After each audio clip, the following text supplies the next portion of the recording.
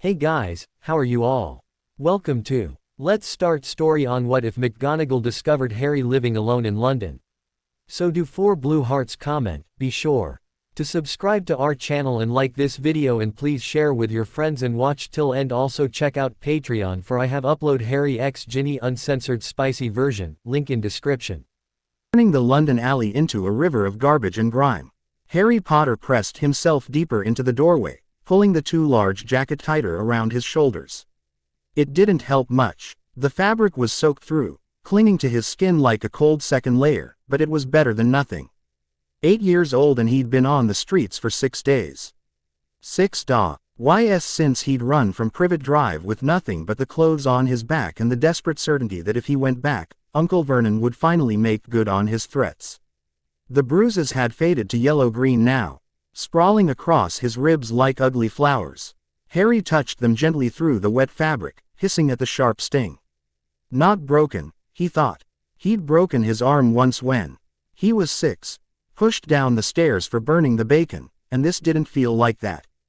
Just bruised. Just painful enough that breathing deeply made his vision spot. A car splashed past, tires throwing up a wave of filthy water. Harry turned his face away, but not fast enough. Cold sewage-tinged water hit him full in the face, and he gagged on the taste of it. Lovely, he muttered, spitting. His voice came out rough, barely used. He hadn't spoken to anyone in days. Who would he talk to? The other homeless people avoided him. Something about him made them nervous, though Harry didn't know what. Maybe they could smell the freakishness on him, the same wrongness that Aunt Petunia always screamed about. His stomach cramped with hunger. He'd stolen a sandwich yesterday from a shop, cramming it into his mouth while running down 3 different streets before the shopkeeper gave up chasing. Before that, he'd found half a kebab in a bin, and before that. Harry's head snapped up. Someone was coming down the alley. Footsteps splashing through puddles with purpose. Not the shambling walk of someone drunk or lost. These footsteps knew where they were going. He pressed himself flatter against the door, holding his breath. Maybe they wouldn't see him. Maybe. The footsteps stopped directly in front of his hiding spot. You might as well come out, child. I know you're there. The voice was crisp, Scottish, and female. Harry risked a glance around the doorframe and found himself staring at a tall woman in emerald robes that somehow weren't soaked despite the rain. She wore square spectacles, and had her dark hair pulled back severely. Her expression was stern, but her eyes were the softest thing Harry had seen in longer than he could remember. I'm not going back, Harry said, words tumbling out before he could stop them. You can't make me. I'll run again. Peace, child. The woman held up one hand, and something in the gesture made Harry's panic subside slightly. I'm not here to take you anywhere you don't wish to go. My name is Minerva McGonagall. I'm a professor at a school in Scotland. Scotland's far away, Harry said, suspicious. Indeed it is. McGonagall's lips twitched, almost a smile. Which makes the fact that I'm standing in this exceedingly unpleasant London alley all the more remarkable. I'm here because 6 days ago, there was a surge of accidental magic in Little Whinging. Surrey. Powerful magic. The kind that requires investigation. Harry's heart hammered. Magic. She'd said magic like it was real, like it was something that actual why existed outside his nightmares and the strange things that happened around him when he was angry or scared. I don't know what you're talking about, he lied. McGonagall's expression shifted, becoming impossibly more stern. Harry Potter. You will do me the courtesy of not insulting my intelligence. I have tracked that magical signature across half of London for the better part of a week. It emanates from you like heat from a fire. Now, she stepped closer, and Harry flinched despite himself. She froze, and something painful flickered across her face. Now, I would very much like to know why. The boy who lived is sleeping in an alley instead of safe at his relative's home. The boy who, what? You don't know. McGonagall said it flat, not a question. Of course you don't know. Albus said. But no. Clearly Albus was wrong about many things. She seemed to be speaking more to herself than Harry, her jaw tightening. Child, how much do you know about your parents? They died in a car crash, Harry recited. When I was a baby. That's what Aunt Petunia says. Your Aunt Petunia is a liar.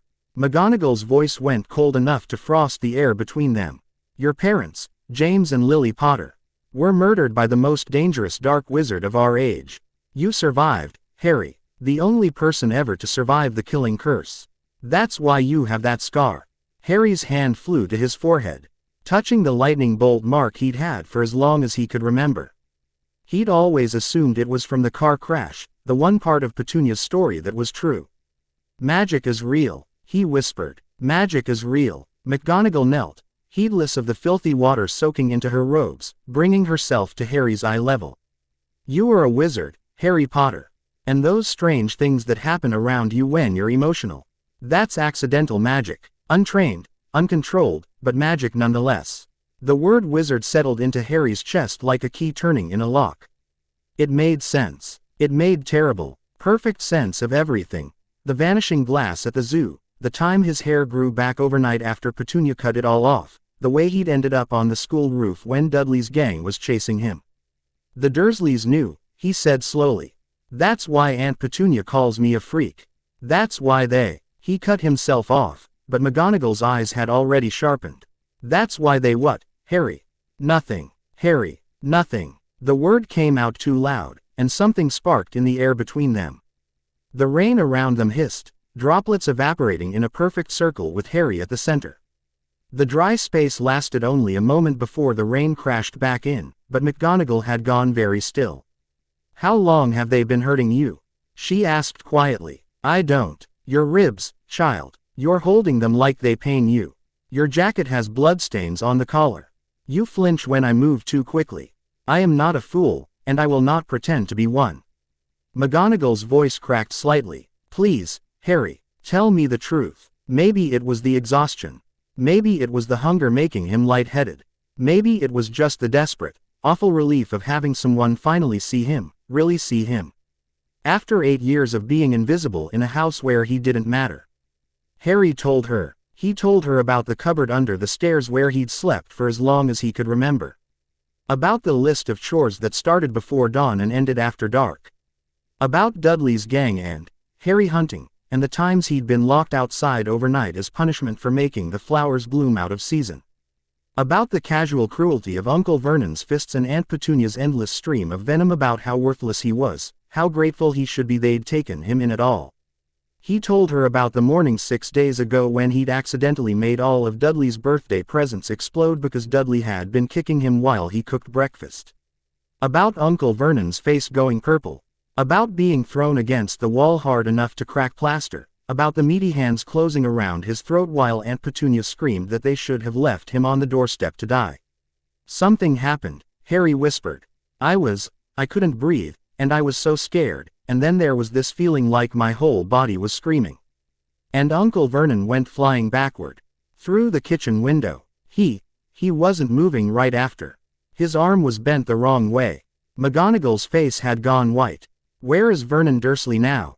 Hospital, I think. I ran. I grabbed Dudley's jacket and I ran, and I didn't stop until I couldn't hear Aunt Petunia chasing me anymore. Harry's voice had dropped to barely a whisper. She said she'd call the police. Said I was a violent freak who tried to murder her husband. I can't go back. I can't. Even if she doesn't call the police, if I go back, they'll. He couldn't finish, but he didn't need to. McGonagall's expression said she understood perfectly. You listen to me very carefully, Harry Potter. Her voice was steel wrapped in silk, the kind of tone that demanded obedience not through fear but through sheer force of presence. You will never go back to that house. Not tonight, not tomorrow, not ever. Do you understand me? Harry stared at her. You can't. The police. The police have no jurisdiction over magical matters. And what happened to Vernon Dursley was accidental magic in self-defense. As for your aunt's threats, McGonagall's smile was sharp enough to cut.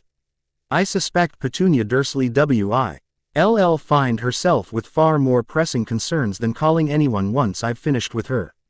I don't understand. You will. McGonagall stood, holding out one hand. For now, I need you to trust me. Can you do that? Harry looked at her hand like it might bite him. Trust wasn't something he had much experience with. But McGonagall's eyes were steady, and beneath the sternness, there was something like rage, not at him. He realized with a shock, but for him. Slowly, Harry reached out and took her hand. McGonagall's fingers closed around his, warm and solid and careful. "Hold tight," she said, and then the world twisted. The sensation was like being squeezed through a tube that was several sizes too small. Harry's stomach lurched, his vision went black, and for one horrible moment, he was certain he was going to die or be sick or both. Then his feet hit solid ground, his knees buckled, and he went down hard on something that definitely wasn't wet pavement. "Easy, child. The first apparition is always rough." McGonagall's hand was on his shoulder, steadying him. "Take a moment to breathe." Harry did, gulping air that tasted like grass and rain instead of exhaust and garbage. When his vision cleared, he found himself on a doorstep, a real doorstep leading to a real house, not a dingy alley. The house was stone, 2 stories, with warm light glowing in the windows. Behind it, rolling hills disappeared into darkness. "Where?" "My home," McGonagall said simply. "Near enough. This is Scotland, Harry. The Highlands. And before you ask, no, you cannot walk back to London. We're rather far away." She opened the door with a wave of her hand. "No key," Harry noticed, and gestured him inside.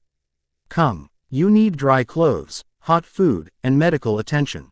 We can discuss the rest after you're settled." The house was nothing like Privet Drive, where the Dursleys' home was all white walls and perfect order. This place felt lived in. Books overflowed shelves in the entryway. A worn coat hung on a hook. Through an open doorway, Harry glimpsed a sitting room with comfortable chairs and more books stacked on every available surface. "Up the stairs, second door on the left," McGonagall instructed. "You'll find the bathroom. There should be towels in the cupboard and a robe behind the door. It will be too large for you, but it's dry. Leave your wet clothes outside the door, and I'll see about finding you something more suitable." Harry climbed the stairs slowly, half convinced this was some elaborate trick. But the bathroom was real, all warm tiles and soft towels, and when he peeled off his soaked clothes, his reflection in the mirror was too pathetically real to be a dream. He looked terrible. His hair, perpetually messy, was plastered to his skull.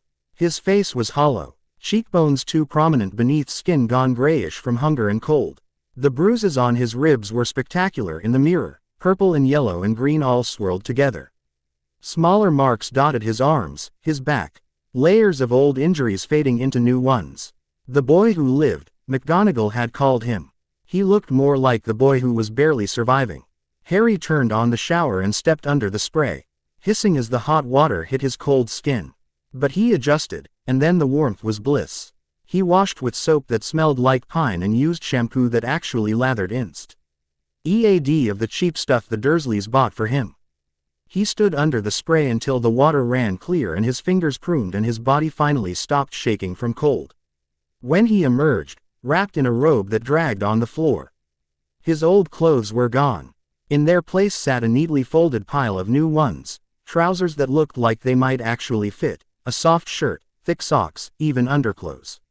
"There's healing salve in the drawer," McGonagall called from somewhere downstairs. "For the bruises. It will sting initially but work quickly." Harry found the salve, a green paste that smelled medicinal, and spread it gingerly over his ribs.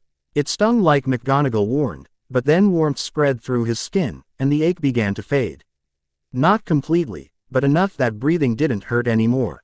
Magic, Harry thought, dizzy with wonder. Real magic. He dressed quickly, relieved when the clothes fit reasonably well, and padded downstairs in the thick socks. McGonagall was in the kitchen. A wand, an actual wand, moving through practiced motions as pots stirred themselves and bread sliced without a knife touching it. "Sit," she said, not looking away from her work. "You'll have soup and bread to start. I suspect your stomach won't handle anything heavier after days of irregular meals." Harry sat at the small table, watching in fascination as a bowl floated over and settled in front of him. Steam rising from rich broth filled with vegetables and chunks of chicken. The bread followed, still warm, with butter melting into it. "Eat slowly," McGonagall advised, sitting across from him with her own bowl. "I know you're hungry, but if you gorge yourself, you'll regret it." The first spoonful of soup was the best thing Harry had ever tasted. He had to force himself to follow McGonagall's advice. taking small bites, letting his stomach adjust. She ate her own meal in silence, giving him space, but her eyes never left him for long. Better? She asked when he'd finished half the bowl and 2 slices of bread. Harry nodded, not trusting his voice. Good. Now, I expect you have questions. About 1,000,000, Harry admitted. Then let's start with the most important ones. McGonagall set down her spoon, folding her hands on the table. Magic is real. You are a wizard. When you turn 11, which is when, precisely? July 31st. 3 months away. July 31st, McGonagall repeated. Then in 3 months' time, you will receive a letter inviting you to attend Hogwarts School of Witchcraft and Wizardry. It's where all magical children in Britain go to learn to control their gifts. I teach there, transfiguration, which is the art of changing one thing into another. Like what you did with the door, opening it without a key. That was a simple charm, but yes, similar principle. Transfiguration is more complex. Changing a matchstick into a needle, a desk into a pig, that sort of thing. McGonagall's expression softened slightly. You have remarkable intuition, Harry. You identified the magic immediately. It's not hard when you've spent your whole life being called a freak for doing things you couldn't explain. The words came out more bitter than Harry intended. So that's it. I just go to this school in 3 months and learn magic. Not quite. McGonagall's expression turned grave. Harry, you must understand, you are not simply any wizard. Your parents were murdered by Lord Voldemort, the most dangerous dark wizard in modern history. He killed them when you were 15 months old, then turned his wand on you.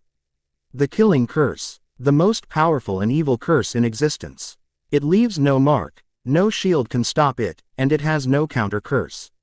You should have died, but I didn't. But you didn't. Instead, the curse rebounded. It destroyed Voldemort, or at least his body, and left you with nothing but that scar. The only person in history to survive the killing curse. That's why you're famous, Harry. That's why you're called the boy who lived. Harry touched his scar, the gesture becoming automatic. Why me? Why did I survive? No one knows for certain. The prevailing theory is that your mother's sacrifice, she died protecting you, created a magical shield that the curse couldn't penetrate. Love magic, ancient and powerful. But that's speculation. McGonagall's jaw tightened. What matters is that afterward, you needed to be placed somewhere safe. Albus Dumbledore, the headmaster of Hogwarts and the most powerful wizard alive, believed that safety lay with your mother's blood relatives. With Petunia Dursley, he was wrong. Harry's voice had gone flat. Spectacularly wrong, McGonagall agreed, and there was something fierce in her tone now, something barely leashed.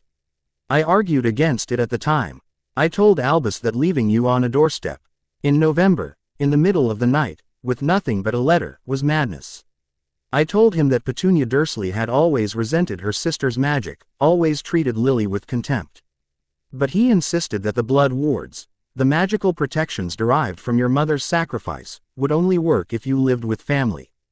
That you would be loved, cherished, safe. I was none of those things. No, you were not. McGonagall's hands had clenched into fists on the table. And I will be having words with Albus Dumbledore about his failure to properly monitor your well-being. Strong words. Possibly hexes. Despite everything, Harry felt his lips twitch. Would you really hex the headmaster? For you. Without hesitation. McGonagall's expression was iron. You were placed in my custody the moment I found you in that alley, Harry. Perhaps not officially, not yet, but in every way that matters. I take my responsibilities seriously, and one of those responsibilities is ensuring that those who failed you are held to account. Something warm unfurled in Harry's chest, something he couldn't quite name. What happens now? Now, McGonagall considered. Now, we navigate extremely complicated legal waters. Technically, I should return you to the Dursleys and report the situation to Dumbledore, who would then take appropriate action through proper channels. However, her eyes flashed behind her spectacles. I find I have very little interest in following protocol when that protocol has so thoroughly failed a child in need. So instead, you will stay here. Just like that. Just like that. McGonagall's smile was slight but genuine. Oh, there will be consequences. The Ministry will have questions. Dumbledore will have objections. Your aunt, May attempt to involve Muggle authorities, though I suspect she'll think twice once she realizes what drawing attention to her treatment of you would mean. But those are my problems to solve, Harry, not yours. Why? The word burst out of him. Why would you do this? You don't even know me. McGonagall was quiet for a long moment, studying him with those sharp eyes. I knew your mother, she said finally. Lily Evans was one of the brightest students I ever taught. Brilliant, compassionate, fierce when defending those she loved. She would have been devastated to know what became of you. And more than that, she leaned forward. I am a teacher, Harry. My calling, my purpose, is to nurture young minds and protect my students. You are a student, even if you haven't formally enrolled yet. And you need protection. That is reason enough. Harry's throat had gone tight. What if I'm not worth it? What if I'm as much a freak as the Dursleys always said? You are not a freak. McGonagall's voice cracked like a whip. You are a young wizard who has survived horrors no child should face. What happened to Vernon Dursley was not your fault. It was self-defense, accidental magic triggered by mortal fear. Any wizard in your position would have reacted the same way, and frankly, Vernon Dursley is fortunate you didn't do worse. I wanted to hurt him, Harry whispered. When his hands were around my throat, I wanted him to die. That makes you human, not monstrous. Self-preservation is not evil, Harry. McGonagall reached across the table, covering his hand with hers. Her skin was warm, slightly calloused from years of wand work. But I understand the fear. So let me make you a promise. Starting tonight, you will learn to control your magic. No more accidents. No more fear you'll hurt someone without meaning to. I will teach you. Not everything. I'm not qualified to teach most subjects, but enough to give you a foundation. And in 3 months, when you receive your Hogwarts letter, you will walk into that school prepared. 3 months, Harry echoed. It seemed impossibly long and terrifyingly short all at once. 3 months, McGonagall confirmed. Which is not much time, but we'll make do. For tonight, however, you need rest. Come. She led him up the stairs to a bedroom that made Harry's chest ache just looking at it. A real bed with a real mattress, covered in a thick quilt. A window that looked out over dark hills. A wardrobe for clothes, a desk with a lamp, shelves waiting to be filled with books. It's not much, McGonagall said, but it's yours. For as long as you need it. Harry stepped inside, turning slowly to take it all in. I've never had my own room before. The silence that followed was heavy. When Harry glanced at McGonagall, her expression had gone dangerous again. The look of someone cataloging yet another crime to answer for. Well, she said, voice carefully controlled. Now you do. Sleep, Harry. We'll begin sorting out this mess in the morning. She left, closing the door behind her, and Harry was alone in a room that was his. He sat on the bed. It was soft, impossibly soft, and then lay back, staring at the ceiling. He should have been planning his escape. Should have been suspicious of McGonagall's motives. The Dursleys had taught him that kindness always had a price. But he was so tired. And the bed was so comfortable. And for the first time in 6 days, maybe for the first time in his life, he felt safe. Harry pulled the quilt over himself and closed his eyes, and within minutes, he was asleep. He woke to screaming. Harry bolted upright, heart hammering, disoriented by the unfamiliar darkness. For a moment, he thought he was back in the cupboard under the stairs, that everything had been a dream. Then he remembered. Scotland, McGonagall. Magic. And the screaming continued. It was coming from downstairs. Harry crept out of bed, feet silent on the wooden floor. The door opened without a sound, and he padded down the stairs. Following the raised voices to the kitchen. Absolutely unacceptable, Minerva, you cannot simply kidnap the boy. Kidnap. McGonagall's voice was ice. I rescued him, Albus. From abuse, from neglect. From a family that was slowly killing him. If you had bothered to check on him even once in 8 years. The blood wards. Damn the blood wards. What good are magical protections? When the child is being beaten black and blue. When he's sleeping in a cupboard and starved and worked like a house elf. The blood wards don't protect against the family that's supposed to love him. Harry reached the kitchen doorway and froze. McGonagall stood with her back to him, rigid with fury. Across from her stood an old man with a long silver beard and half-moon spectacles, dressed in midnight blue robes. His eyes, a piercing blue, were fixed on McGonagall with an expression that might have been sorrow or might have been calculation. Albus Dumbledore, Harry realized. Had to be. I did not know the extent of the situation. Dumbledore said quietly. I placed monitoring charms, but they failed. Or you ignored them. Which is it, Albus? Minerva. No, you don't get to. Minerva, your way out of this. McGonagall's wand was in her hand, and while she wasn't pointing it at Dumbledore, the threat was implicit. That child has cigarette burns on his back. Did you know that? Scars from being beaten with a belt. Ribs that were fractured and healed wrong because he never received proper medical attention. He weighs perhaps 4 stone soaking wet. He was living on the streets, Albus. On the streets, at 8 years old. Because he believed, rightly, that his relatives would kill him if he returned. Dumbledore's face had gone pale. I did not realize. You did not check. McGonagall's voice could have frozen fire. You placed him on that doorstep, told yourself he would be safe, and then ignored him for 8 years. Well, I will not ignore him. He stays with me. That is not a decision you can make unilaterally. Watch me. The temperature in the kitchen seemed to drop 10 degrees. Harry had never seen anyone stand up to authority like this, had never imagined someone would do it for him. He must have made some sound because both adults turned to look at him. Harry. McGonagall's expression softened immediately. You should be sleeping. I heard shouting. Harry's eyes moved to Dumbledore. Taking in the ancient face, the calculating eyes. You're the one who left me with the Dursleys. I am. Dumbledore inclined his head slightly. And I owe you an apology, Harry. I believed, wrongly, it seems, that you would be safe with your mother's family. I believed that the love Lily showed you would be reflected in her sister. I was mistaken. Mistaken, Harry repeated flatly. I could have died, but you did not, and for that, I am profoundly grateful. Dumbledore moved closer, and Harry instinctively stepped back. Dumbledore stopped, something unreadable flickering across his face. I am not your enemy, Harry. I want only to ensure your safety and well-being. Then you'll let him stay with me, McGonagall said. No arguments, no ministry intervention, no attempts to return him to little whinging. The blood wards are useless if the child is dead. McGonagall's voice rose. Voldemort is gone, Albus. Destroyed. What threat does a wraith pose that outweighs the very real danger of an abusive household? We do not know for certain that he is gone. Only that his body was destroyed.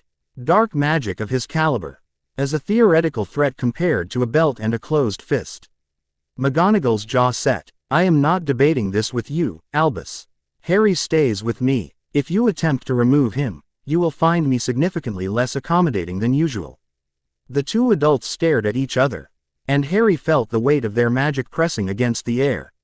It made his skin prickle, made something in his chest respond with an answering pressure. Very well, Dumbledore said finally. He may stay with you, Minerva. For now, but the Ministry will need to be involved, as will the Muggle authorities if Petunia Dursley chooses to make an issue of her nephew's disappearance. Petunia Dursley will make no such issue if she has any sense of self-preservation, McGonagall said coldly. I intend to pay her a visit tomorrow evening. I suspect we will reach an understanding. Dumbledore's lips twitched despite the serious situation. I almost pity her, almost. He turned to Harry, and his expression gentled. Harry, I hope you will believe me when I say I never intended for you to suffer. I made choices I believed were in your best interest, and I was wrong. I can only promise to do better in the future. Harry studied him, this legendary wizard, who had left him on a doorstep like unwanted baggage. Why didn't you check on me? Even once. Dumbledore hesitated, and for the first time, he looked his considerable age. I believed the monitoring charms were sufficient. I believed that Petunia, despite her flaws, would honor her sister's sacrifice by caring for you. I believed many things, Harry, and I was wrong about all of them. Can you forgive an old man his foolishness? I don't know yet, Harry said honestly. But McGonagall says you're the headmaster at the school I'll be attending. So I guess we'll find out. Something like respect flickered in Dumbledore's eyes. Indeed we shall. Rest well, Harry. Minerva will take excellent care of you. Of that, At least, I have no doubt. He left the way he'd come. Through the fireplace, of all things. The flames turning green and swallowing him whole. Harry stared at the empty hearth, his brain trying to process yet another impossibility. Flow travel, McGonagall explained. A method of magical transportation through connected fireplaces. You'll learn about it eventually. She moved to the kettle, setting it to boil with a wave of her wand. Tea. We both need tea. Harry sat at the kitchen table, watching her work. Are you really going to visit Aunt Petunia? I am. McGonagall's expression could have curdled milk. She needs to understand that her treatment of you has consequences. And that if she breathes a word about your whereabouts to anyone, if she makes any attempt to cause trouble, she will regret it for the rest of her natural life. She hates magic, Harry said. Hates anything to do with it. She said my mum was a freak too, before she died. Your mother was brilliant and brave, and Petunia Dursley was jealous. McGonagall set 2 mugs on the table, steam rising from them. Some people cannot bear to see others shine. They make themselves feel larger by making others feel small. Your aunt is such a person, Harry. Nothing you did or said or could have made her treat you kindly, because the problem was never you. It was always her. The words settled into Harry like stones, heavy and solid. The Dursleys always said I should be grateful. That they took me in when no one else would. They were legally obligated to take you in, and they failed in every possible way to meet that obligation. You owe them nothing. Not gratitude, not apology, not even a second thought. McGonagall sipped her tea. Now, drink. Chamomile, with a touch of calming draught. It will help you sleep without nightmares. Harry wrapped his hands around the mug, letting the warmth seep into his palms. Do all wizards yell at Dumbledore the way you did? Absolutely not. Most people treat him like he's infallible, a living legend who can do no wrong. Which is precisely why someone needs to yell at him occasionally. McGonagall's expression turned wry. Albus Dumbledore is a brilliant man and a powerful wizard. He is also capable of spectacular arrogance. Ian has a tendency to treat people like chess pieces, moving them around for what he perceives as the greater good. It's important that someone reminds him that chess pieces are people with lives and feelings and rights. And you're that someone. I am. I've known Albus for 40 years, Harry. We've been colleagues, friends, occasional adversaries. I respect him enormously, but I will not defer to him when he is wrong. And he was catastrophically wrong about you. She set down her mug. Now, finish your tea and return to bed. Tomorrow, we have much to discuss. Harry drained his mug. The tea was sweet and warm and made his eyelids heavy, and climbed back up the stairs. The bed welcomed him like an old friend, and this time when he fell asleep, there were no nightmares. Morning came bright and clear. Sunlight streaming through the window. Harry woke slowly, luxuriously, in no hurry to leave the cocoon of blankets.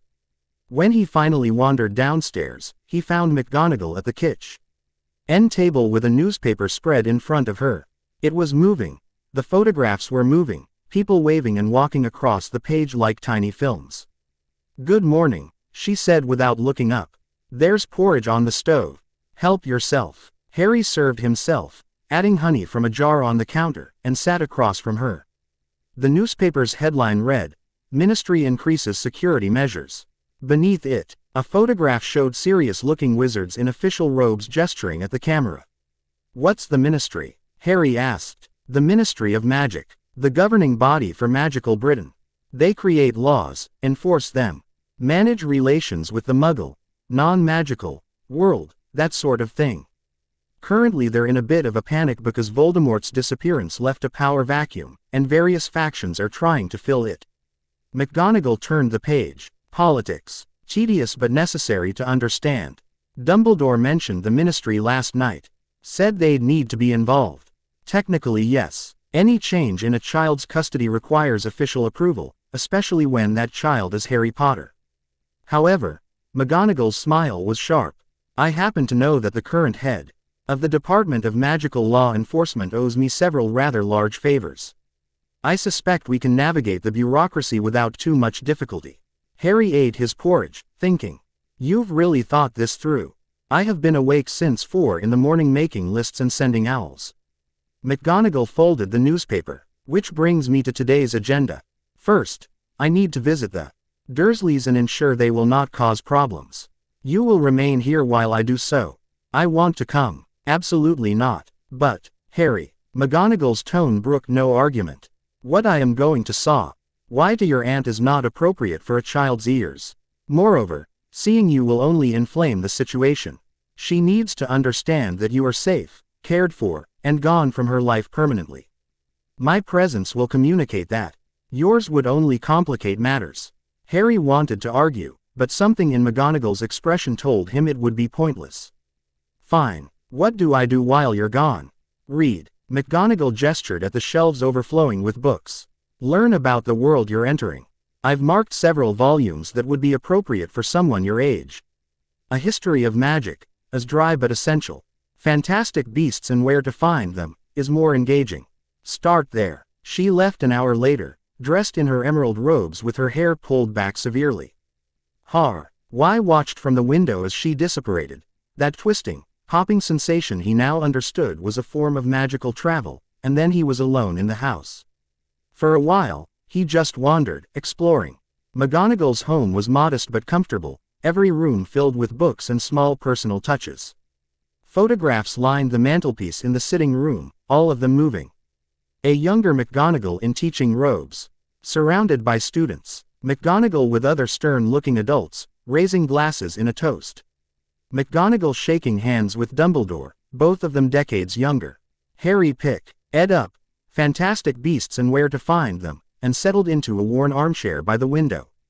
The book was fascinating, full of creatures he'd never imagined, from Acromantula's giant spiders, he shoo.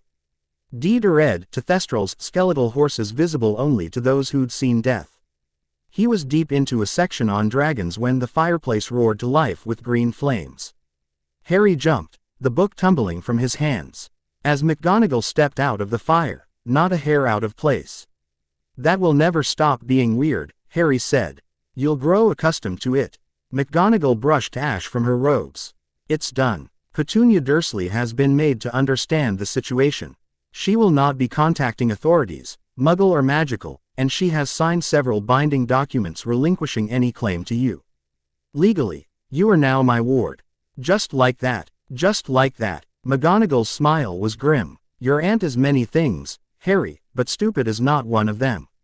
When I explained what would happen if she attempted to interfere, the investigation into her treatment of you, the potential criminal charges, the scrutiny from Child Protective Services, she became remarkably cooperative. Vernon is still in hospital, by the way. Broken arm, several cracked ribs, concussion. He'll survive, unfortunately. The unfortunately made Harry's lips twitch despite himself. Did you threaten her? Ely outlined the consequences of her choices. If she perceived that as a threat, well, that's not my fault. McGonagall moved to the kitchen, setting the kettle to boil. The ministry paperwork will take a few days to process. But it's essentially a formality at this point. You are officially mine, Harry. For better or worse. Better, Harry said quietly. Definitely better. McGonagall turned. Something soft flickered across her stern face. Good. Now, tomorrow we begin your education properly. Today, you rest and read. Are you comfortable with that arrangement? Harry nodded, returning to his book. But he couldn't focus on the words anymore. His mind kept circling back to McGonagall's words. You are officially mine. For the first time in his life, Harry Potter belonged somewhere. Belonged to someone who wanted him. It felt like magic. 3 days later, Harry stood in the back garden of McGonagall's home, a twig in his hand, while McGonagall watched with her arms crossed. The key to transfiguration, she said, is understanding the essential nature of the object you're changing. A matchstick and a needle are not so different. Both are slender, pointed, made of simple materials. The magic is in the details. But this is a twig, Harry pointed out. Not a matchstick. Excellent observation. What's the difference? Harry studied the twig. Matchsticks are uniform, made by machines. Twigs are natural, irregular. Quote, precisely. So transforming a twig is actually more difficult because you must impose order on chaos. But we're starting here because accidental magic is chaotic by nature. Learning to work with irregular materials will help you control your natural abilities. McGonagall drew her wand. A movement as natural as breathing. Watch. She tapped the twig Harry held, and it rippled. Bark smoothing into metal, length shortening, point sharpening. Within seconds, Harry held a perfect needle. Now you try. McGonagall tapped the needle, and it became a twig again. Harry stared at it. I don't have a wand. You have magic. That's what matters. Focus on the form you want, the needle. See it clearly in your mind. Feel the magic inside you, that pressure in your chest when you're angry or scared. Then channel it through your intent. It sounded simple. It was anything but. Harry focused, picturing a needle, and the twig trembled in his hand. Nothing else happened. Good. You made it react. Try again, and again, and again. By the time McGonagall called a break, Harry's head ached and the twig had sprouted one slightly metallic leaf. Progress, McGonagall declared, handing him a glass of water. Most students can't get any reaction on their first day. You're managing small changes already. It's just a leaf. A metallic leaf, which means why? Oh, you successfully altered its material composition. That's real transfiguration, Harry, even if it's not complete. McGonagall sat beside him on the garden bench. Magic is not something you master in a day or a week or even a year. It's a lifetime of learning, practicing, pushing your boundaries. The fact that you're attempting it at all at your age is remarkable. Because I'm the boy who lived. Because you're Harry Potter, who survived impossible things and is now choosing to learn rather than simply react. McGonagall's expression turned serious. Your fame opens doors, yes. But it also creates expectations. People will assume things about you based on what happened when you were 15 months old.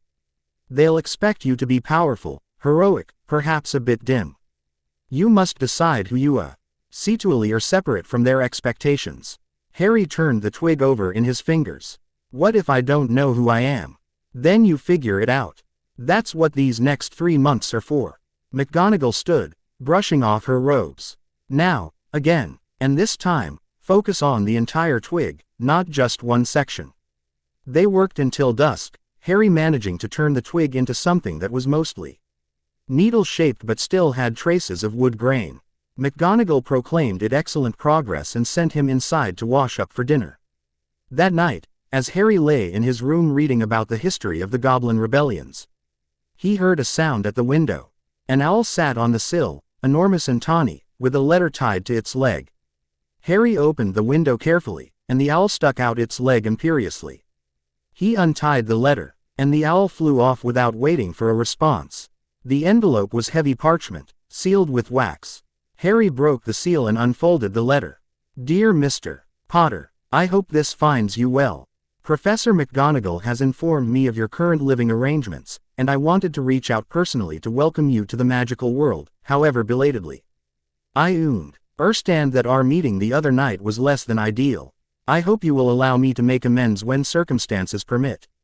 In the meantime, if you have questions about Hogwarts, magic, or anything else, please do not hesitate to write. I am at your disposal. Your parents were dear friends of mine, Harry. Your mother in particular would be proud of the young man you're becoming. Yours sincerely, Albus Dumbledore. Harry read it twice, then set it aside. He didn't know what to think about Dumbledore, the legendary wizard who'd left him on a doorstep, who'd failed to check if he was safe, who was now offering friendship like the past 8 years hadn't happened. But the line about his mother stuck with him. Your mother would be proud. Harry pulled the blanket up to his chin and closed his eyes. In the darkness, he could almost imagine her.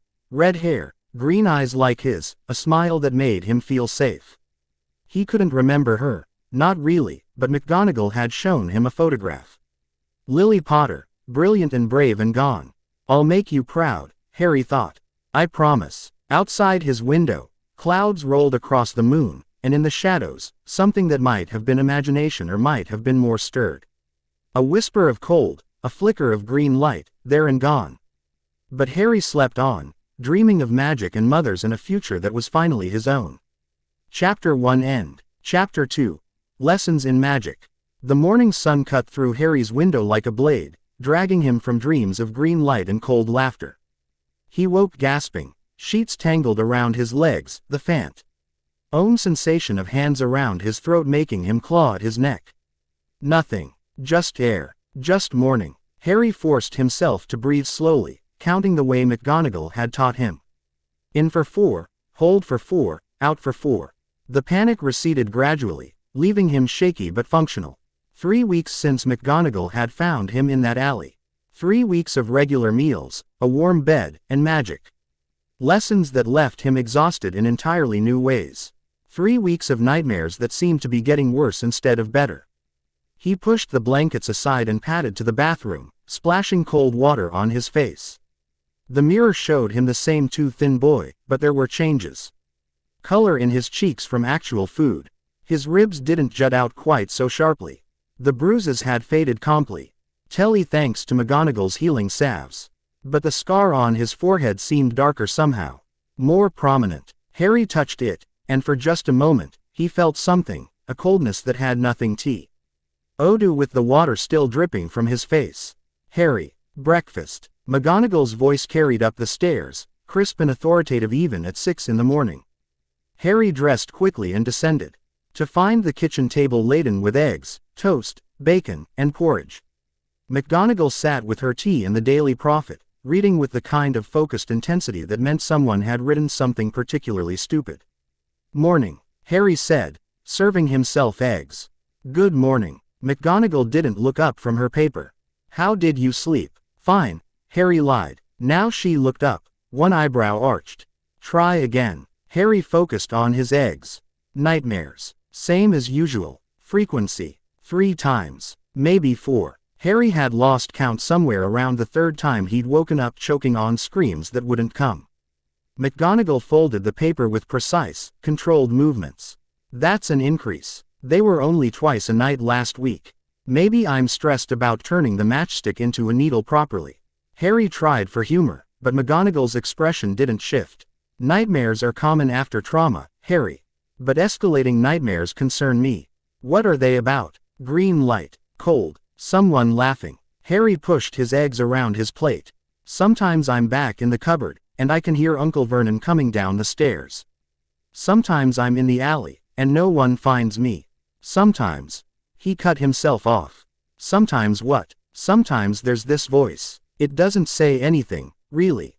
Just whispers. I can't make out the words, but it sounds..." Harry struggled for the right description. "Hungry. Like it wants something from me." McGonagall had gone very still. "This voice, is it in the dreams, or does it wake you?" "Both, I think." Harry met her eyes, seeing real worry there.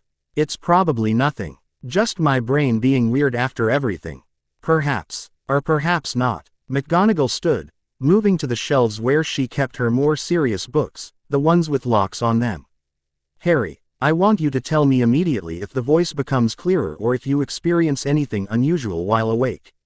Headaches, cold sensations, unexplained anger. Anything at all. You think something's wrong with me. I think you survived a killing curse, which is impossible, and that impossible things often have complicated consequences." McGonagall pulled down a heavy tome bound in dark leather. "I'm going to do some research. In the meantime, we continue your lessons as planned. Routine is important." They ate in silence after that, McGonagall occasionally making notes in a separate journal. Harry trying not to feel like a problem that needed solving. When they'd finished, McGonagall cleared the dishes with a wave of her wand and led him to what she called the practice room, a spare bedroom she'd emptied of furniture and covered in protective charms. "Today we're advancing from twigs to matchsticks," McGonagall announced, producing a box of them from her robes. "You've managed partial transformations consistently. Now we work on completion." Harry took the matchstick, feeling its weight, its perfect uniformity. After 3 weeks, he'd learned to say, "NSE the magic in things." Not much in a matchstick, just the faint echo of the tree it came from, but enough to work with. "Remember," McGonagall said, "transfiguration is about understanding both the origin and the destination. A matchstick is wood, sulfur, and phosphorus. A needle is metal, iron, typically. You're not just changing the shape. You're changing the fundamental composition." Harry nodded, closing his eyes to focus. The magic inside him had become easier to find over the past weeks, less of a wild current and more of a pool he could draw from. He pulled at it, directing it through his intent into the matchstick. The matchstick warmed in his fingers. He opened his eyes and watched it ripple, wood grain fading, color shifting from brown to silver. The head with its sulfur tip shrank and vanished. The length shortened. The point sharpened. For one perfect moment, Harry held a needle. Then it exploded. Harry yelped, dropping the fragments. Tiny splinters of wood and metal scattered across the floor, smoking slightly. "Excellent," McGonagall said, which was not the response Harry expected. "You achieved full transformation. You simply didn't maintain it.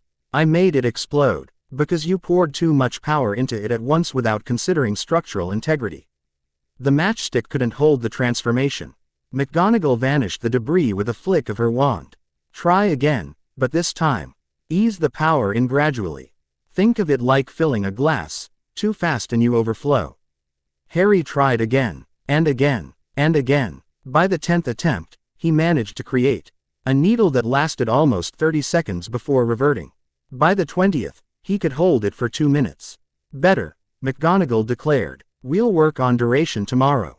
For now, theory." They moved to the sitting room, where McGonagall had set up a makeshift classroom complete with a chalkboard she'd transfigured from a bookshelf. She taught the way she did everything, with precision, high expectations, and an absolute intolerance for laziness. "The 3 fundamental branches of magic," she said, chalk tapping the board, "are charms, transfiguration, and potions. Charms add properties to objects, making them fly, glow, repel water. Transfiguration changes what objects are. Potions combine ingredients to create magical effects through precise brewing. All other subjects, defense against the dark arts, herbology, astronomy, build on these foundations." Harry took notes, his handwriting improving after McGonagall had spent an entire afternoon correcting his grip. The Dursleys had never cared if he could write properly, so long as he could fill out Dudley's homework answers. "Dark magic," McGonagall continued, "is defined not by the power of the spell but by the intent. A cutting curse can be used in surgery or murder. The magic doesn't change. The wizard does." She turned to face him fully. "You must understand this, Harry. Magic is a tool. It can build or destroy, heal or harm. The choice is always yours. What about the killing curse? The one that—" Harry touched his scar. "Is that ever not dark magic?" "No. The killing curse, Avada Kedavra, requires genuine murderous intent to cast. You must want the target dead, wholly and completely. There is no medical use, no defensive application. It exists purely to end life." McGonagall's expression was grave. "It is one of 3 unforgivable curses. So named because their use carries an automatic life sentence in Azkaban, the wizard prison. What are the other 2? The Cruciatus curse, which causes pain beyond imagining, and the Imperious curse, which robs a person of their free will, turning them into a puppet." McGonagall's jaw tightened. During the war with Voldemort, many people claimed they'd been acting the Imperious curse when they committed atrocities. Some were telling the truth. Many were not. Harry absorbed this, something cold settling in his stomach. "Did my parents, were they killed because they were fighting Voldemort?"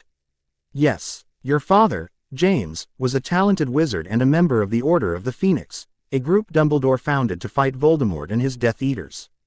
Your mother joined after they married.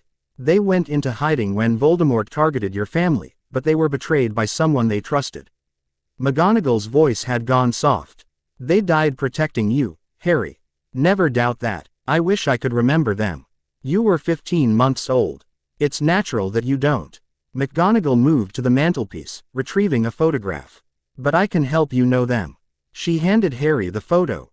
A young couple, laughing, waving at the camera. The man had messy black hair exactly like Harry's and glasses. The woman had red hair and green eyes that matched Harry's own. They looked so young, so happy, so alive. "Your father was brilliant at transfiguration, almost as good as I was at his age." McGonagall's lips twitched. "Arrogant, occasionally infuriating, but brave and fiercely loyal. Your mother was the brightest witch of her generation. Exceptional at charms, brilliant at potions, and she had a gift for seeing the good in people even when they didn't deserve it. Like Aunt Petunia, your mother tried very hard to maintain a relationship with her sister. Petunia made it impossible." McGonagall took the photograph back, returning it to its place. "Lily chose magic, chose a life that Petunia couldn't be part of, and Petunia never forgave her for it. Some people cannot bear to be left behind. They worked through lunch, McGonagall drilling high on magical theory until Harry's head swam with information about wand movements, incantations, and the 17 principles of elementary transfiguration. When she finally called a break, Harry's ND was cramped from writing and his brain felt like it might leak out his ears. Go. Walk. Clear your head. McGonagall shooed him toward the door. Be back by 4 for practical work. Harry escaped gratefully, heading into the hills behind McGonagall's house.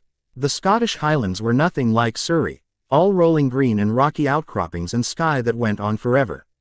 He walked until the house disappeared behind a hill, then sat on a flat rock overlooking a valley. The wind was cold and clean, carrying the scent of heather. Harry closed his eyes, letting it wash over him, and for the first time in weeks, his mind went quiet. Then the voice whispered, "SSSSSSO much potential, wasted on parlor tricks SSSS." Harry's eyes snapped open. The voice was clearer than it had been in the dreams. Sibilant and cold and definitely not his imagination. "Who's there?" His voice came out steady despite his racing heart. Silence. Just wind and grass and the distant cry of a bird. Harry stood, turning in a slow circle. Nothing. No one. Just empty hills and sky. But his scar had begun to ache. A cold, pulsing throb that made his vision blur at the edges. He ran back to the house. McGonagall took one look at Harry's face and set down her teacup. "What happened?" The voice. "I heard it. While I was awake." Harry pressed his hand to his scar. "And my scar hurts. It's never hurt before." McGonagall was on her feet immediately. Wand out, moving through a series of complicated gestures while muttering in Latin. Light rippled over Harry like water, and McGonagall's expression grew progressively darker. "There's a magical signature attached to you," she said finally. "Faint but present. I can't identify it precisely, but it's..." She paused, choosing her words carefully. "It's old magic. Very old. And it's connected to your scar. Is it dangerous?" "I don't know. Possibly." McGonagall lowered her wand. "Harry, I need to contact some colleagues who specialize in curse breaking and magical healing. With your permission, I'd like to bring them here to examine you properly."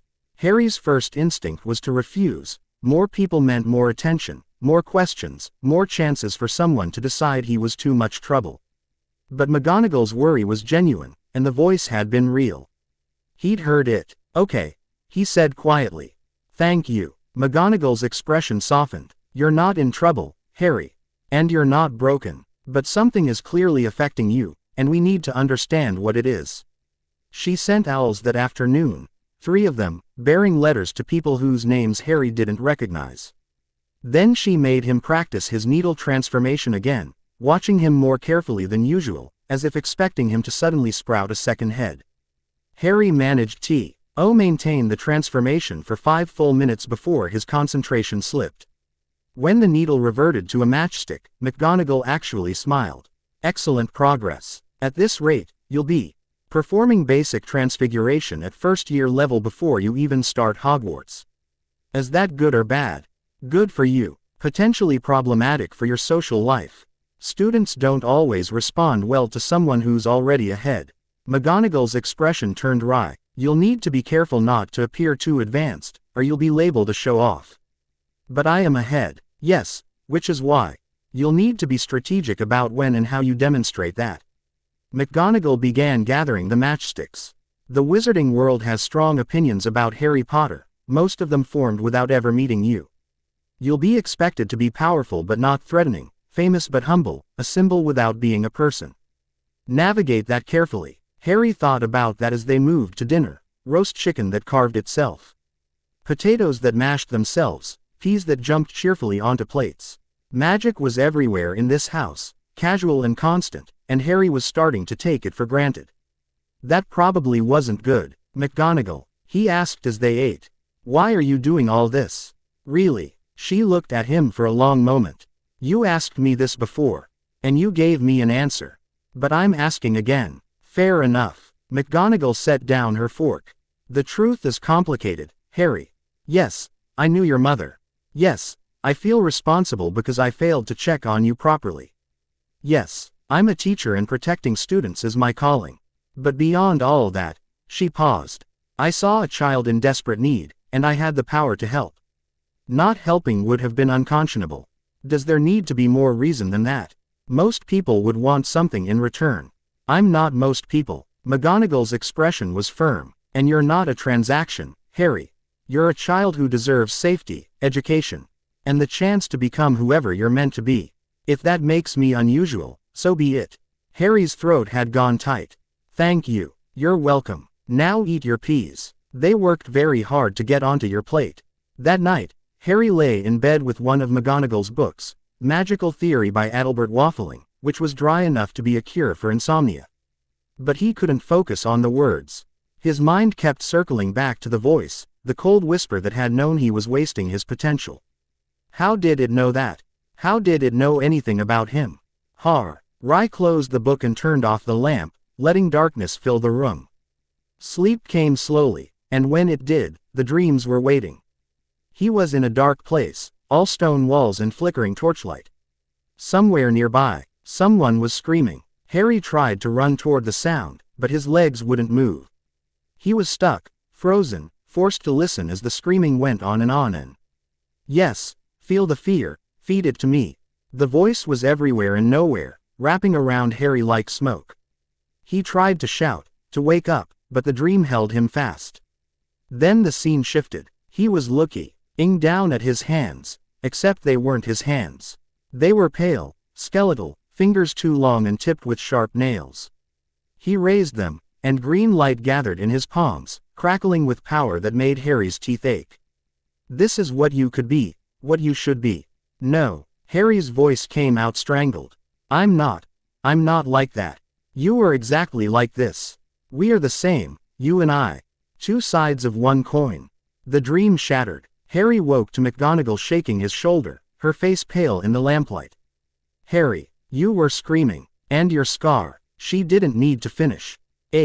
Ari could feel it, his scar burning like someone had pressed a brand to his forehead, hot and cold at the same time, pulsing with each frantic beat of his heart. McGonagall pressed her wand to his forehead, and cool relief flooded through him. The pain receded, leaving only a dull ache. That settles it, she said grimly. We're not waiting for my colleagues to respond. We're going to St. Mungo's first thing in the morning. Street. Mungo's. The magical hospital. They have specialists who can examine you properly, equipment I don't have access to here. McGonagall conjured a glass of water, pressing it into Harry's hands. Drink. Then tell me exactly what you dreamed. Harry did, his hands shaking enough that water slopped over the rim. When he finished describing the skeletal hands and the green light, McGonagall had gone very still. Two sides of one coin, she repeated. It said that specifically. Yes. What does it mean? I'm not certain. But I have theories, none of them pleasant. McGonagall stood, moving to the window. Dawn was just beginning to lighten the sky, painting the hills in shades of gray and pink. Harry, when Voldemort killed your parents and tried to kill you, his curse rebounded. We know that much, but what we don't know is what happened in that moment, the exact mechanism by which you survived. You said it was my mum's sacrifice. Love magic. That's Dumbledore's theory, and it's likely correct. But magic always has consequences, Harry. Always. A killing curse that rebounds doesn't just vanish into nothing. That energy has to go somewhere. She turned to face him. I think some of it went into you. Harry's hand moved to his scar. Like, Voldemort's magic is in me. Possibly. Or something of Voldemort himself. McGonagall's expression was carefully controlled. There are forms of dark magic that can split a soul, fragment it, hide pieces of it in objects for protection. They're called Horcruxes, and they're among the darkest magic imaginable. You think I'm a Horcrux? Harry's voice had gone flat. I think it's possible you're carrying a fragment of Voldemort's soul, yes. But I'm not a curse breaker or a healer, Harry. I don't have the expertise to know for certain. That's why we need Street Mungo's. Harry set down the water glass before he could drop it. A piece of Voldemort's soul. Inside him. That's why he heard the voice. That's why his scar hurt. That's why the dreams showed him things from Voldemort's perspective. Can they remove it? His voice came out small. I don't know. McGonagall moved back to the bed, sitting beside him. But if it can be removed, we'll find a way. You are not going to carry that monster's mark any longer than necessary. I promise you that. What if? Harry swallowed hard. What if removing it kills me? If it's part of my soul now, then we find another way. McGonagall's voice was iron. Harry, listen to me. You are not expendable. You are not a sacrifice waiting to happen. You are a child who deserves to live a full life. And I will move heaven and earth to ensure that happens. Do you understand? Harry nodded, not trusting his voice. Good. Now, it's nearly dawn, and neither of us is sleeping more tonight. Come downstairs. I'll make tea, and we'll wait for St. Mungo's to open. They sat in the kitchen as the sun rose, drinking tea that tasted like ash in Harry's mouth. McGonagall all read through the heavy tome she'd pulled down yesterday, making notes in her precise handwriting. Harry watched the steam rise from his cup and tried not to think about what it meant if he was carrying a piece of Voldemort inside him. At 8 o'clock precisely, McGonagall stood. Time to go. Stay close to me, and don't wander off no matter how interesting something looks. Where is St. Mungo's? London. We'll flow. McGonagall threw powder into the fireplace. It had been sitting on the mantel, Harry noticed, and the flames turned emerald green. You go first. Step into the fire. Say, St. Mungo's Hospital for Magical Maladies and Injuries clearly, and keep your elbows tucked in. Harry stared at the green flames. You want me to step into fire? Magical fire. It won't burn you. At Harry's continued hesitation, McGonagall's expression softened. I know it seems mad, but I promise you it's safe. I'll be right behind you. Harry took a deep breath and stepped into the flames. The world spun. Green light flooded his vision. He was flying and falling and being squeezed through something narrow all at once. Other fireplaces flashed past, too fast to see clearly. Then he stumbled forward onto solid ground, nearly falling before catching himself. He was in a lobby. A very strange lobby. The room was large and sterile, full of uncomfortable-looking chairs occupied by witches and wizards in various states of distress. A man with what appeared to be tusks growing out of his face sat next to a woman whose hair was on fire. Actual fire, though she seemed unbothered by it. A child bounced off the walls and ceiling, wailing, while his mother tried to catch him with a butterfly net. McGonagall stepped out of the fireplace behind Harry, not a hair out of place. Welcome to St. Mungo's. Try not to stare. She led him to the reception desk, where a harried-looking witch was arguing with a wizard whose head had been replaced by a pumpkin. Or possibly he was a pumpkin with a wizard's body. It was hard to tell. Minerva McGonagall said when the witch finally turned to them.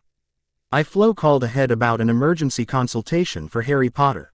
The witch's eyes widened. Harry Potter. The Harry Potter. Unless you know of another, yes. McGonagall's tone could have frozen water.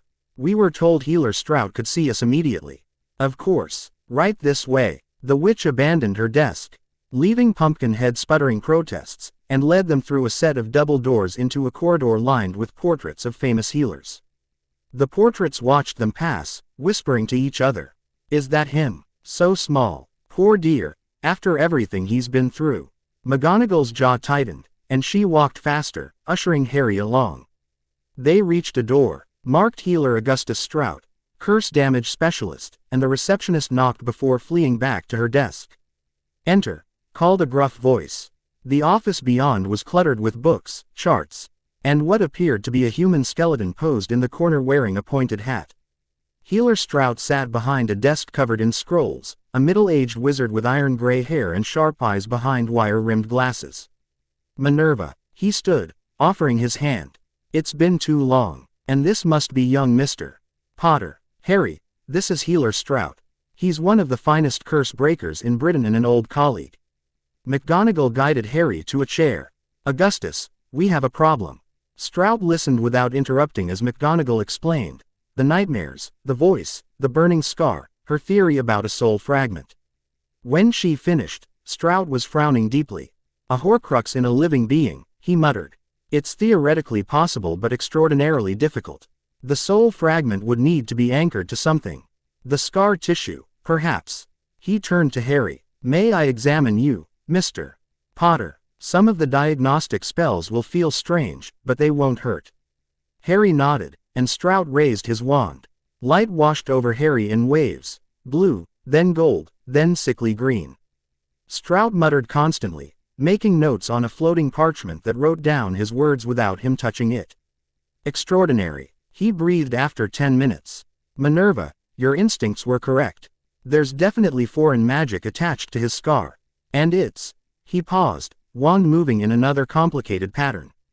It's feeding off him, drawing small amounts of magical energy and emotion, using them to sustain itself. Can you remove it? McGonagall's voice was steady, but her hands were clenched on the arms of her chair. That's the question, isn't it? Stroud lowered his wand, studying Harry with professional interest. Soul magic is delicate work. One wrong move and we could both fragments, Voldemort's and Harry's own soul. Not to mention the magical backlash could be catastrophic. But it's possible, Harry asked. Possible, yes. Safe. That's less certain. Stroud moved to his bookshelf, pulling down a dusty tome. There are rituals, ancient magic designed to purge foreign souls from a host body. But they require very specific conditions and significant preparation. We're talking months of research. Not days. Months. McGonagall's voice had gone cold. Meanwhile, Harry suffers nightmares and voices in his head while that thing feeds on him. I understand your frustration. Do you? Because from where I'm sitting, you're telling me to send a child home with a piece of the darkest wizard in history attached to his soul and simply wait for you to maybe find a solution. Stroud's expression hardened. I'm telling you that rushing this could kill him, Minerva. Would you prefer I make promises I can't keep? The two adults stared at each other, and Harry felt something twist in his chest. This was his fault. If he'd just been normal, if the killing curse had worked properly, none of this would be happening. Stop it. The words came out sharper than Harry intended. Both adults turned to stare at him. Stop fighting about what to do with me like I'm not here. I'm not a problem to solve. I'm a person. Harry, McGonagall began. No, you want to know what I think. I think we need more information before making any decisions. Healer Stroud, what happens if we do nothing? If the soul fragment just stays there? Stroud considered him with new respect. Based on what I'm seeing, it will continue to grow stronger as you age and your magic develops. The nightmares and voices will likely intensify. And there's a possibility, I stress possibility, that it could begin influencing your thoughts and behavior beyond the dreams. Could it possess me, turn me into another Voldemort? No, you're not a Horcrux in the traditional sense. Your own soul is intact and dominant. But influence, temptation toward darkness, that's plausible. Stroud set down his book. Mr. Potter, you're asking very mature questions. Do you understand the gravity of this situation? I understand that I survived one murder attempt and now I have to survive the consequences. Harry's voice was steady despite the fear churning in his gut. What I need to know is what my options are. Real options, not sugar-coated ones. McGonagall made a sound that might have been pride or distress. Stroud's lips twitched. Very well. Option 1. We do nothing and monitor you carefully, hoping the fragment remains dormant. Safest short-term, highest long-term risk. Option 2. I research removal methods, which could take anywhere from 3 months to a year or more. During that time, you continue as you are. Option 3. He paused. There is one immediate option, but it's dangerous and painful. A ritual purging that could work but might also damage you magically or physically. How dangerous? 50-50 chance of success versus serious harm. And how painful? Very. The ritual involves forcing the foreign magic out through conscious resistance. You'd essentially be fighting the soul fragment directly. And it will fight back. Stroud's expression was grave. I don't recommend this option, Mr. Potter. Not unless we're out of alternatives. Harry looked at McGonagall, who looked like she wanted to transfigure Stroud into something small and step on him. What do you think I should do? I think, McGonagall said carefully, that you should not make life or death decisions when you're 8 years old and exhausted from nightmares. I think we go with option 2, research while monitoring you closely. If the situation worsens, we reconsider. Agreed, Stroud said. Mr. Potter, I'll need to see you weekly for monitoring. And I'll consult with colleagues who specialize in soul magic. Discreetly, he added, seeing McGonagall's expression. I'm not ing to the world that Harry Potter is carrying a piece of Voldemort's soul. See that you don't. McGonagall said coldly. The last thing Harry needs is panic and speculation. They left shortly after, Strout promising to send an owl within the week with his initial findings. Harry followed McGonagall through the hospital corridors in a daze, barely noticing the stares and whispers that followed them. A piece of Voldemort's soul. Inside him. Feeding on him. Harry touched his scar, feeling the faint throb that had become constant, and wondered if he'd ever feel clean again. The next 2 months passed in a blur of routine punctuated by moments of crisis.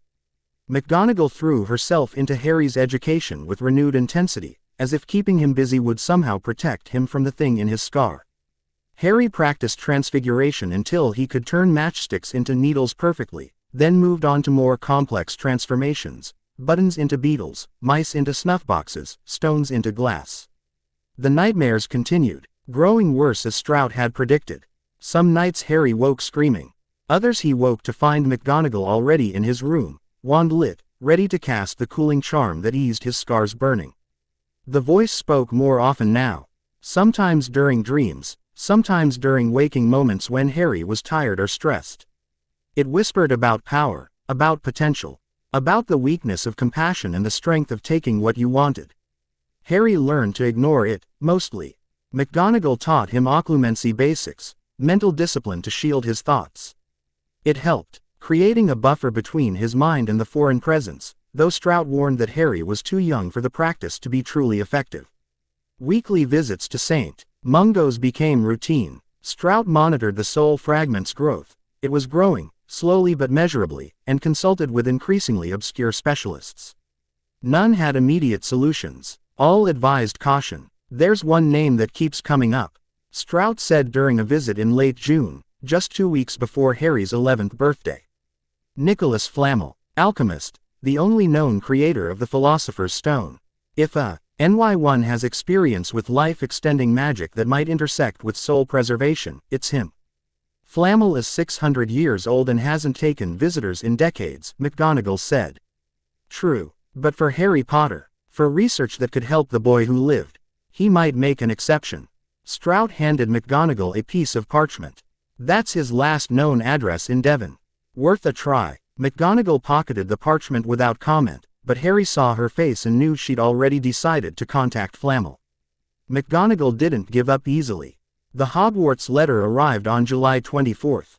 Harry was in the garden practicing levitation, making a rock hover 3 feet off the ground without a wand, pure wandless magic driven by force of will, when an owl swooped down, dropping a heavy envelope into his lap before flying off. The envelope was thick, yellowish parchment, addressed in emerald ink. Mr. H. Potter, The Garden, McGonagall Cottage, Highlands, Scotland. Harry turned it over, his heart suddenly pounding. The seal on the back was wax, pressed with a coat of arms, a lion, an eagle, a badger, and a snake surrounding a large letter H. McGonagall, he called. She emerged from the house, took one look at the envelope, and smiled, a real smile, warm and genuine. Open it. Harry broke the seal and pulled out 2 pieces of parchment. The first read, Hogwarts School of Witchcraft and Wizardry. Headmaster, Albus Dumbledore, Order of Merlin, First Class, Grand Sorc, CHF. Warlock, Supreme Mugwump, International Confed of Wizards. Dear Mr. Potter, we are pleased to inform you that you have been accepted at Hogwarts School of Witchcraft and Wizardry. Please find enclosed a list of all necessary books and equipment. Term begins on September 1st. We await your owl by no later than July 31st.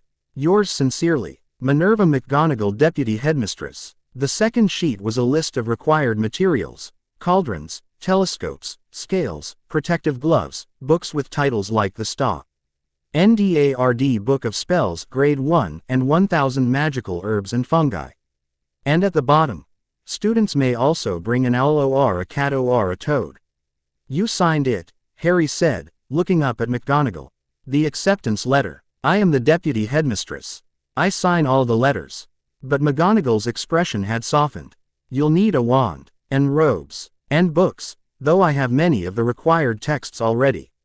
We'll go to Diagon Alley next week for supplies. Next week. Right. Harry stared at the letter, reality crashing down. He was going to Hogwarts. A real school, with other magical children, where he'd have to sleep in a dormitory and make friends and pretend he didn't have a piece of Voldemort's soul attached to his forehead. Harry, McGonagall knelt beside his chair. I know you're worried. About the soul fragment. About fitting in. About being Harry Potter instead of just Harry. But you're ready for this. You're more prepared than any other first-year student will be. That might make it worse. Perhaps. But you're also brave, resourceful, and far more mature than any 11-year-old should have to be. You'll navigate Hogwarts the same way you've navigated everything else. By being yourself and refusing to let others define you. She squeezed his shoulder. And I'll be there. Not hovering, not coddling, but there if you need me. Harry nodded, not trusting his voice. The letter felt heavier than parchment should, weighted with expectation and fear and possibility. That night, the dreams were worse than ever. He stood in a graveyard, cold rain falling, while dark figures in masks knelt before him. Except it wasn't him. It was someone else wearing his skin, someone with red eyes and a voice like shattered glass. Soon, the voice hissed. Soon you will understand. Power is not given. It is taken. And you, Harry Potter, will take everything. Harry woke to McGonagall shaking him, his sheets soaked with sweat, his scar burning like a brand. It's getting worse, he gasped. It knows about Hogwarts. About something that's going to happen. McGonagall's face was pale. I'm flowing Dumbledore. Now. Within an hour, Dumbledore stood in McGonagall's sitting room. His expression grave as she related Harry's dream. Harry sat wrapped in a blanket, drinking tea that tasted like nothing, while the two professors argued in low, intense voices. Cannot possibly attend Hogwarts with that thing growing stronger. Safest place for him, Minerva, surrounded by protections. Or the most dangerous, if it influences him around other students. Enough. Harry's voice cut through their argument. Stop deciding my future without asking what I want. Both adults fell silent. Dumbledore's eyes, those piercing blue eyes, fixed on Harry with an intensity that made his scar throb. What do you want, Harry? Dumbledore asked quietly. I want to go to Hogwarts. I want to learn magic properly, make friends, be normal for once in my life. Harry's hands clenched on the blanket. I want this thing out of my head. But if that's going to take months or years, I'm not spending that time hiding. I've hidden enough. The risk, McGonagall began. I know the risks. I live with them every night. But I also know that sitting here scared isn't going to fix anything. Harry met Dumbledore's eyes. You said Hogwarts is the safest place in Britain. Is that true? Yes. The castle has protections layered over centuries. Even Voldemort at the height of his power couldn't breach them. Then that's where I should be. Learning to fight this thing while surrounded by people who can help if it gets worse. Dumbledore studied him for a long moment, then smiled, a small, sad smile that made him look ancient. You have your mother's courage, Harry. Very well, you'll attend Hogwarts. But, his expression turned serious. You must promise to come to me immediately if the voice becomes stronger or if you feel the fragment trying to influence your actions. Can you do that? Harry wanted to refuse. Wanted to say he didn't need another adult making decisions for him. But Dumbledore's concern seemed genuine, and McGonagall was nodding encouragement. Okay, Harry said, I promise. Good. Dumbledore stood, robes swirling. Minerva, I trust you'll continue monitoring him. Obviously. And Healer Strout. Weekly consultations until we have a solution. Excellent. Then I believe we have a plan. Dumbledore moved toward the fireplace, then paused. Harry, one more thing. You asked earlier why I didn't check on you at the Dursleys. I've thought about that question extensively. The truth is, I trusted too much in my own judgment and too little in the capacity for human cruelty. I failed you. I cannot undo that failure, but I can promise to do better going forward. I hope that will be enough. He disappeared into the green flames before Harry could respond. Well, McGonagall said into the silence. That was almost an apology. Despite everything, Harry laughed. It came out slightly hysterical.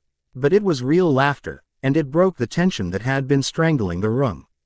Come, McGonagall said, holding out her hand. It's nearly dawn, and neither of us is sleeping more tonight. I'll make breakfast, and we'll plan your trip to Diagon Alley. You'll need proper wizarding robes, and I suspect we should get you a trunk with security charms. Can I have an owl? Harry asked, following her to the kitchen. If you want one. They're useful for correspondence and make better companions than toads. Definitely an owl then. They ate breakfast as the sun rose. Talking about school supplies and house assignments, McGonagall explained the 4 houses, their traits and histories, though she refused to speculate which one Harry would be sorted into. The hat sees into your heart. Harry, it will place you where you belong. What if I belong in Slytherin? The question had been nagging at him since McGonagall mentioned that Voldemort had been a Slytherin. And the voice in his head certainly seemed to have Slytherin qualities: ambition, cunning, a disregard for rules. Then you'll be a Slytherin, and you'll show them that cunning and ambition aren't inherently dark traits. McGonagall's voice was firm. Slytherin has produced as many heroes as villains, Harry. The house doesn't define you. Your choices do. Harry absorbed that, feeling something settle in his chest. Choices. He'd spent 8 years having no choices, then the last few months learning that he could choose who to be despite his circumstances. He could choose who to be despite the thing in his scar too. When do we go to Diagon Alley? He asked. Your birthday. July 31st. We'll make a day of it. Supplies. Lunch at the Leaky Cauldron, perhaps Florine Fortescue's for ice cream. McGonagall's expression turned sly. Consider it a birthday present and a farewell to your last weeks of freedom before school begins. Harry grinned despite his exhaustion, despite the dull throb of his scar. Despite everything. Sounds perfect. And for that moment, it was. Chapter 2 End. Chapter 3. Diagon Alley. Harry woke on his 11th birthday to silence. Not the oppressive silence of the cupboard under the stairs, where he'd strained to hear if Uncle Vernon was awake and angry. Not the empty silence of London alleys, where every footstep might mean danger. This was a peaceful silence, broken only by birdsong outside his window and the distant clatter of McGonagall already awake in the kitchen. He lay in bed for a moment, savoring it. 11 years old, the age when everything changed. When magic became official instead of accidental. The age when he stopped being just Harry and became Harry Potter, the boy who lived, heading to Hogwarts where everyone would have expectations he probably couldn't meet. The voice had been quiet last night. That worried him more than if it had been whispering. Silence from the soul fragment usually meant it was gathering strength, preparing for another nightmare onslaught. Harry pushed the thought away and dressed quickly, new clothes that actually fit, courtesy of McGonagall's transfiguration skills applied to old robes she'd cut down. He'd gotten better at the spell himself. Yesterday he'd successfully turned a tortoise into a teakettle that actually held water and stayed transformed for 20 minutes. Happy birthday, Harry. McGonagall was at the stove when he entered the kitchen, using her wand to flip what looked like pancakes. The table was already set with jam, butter, and a small wrapped package. You didn't have to. Nonsense. Birthdays should be celebrated. McGonagall levitated 3 perfect pancakes onto his plate. Open the gift after breakfast. We have a long day ahead. Harry ate quickly, barely, tasting the food despite it being delicious. The wrapped package sat there like a promise. When he finally tore into the brown paper, he found a book, leather-bound, old, but beautifully maintained. Advanced Transfiguration Theory by Emmerich Switch. That's. Harry stared at the cover. This is a Newt-level textbook. It is. You've already mastered most first-year material.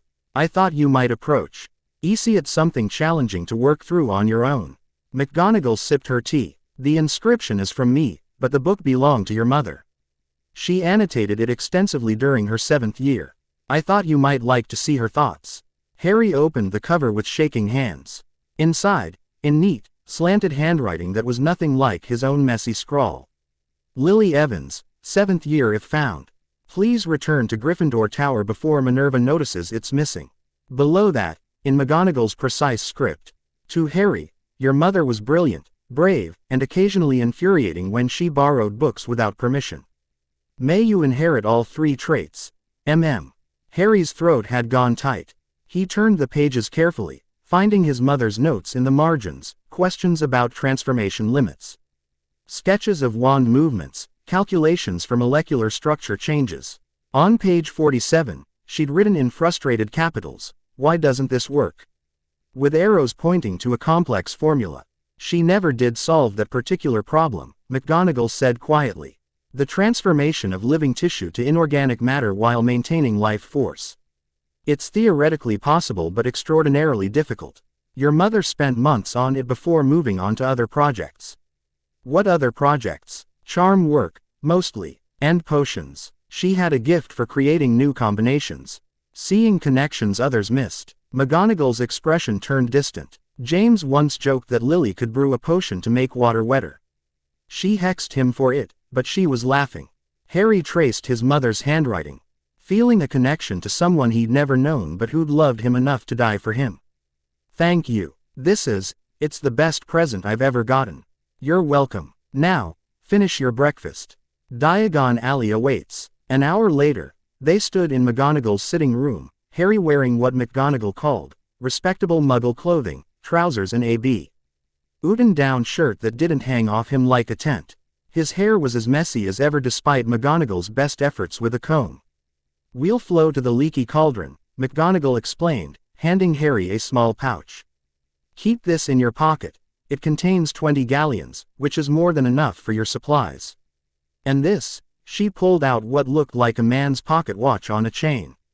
As a portkey, keyed to return you to this house if you speak the activation phrase, sanctuary. If we're separated, if there's danger, if you feel threatened in any way, use it. Understood. Harry nodded, pocketing both items. McGonagall had been more protective since his birthday nightmares intensified. Last week's dream had shown Voldemort's memories, killing someone in cold blood. He'd woken sobbing, and McGonagall had held him until dawn, not saying anything, just being there. Ready? McGonagall asked. Ready. The flow journey was just as disorienting as Harry remembered, all sp. NNING fireplaces and green flames and the nauseating sensation of movement without moving. He stumbled out into the leaky cauldron, caught himself against a table, and looked up to find every person in the pub staring at him. The silence lasted perhaps 3 seconds. Then someone shouted, "It's Harry Potter!" And chaos erupted. People surged forward, hands reaching, voices overlapping in a cacophony of greetings and questions and demands. Harry backed against the fireplace, panic rising, his hand instinctively moving to his scar as the voices pressed in. McGonagall stepped out of the flames, and her presence was like a physical force. The crowd stumbled back, suddenly remembering that Professor McGonagall was not someone you crowded or disobeyed. "Mr. Potter is here to purchase school supplies," she announced, her voice cutting through the noise like a blade. "He is not here to satisfy your curiosity or sign autographs. Anyone who attempts to impede us will answer to me personally. Is that understood?" The crowd melted away, people suddenly very interested in their drinks or the ceiling or anything that wasn't McGonagall's withering glare. "Come, Harry." McGonagall placed a hand on his shoulder, steering him through the pub toward the back door. "Welcome to fame. It's tedious." That was overwhelming. "Yes, you'll need to get accustomed to it, I'm afraid. Your name carries weight in the wizarding world, and people have very definite opinions about who you should be." McGonagall opened the door to a small, walled courtyard. "Most of those opinions are wrong, but that won't stop them from sharing." She tapped a pattern on the brick wall with her wand. 3 up, 2 across, 1 back, and the bricks began to rearrange themselves, creating an archway that revealed the street beyond. Diagon Alley. Harry stepped through and stopped, staring. The street was cobblestone, lined with shops that leaned at impossible angles, their windows displaying everything from cauldrons to broomsticks to what looked like a severed hand on a velvet cushion. Witches and wizards bustled past in robes of every color, owls swooped overhead, and somewhere nearby something was making a sound like a very angry teakettle. Harry couldn't find words. Overwhelming. McGonagall's lips twitched. "You'll grow accustomed to that as well. Now, first stop, Gringotts. You'll need to visit your vault." "My vault? Did you think your parents left you nothing?"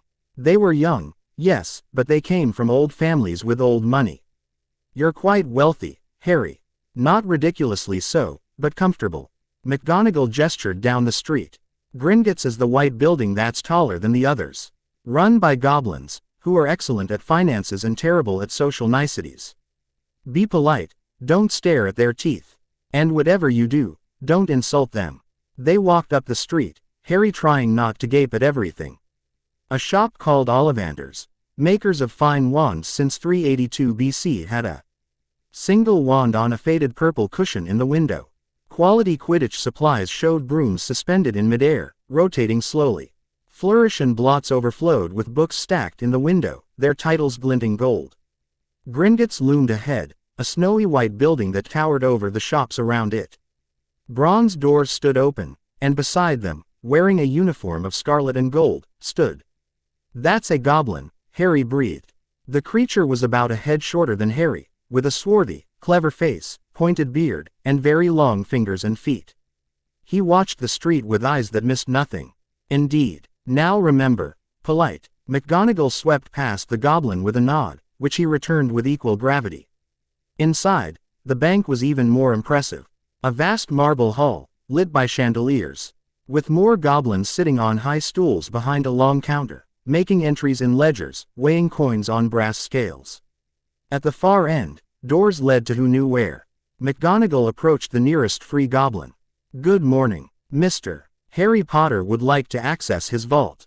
The goblin's eyes sharpened with interest. "Mr. Potter, of course. And does Mr. Potter have his key?" Harry looked at McGonagall, who produced a small golden key from her robes. "I've been holding it in trust. His parents named me as a trustee in the event of their deaths." "Very proper." The goblin, his name, Plate Red Griphook, made a note in his ledger. "This way, please." He led them through one of the doors and into a passage that sloped down steeply. Small railway tracks ran along the floor. Griphook whistled, and a cart came hurtling up from the depths, screeching to a stop beside them. "Get in," Griphook said, climbing into the front seat. Harry clambered into the cart, McGonagall settling beside him with the easy confidence of someone who'd done this many times. The cart lurched into motion, plunging into the darkness. They hurtled through the tunnels, the cart taking corners at speeds that should have thrown them out. Plunging down steep drops and rocketing through caverns so vast Harry couldn't see the ceiling. McGonagall sat perfectly still, her expression suggesting this was no more exciting than a stroll through a garden. Harry gripped the sides of the cart and tried not to scream. After what felt like hours but was probably minutes, the cart screeched to a stop before a door. Griphook climbed out, Harry stumbling after him on shaky legs. "Vault 687, Griphook announced, inserting the key and turning it. The door swung open, revealing gold, mountains of it, gold galleons piled in heaps, silver sickles cascading down the sides, bronze nuts scattered across the floor like confetti. And toward the back, other things, jeweled objects, what looked like a ceremonial sword, stacks of papers bound in ribbon. "This is all mine." Harry's voice came out small. "Your parents' estate, held in trust until you come of age at 17. The goblins manage it in the meantime, investing wisely." McGonagall moved past him, selecting a leather bag from a hook on the wall. "Take what you need for today. Your school supplies should cost no more than 50 galleons, and that's being generous." Harry scooped coins into the bag, the weight of them unfamiliar. He'd never had money before. The Dursleys had given him nothing, and on the streets, he'd stolen food or scavenged it. The idea that this wealth was his, had always been his, made something twist in his chest. The cart ride back up was just as terrifying. When they finally emerged into the marble hall, Harry's legs were unsteady. And his stomach was somewhere back in the tunnels. "You'll adjust," McGonagall said, amused. "Now, next stop, Madame Malkin's for robes." Madame Malkin's robes for all occasions was warm and welcoming, full of fabrics in every color and texture. A squat witch-wearing mauve bustled over the moment they entered. "Hogwarts, dear, come, stand here." She guided Harry onto a footstool in front of a mirror. Then began draping fabrics over him, her measuring tape zipping around him on its own, taking measurements that appeared in glowing numbers in the air. "First year?" Madame Malkin asked, pins pursed between her lips as she adjusted the hem. "Yes, ma'am." Excited, "I imagine. Hogwarts is wonderful. I went there myself, Hufflepuff, long time ago now." She caught sight of his scar, visible through his messy hair. And her expression shifted. "Oh my, you're Harry Potter." "Yes, ma'am." "Well," Madame Malkin's voice gentled, "your parents bought their dress robes here. Your mother had excellent taste. Forest green. Complimented her hair beautifully. Your father was impossible, kept trying to charm his robes to flash Gryffindor colors. She smiled at the memory. You have his hair, poor dear. Have you tried Sleekeasies? What's Sleekeasies? Hair potion. Might help with that. She gestured vaguely at Harry's head. Then again, your father never bothered with it either, said messy hair-built character. Harry found himself smiling despite the strange ache in his chest. These little glimpses of his parents, McGonagall's memories, the annotations in his mother's book, now Madame Malkin's casual reminiscences, were building a picture of people he'd never known but desperately wanted to. The measuring finished, and Madame Malkin produced 3 sets of plain black robes, a winter cloak, and a pointed hat that Harry sincerely hoped he wouldn't have to wear. McGonagall paid. My treat, don't argue, and they moved on to the apothecary for potion supplies. The shop smelled like dried herbs and something vaguely sulphurous. Harry bought the required ingredients from his list, watching in fascination as the shopkeeper weighed out powdered unicorn horn and measured lacewing flies into small vials. Careful with the moonstone, the shopkeeper advised, packing everything into a case with protective padding. Crushes easily, and you'll need it intact for several first-year potions. They hit Flourish and Blots next. The bookshop that Harry immediately loved. Floor-to-ceiling shelves, rolling ladders to reach the higher ones, and the smell of paper and ink and magic. McGonagall handed him his list, and Harry wandered the aisles collecting his textbooks. The Standard Book of Spells, Grade 1, by Miranda Goshawk, A History of Magic by Bathilda Bagshot, Magical Theory by Adalbert Waffling. He was reaching for 1,000 magical herbs and fungi when someone spoke behind him. Excuse me, you're Harry Potter, aren't you? Harry turned and found himself facing a girl about his age, bushy brown hair and very prominent front teeth. She wore Muggle clothing and held a stack of books that looked like they might topple over at any moment. Yes, Harry said cautiously. I'm Hermione Granger. I'm starting Hogwarts this year too. I'm Muggle-born, so I've been reading everything I can find about the wizarding world. I've read all about you, of course. You're in modern magical history. Why in the rise and fall of the dark arts and great wizarding events of the 20th century? She paused for breath. Is it true you're living with Professor McGonagall? How do you know that? It's in the Daily Prophet. There was an article 3 weeks ago about custody arrangements for magical orphans, and it mentioned you specifically. Hermione shifted her books. I think it's brilliant, actually. Professor McGonagall is supposed to be one of the most powerful witches alive. You must be learning so much. Harry found himself relaxing slightly. Hermione's enthusiasm was genuine, not the grasping, demanding interest of the people at the Leaky Cauldron. She was curious, yes, but about magic and learning, not about using him for fame. She's a good teacher, Harry said. Are you excited about Hogwarts? Terrified and excited. I've been practicing the spells from the first-year book, Lumos Works, but I can't get Wingardium Leviosa right yet without a wand. Are you? She hesitated. Are you worried about being behind? Since you didn't know you were a wizard until recently. I've had some tutoring. I'll probably be fine. That's good. I keep worrying that everyone else will know things I don't. And I'll make a fool of myself. Hermione's books tilted dangerously. Sorry, I'm babbling. My parents always say I talk too much when I'm nervous. It's fine. I don't really talk to people much, so, Harry shrugged.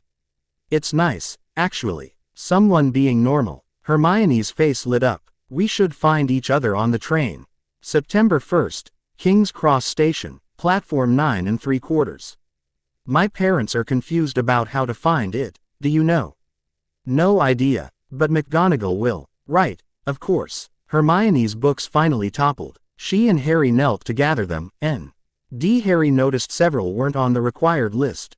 Hogwarts, A History, Prefects Who Gained Power, Notable Magical Names of Our Time. Extra reading, he asked. I want to be prepared. And Hogwarts. Sounds fascinating. Did you know the staircases move? And there are ghosts. Actual ghosts. Her eyes shone. I can't wait. They parted ways after exchanging promises to find each other on the train. Harry returned to McGonagall, who'd been watching from a distance with an expression he couldn't quite read.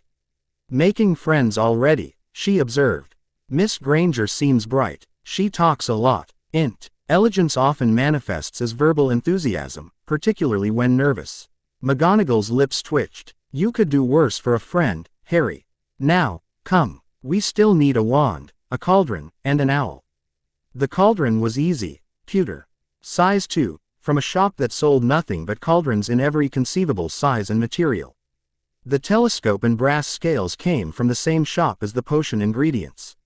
By the time they finally approached Ollivander's, Harry's arms were full of parcels despite McGonagall's shrinking charms.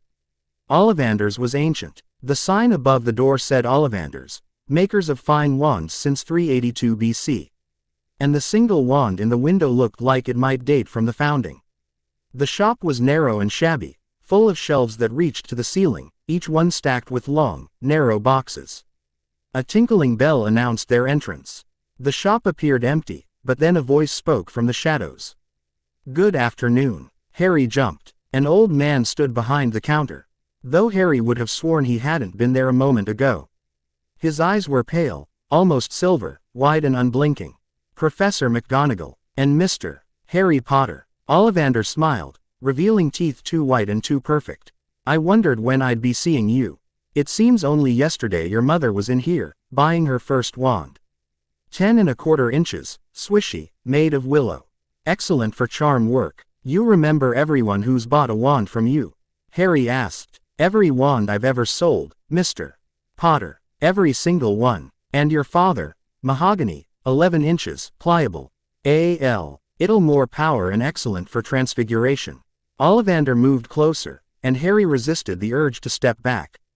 Now, which is your wand arm? My wand arm. Your dominant hand. Right or left? Right, I guess. Ollivander pulled a long tape measure from his pocket. Hold out your arm. That's it. The tape measure began taking measurements on its own. Wrist to elbow, shoulder to finger, between the eyes. Every wand is unique, Mr. Potter, just as every witch and wizard is unique. The wand chooses the wizard, not the other way around. Now, try this. He pulled a box from a shelf, opening it to reveal a wand of pale wood. 9 inches, elm and dragon heartstring. Give it a wave. Harry took the wand and waved it awkwardly. Nothing happened. No, certainly not. Try this. Ollivander snatched it back, replacing it with another. Maple and phoenix feather, 7 inches, quite whippy. Harry waved this one, and a vase on the counter exploded. Definitely not, Ollivander said cheerfully, already selecting another. Perhaps this. Rowan and unicorn hair, 8½ inches. The pile of rejected wands grew. McGonagall watched with barely concealed amusement as Harry tried wand after wand. Each one doing something wrong. Smoking, cracking, flying out of his hand, turning the counter blue. Tricky customer, Ollivander muttered, more to himself than Harry. Not to worry, we'll find the perfect match. He paused, staring at Harry with those unsettling silver eyes. I wonder. Yes, why not? He climbed a ladder at the back of the shop, retrieving a box covered in dust. When he opened it, the wand inside seemed to gleam even in the shop's dim light. Holly and phoenix feather, 11 inches, nice and supple. Ollivander held it out, but his expression was strange. A curious combination, Mr. Potter. Very curious. Harry took the wand, and the moment his fingers closed around it, he felt it. Warmth flooding up his arm, a sense of rightness that made every wand he'd tried feel wrong by comparison. He raised it, barely thinking, and golden sparks shot from the tip, cascading like fireworks. Bravo! Ollivander clapped his hands. Oh, bravo indeed. Yes, that's it. That's definitely it. Curious, though. Very curious. Why curious? Harry asked, not wanting to put the wand down. Ollivander's eyes gleamed. The phoenix whose tail feather resides in that wand gave one other feather. Just one. And it is curious that you should be destined for this wand when its brother, its brother gave you that scar. The shop went very quiet. Harry's hand tightened on the wand. Your wand, Mr. Potter, is the brother to Lord Voldemort's wand. Holly and you, phoenix feathers from the same bird. We must expect great things from you, Mr. Potter. After all, he who must not be named did great things. Terrible, yes, but great. McGonagall's wand was in her hand, her expression dangerous. Are you saying? I'm saying that wands with brother cores have an affinity, a connection. What Mr. Potter and his wand will do together remains to be seen. Ollivander's smile was unsettling. 7 galleons, please. Harry paid in a daze, barely aware of McGonagall's hand on his shoulder, guiding him out of the shop. The street seemed too bright after Ollivander's dim interior, the crowd too loud. Harry. McGonagall's voice was low and urgent. Look at me. Harry did. Her expression was controlled, but he could see the worry beneath. That connection. Ollivander's right that brother wands are rare and powerful. But it doesn't define you. The wand chose you, yes. But what you do with it is your choice. Do you understand? Harry nodded, but his mind was spinning. His wand was connected to Voldemort's. The soul fragment in his scar was literally part of Voldemort. How much of Harry Potter was actually Harry, and how much was just pieces of the monster who'd killed his parents? I need. His voice cracked. Can we go home? Not yet. One more stop. McGonagall's tone brooked no argument. You need an owl, and I suspect you need a moment to process all this. Come. She led him to Elop's Owl Emporium, a shop that hooted and rustled with hundreds of owls of every size and color. Harry walked through in a fog, barely seeing them, until a soft hoot made him look up. In a cage near the back sat a snowy owl, pure white except for golden eyes that watched Harry with what seemed like recognition. She, somehow Harry knew it was a she, tilted her head, hooting again, and something in Harry's chest eased. That one, he said. The shopkeeper, an elderly witch, with spectacles even thicker than McGonagall's, smiled. Ah, excellent choice. Snowy owls are intelligent, loyal, and quite beautiful. She's a young one, just ready for bonding. Harry purchased the owl and a cage, though the shopkeeper assured him owls preferred to fly free and only used cages for sleeping. As they left the shop, the owl perched on Harry's shoulder, her weight warm and solid. What will you name her? McGonagall asked. Harry thought for a moment, looking at the pure white feathers, the golden eyes, the quiet dignity in how she sat. Hedwig, from a book I found in your library. A History of Medieval Magic. Good choice. McGonagall summoned a cart for their purchases with a wave of her wand. Now, I believe I promised you ice cream. They sat outside Florine Fortescue's ice cream parlor. Harry with a sundae that had more toppings than ice cream, McGonagall with a simple vanilla cone. Hedwig perched on the back of Harry's chair, occasionally accepting small pieces of cone that Harry offered her. Talk to me, McGonagall said after a few minutes of silence. About the wand. It's connected to Voldemort's. Harry pushed his sundae around with his spoon. Just like the soul fragment. It's like I can't escape him.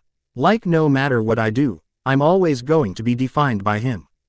You will be if you let yourself believe that. McGonagall's voice was gentle but firm. Harry, yes, there are connections between you and Voldemort. Some chosen, like the wand. Some forced upon you, like the soul fragment. But those connections don't make you him. They make you someone who survived him. Someone who carries scars from that survival but isn't defined by them.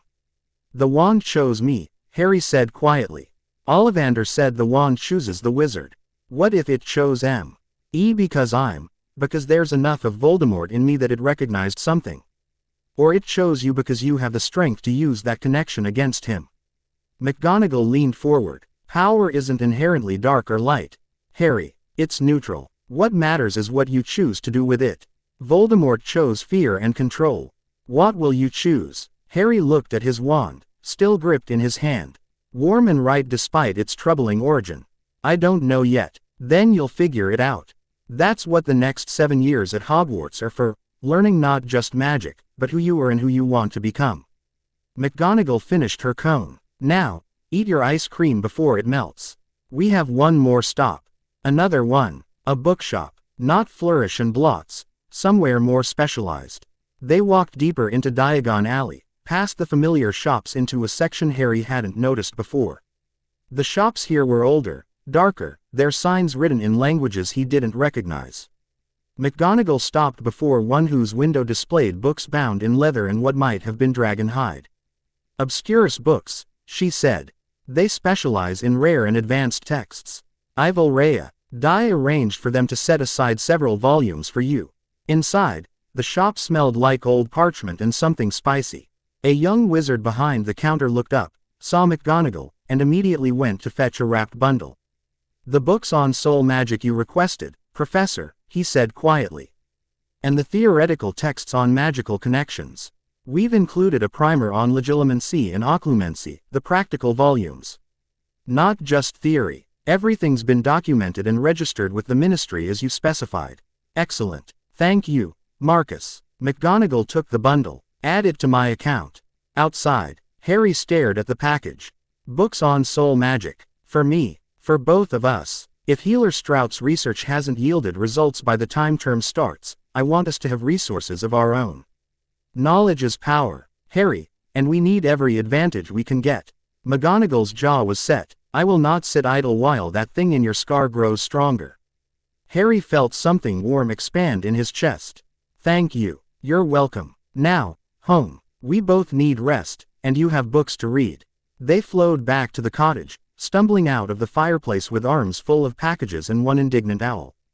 Harry spent the rest of the afternoon organizing his supplies, setting up an area in his room for Hedwig, and carefully packing his school trunk, a beautiful leather and bras. Piece with security charms that meant only Harry could open it. That night, he lay in bed with his mother's Transfiguration textbook open on his lap, his new wand on the nightstand, and Hedwig dozing on her perch. The day had been overwhelming. The crowds, Hermione's enthusiasm, Ollivander's unsettling revelations about his wand, the weight of expectations everywhere he turned. But he'd survived it. He'd made it through without panicking, without letting the voice take control, without falling apart. Harry closed the book and picked up his wand, feeling its warmth. Brother to Voldemort's wand, connected to the monster who'd destroyed his life. But also his, chosen for him, a tool he could use however he wanted. Harry waved it experimentally, and golden sparks danced in the darkness. Beautiful and powerful and entirely under his control. He set the wand down and closed his eyes, and for the first time in weeks, he fell asleep without dreading what dreams might come. The dream came anyway. Harry stood in a dark corridor. Stone walls pressing close on either side. Cold. It was so cold his breath misted in front of his face. Somewhere ahead, something was moving, something that scraped against stone with a sound like claws. "Closer," the voice whispered. "Come closer. See what awaits." Harry tried to turn, to run, but his feet moved forward without his permission. The corridor opened into a room, circular, with a high ceiling lost in shadows. In the center stood a mirror, but not like any mirror Harry had seen before. The frame was ornate, inscribed with words in a language Harry couldn't read. And the surface rippled like water. "Look," the voice commanded.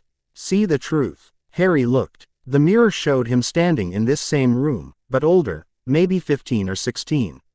His eyes were cold, calculating. And they glowed with a faint red light. Behind him stood others, hooded figures with masks, kneeling in supplication. Power radiated from Dream Harry like heat from a furnace, and when he spoke, his voice was layered, doubled, human and something else twined together. "Rise," Dream Harry said. "We have much work to do." The hooded figures stood, and Harry saw their faces, people he didn't know, but who looked at Dream Harry with devotion and fear in equal measure. "This is your future," the voice whispered. "Your destiny. Power beyond imagining. Followers who will do anything you command. The world reshaped in your image." "No," Harry's voice echoed in the chamber. "I'm not. That's not me. It could be. It should be. All you must do is stop fighting what you are. I'm Harry Potter. You are a vessel, a home for greatness. Stop pretending to be less than you are." The mirror's surface rippled again, and now it showed McGonagall, but crumpled, broken, her eyes empty and staring. Beside her, other bodies. Hermione with her bushy hair matted with blood. Dumbledore, ancient and still. Ron Weasley, whose face Harry had only glimpsed on the Hogwarts Express in his mind's eye, pale and lifeless. "Stop it," Harry screamed. "This is what weakness brings. This is what happens when you reject your power. They die because you were too afraid to become what you must be." "I said stop." Harry's magic exploded outward. The mirror shattered, shards of glass flying in every direction, and the chamber shook like something was trying to tear it apart.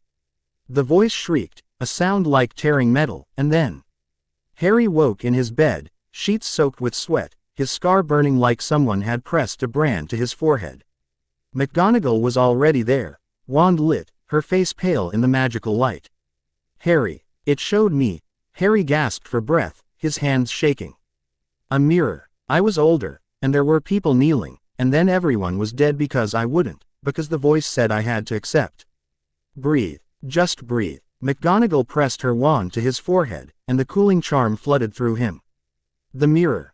Did it have an inscription?" "Yes. I couldn't read it." "Describe it as best you can." Harry closed his eyes, pulling the image from memory. "Ornate frame. Gold maybe. Words that..." They looked backwards. "Or wrong somehow." McGonagall went very still. "The mirror of Arised. What?" Quote. "An ancient artifact that shows the viewer their deepest desire."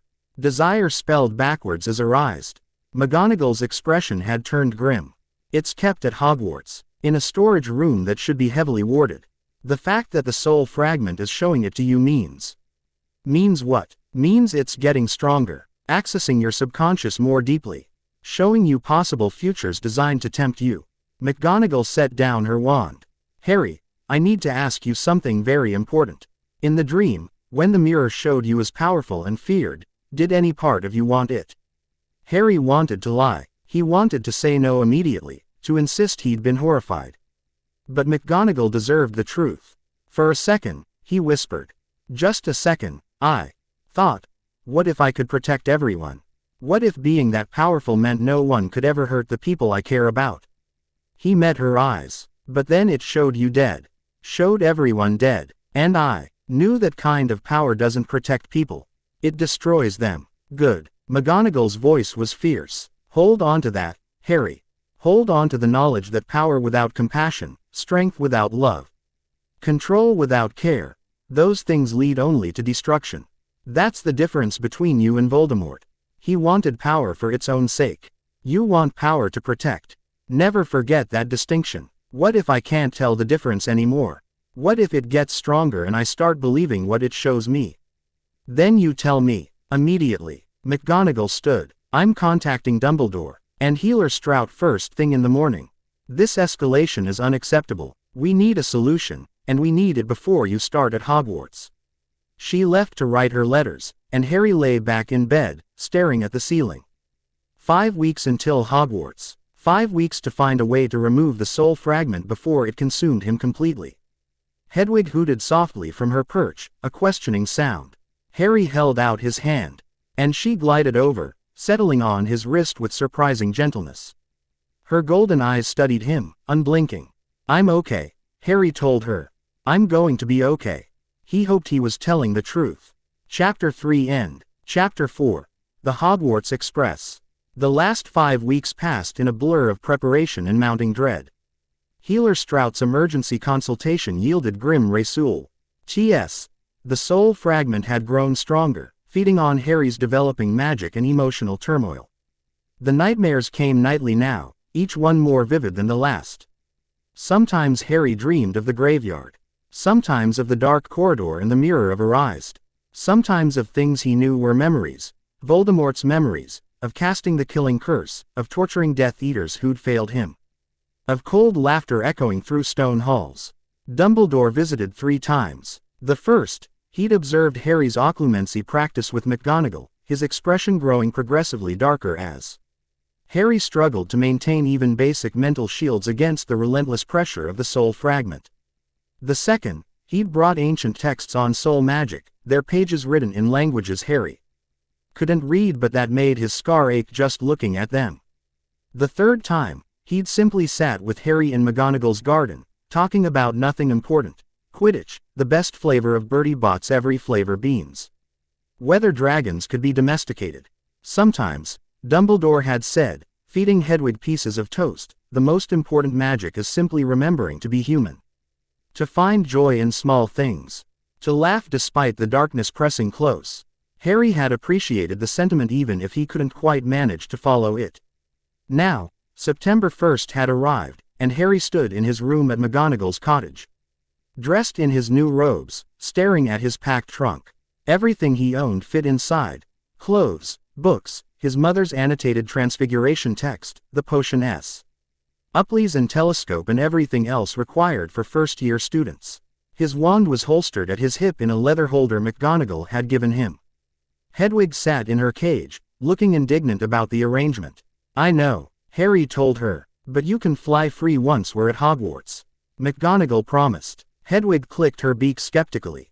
"Harry," McGonagall called from downstairs, "we need to leave in 10 minutes if we're to make the train." Harry took one last look around his room, the first room that had ever truly been his, and wondered if he'd see it again. The thought was melodramatic, but the voice in his head had been whispering increasingly specific threats about what would happen once Harry reached Hogwarts. Something about the castle, about the magic concentrated there, excited the soul fragment in ways Harry didn't understand and didn't like. He levitated his trunk. Wandless magic was getting easier, though McGonagall insisted he needed to learn to do things properly. Why with a wand too, and carried Hedwig's cage downstairs. McGonagall waited in the sitting room, dressed in her traveling robes, her expression composed despite the tension Harry could see around her eyes. The past 5 weeks had aged her. Or maybe Harry was just noticing details he'd missed before. "Ready?" she asked. "As I'll ever be." They flowed to the leaky cauldron. Harry was getting better at not stumbling, and then took a Muggle taxi to King's Cross Station. McGonagall had insisted on the mundane travel, saying Harry needed to grow accustomed to moving between the magical and non-magical worlds seamlessly. King's Cross was chaos. Muggles rushed everywhere, dragging suitcases, shouting goodbyes, checking departure boards. Harry followed McGonagall through the crowds, his trunk and Hedwig's cage on a trolley that occasionally tried to veer off course. They reached the barrier between platforms 9 and 10. McGonagall didn't pause, just walked straight at the solid brick wall and disappeared through it. Harry took a breath and followed, bracing for impact, and stepped through into a completely different scene. Platform 9 3/4 was packed with students and families. A scarlet steam engine sat at the platform, smoke billowing from its chimney, the words Hogwarts Express emblazoned on its side in gold. Owls hooted from cages, cats yelled, a few toads made desperate escape attempts. Parents hugged children goodbye while older students greeted friends with shouts and laughter. "Stay close," McGonagall instructed, guiding Harry through the crowd. "We'll find you a compartment. Get your trunk loaded." Harry, Hermione Granger pushed through the crowd, her parents trailing behind, a pleasant-looking Muggle couple who seemed slightly overwhelmed by the magical chaos. Hermione herself looked both excited and terrified, her bushy hair even bushier than Harry remembered. "I was hoping I'd see you before the train left." She was practically vibrating with energy. "My parents and I got here early. We didn't want to risk missing it. And I've already been on the train. It's amazing. The compartments are small but cozy, and there's supposedly a food trolley, though. I brought sandwiches just in case." She noticed McGonagall and her eyes went wide. "Professor McGonagall, hello. I'm Hermione Granger. I'm very excited to be attending Hogwarts, and I've read all our textbooks twice. And I was wondering if it's true that you can turn into a cat." McGonagall's lips twitched, the first genuine smile Harry had seen from her all morning. "Miss Granger, yes, I'm an animagus, and yes, my form is a tabby cat. I look forward to having you in my transfiguration class." "Thank you. I've been practicing the first-year spells, but I'm worried I'm doing the wand move me. NTS wrong without proper instruction. Do you have any advice? Attend class, pay attention, and don't attempt anything beyond your year level without supervision." McGonagall's tone was stern, but her eyes were kind. "Now, Harry and I need to get him settled. Perhaps you two can find a compartment together once we're done." "Oh, yes, of course. My parents wanted to meet Harry anyway. They've read all about him." Hermione turned to her parents. "Mum, Dad, this is Harry Potter." Mrs. Granger smiled warmly, but there was assessment in her eyes, a mother's evaluation of her daughter's potential friend. "Harry, Hermione has talked about you quite a bit since you met at the bookshop." "Nice to meet you," Harry said, aware of how inadequate the words were. Normal parents. Parents who loved their daughter and worried about her and wanted to make sure she made good friends. Harry had no frame of reference for that. "And Professor McGonagall, thank you for taking Harry in, Mr. Granger said. "Hermy, one mentioned you've been caring for him. That's, well, That's very kind. It's my responsibility and my privilege, McGonagall said crisply. Now, if you'll excuse us. Harry Potter. That's Harry Potter. A new voice, drawling and superior. Harry turned and found himself facing a pale, pointed-faced boy with sleek blonde hair. He was flanked by two larger boys who looked like trolls stuffed into school robes. Behind them stood a man who had to be the pale boy's father, same coloring, same supercilious expression, but older and infinitely more dangerous looking. Draco Malfoy, the boy said, extending his hand. This is Crabbe and Goyle. And my father, Lucius Malfoy. Father, this is, I know who he is, Draco. Lucius Malfoy's eyes were cold and calculating, studying Harry like a particularly interesting insect. Harry Potter, the boy who lived, raised by Minerva McGonagall instead of proper magical family. How?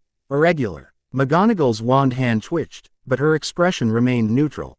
Lucius, still dabbling in politics that don't concern you. Everything concerns me, Minerva. Especially the education and placement of important young wizards. Lucius's smile didn't reach his eyes. Harry, my son would be delighted to help you navigate Hogwarts. The school can be quite overwhelming for someone from your unique background. Draco knows all the right people, all the right families. An alliance with the Malfoys would be beneficial. There was weight behind the words, implications Harry only half understood. This wasn't just a parent making small talk. This was politics, positioning. An attempt to claim Harry as an asset before anyone else could. Thank you, Harry said carefully, but I think I'll be fine figuring things out myself. Draco's expression soured. You'd rather associate with mudbloods. He jerked his chin toward Hermione. That's what she is, you know. Muggle-born. Dirty blood. The platform went very quiet around them. Several nearby parents turned to stare. Hermione had gone pale, and her mother's hand was on her shoulder, protective and angry. McGonagall's wand was out before Harry could blink. That word, she said, her voice colder than Harry had ever heard it, is not tolerated at Hogwarts or anywhere in my presence. Mr. Malfoy, you will apologize to Miss Granger immediately, or you will find your first term at Hogwarts very educational indeed. I am your head of house, and I do not suffer bigotry. Draco looked at his father, who gave the slightest shake of his head. I don't apologize to mudbloods. Then you can explain to Professor Snape why you're starting your first year with detention. McGonagall's expression was glacial. 10 points from Slytherin, though term hasn't officially started. Congratulations on setting a record. You can't. I am the deputy headmistress, Mr. Malfoy. I assure you, I can. McGonagall turned to Lucius. Control your son, or the school will do it for you. And Lucius, her voice dropped, meant only for Malfoy Sr. But Harry heard it anyway. Stay away from Harry. Whatever schemes you're planning, whatever political games you think to play, leave him out of them. Or you'll answer to me. Is that a threat, Minerva? It's a promise. The two adults stared at each other, and Harry felt the weight of old conflicts, old grudges, pressing against the air.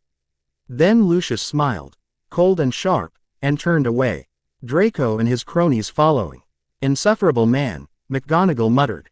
Harry, Miss Granger, onto the train. Now, we've wasted enough time on that family. They hurried onto the train. Harry's trunk levitated by McGonagall's magic, finding an empty compartment near the middle. McGonagall settled the trunk in the overhead rack with more force than strictly necessary. Professor. Hermione's voice was small. What he said. That word. Is that? Do people really think that about Muggle-borns? McGonagall's expression softened. Some do, Miss Granger. People like the Malfoys believe that magical ability is tied to blood purity, that Muggle-borns are somehow lesser. They are wrong. Some of the most powerful witches and wizards in history have been Muggle-born. Your magic is just as strong, just as valid, as anyone else's. Don't let anyone tell you otherwise. But if I'm in Slytherin, then you'll show them that cunning and ambition aren't exclusive to pure bloods. McGonagall straightened. Now, both of you, listen carefully. Hogwarts is divided into 4 houses: Gryffindor, Slytherin, Ravenclaw, and Hufflepuff. You'll be sorted tonight based on your qualities and preferences. Whichever house you're placed in will become your family for the next 7 years. There are rivalries, yes, but ultimately, you're all students together. Support each other. The W. Hissel blew, a piercing shriek that made Hedwig hoot indignantly in her cage. That's my cue. McGonagall looked at Harry, and something vulnerable flickered across her stern face. You'll be fine. You're prepared, you're strong. And you're not alone. Remember that. Thank you, Harry said, and meant it for everything, for finding him, for protecting him, for teaching him, for being the first person who'd ever truly seen him. McGonagall squeezed his shoulder once, nodded to Hermione, and swept off the train just as it began to move. Harry leaned out the compartment window, watching her grow smaller on the platform. And felt something twist in his chest. She really cares about you, Hermione said quietly. That's nice. Harry nodded, not trusting his voice. The train picked up speed, and the platform disappeared around a bend, and then they were moving through London suburbs, heading north towards Scotland and Hogwarts and whatever waited there. So, Hermione said once they'd settled into their seats. Tell me about living with Professor McGonagall. What's she like outside of school? Does she really turn into a cat around the house? Does she teach you advanced magic? Harry smiled despite his nerves. She's exactly what you'd expect. Strict, but fair. She doesn't turn into a cat unless she needs to. Says it's undignified to lounge around in her animagus form. And yes, she's been teaching me. Mostly transfiguration, but some other things too. Like what? Oh, I'm not trying to pry, I want to learn everything. My parents are dentists, which is important work but not magical at all. And suddenly I have this whole new world and I don't want to miss anything. Hermione pulled out a book. Hogwarts, a history. Did you know the castle has 142 staircases? And some of them move. How do you get anywhere on time? I guess we'll find out together. They talked as the train rumbled north, swapping information about their summers. Hermione had spent hers reading every magical book she could find and practicing simple spells. Harry described his training with McGonagall, carefully editing out the parts about soul fragments and nightmares and voices in his head. The compartment door slid open. Excuse me, is anyone sitting there? A boy with red hair and a smudge of dirt on his nose gestured at the empty seats. Everywhere else is full. Go ahead, Harry said. The boy collapsed into the seat, relief evident on his freckled face. Thanks. I'm Ron Weasley. My brothers are all on the train somewhere making trouble. I'm the youngest boy. Got a little sister starting next year, and they keep trying to embarrass me. He noticed Harry properly and his eyes widened. Blimey, are you Harry Potter? Yes. Harry tried to keep the resignation out of his voice. Wicked. My brothers told me all about you. Fred and George. They're twins, 4th year, said you're some kind of prodigy, learning advanced magic already. And you live with McGonagall. Is she terrifying at home too? She's not terrifying, Harry protested. She has standards. That's what Fred said. He told me she once transfigured his tongue into a teakettle because he was cheeky in class. Ron shuddered. I'm hoping to avoid that. I'm Hermione Granger, Hermione said, extending her hand formally. Are your brothers really that mischievous? You have no idea. They once turned Percy's head boy badge into a slug.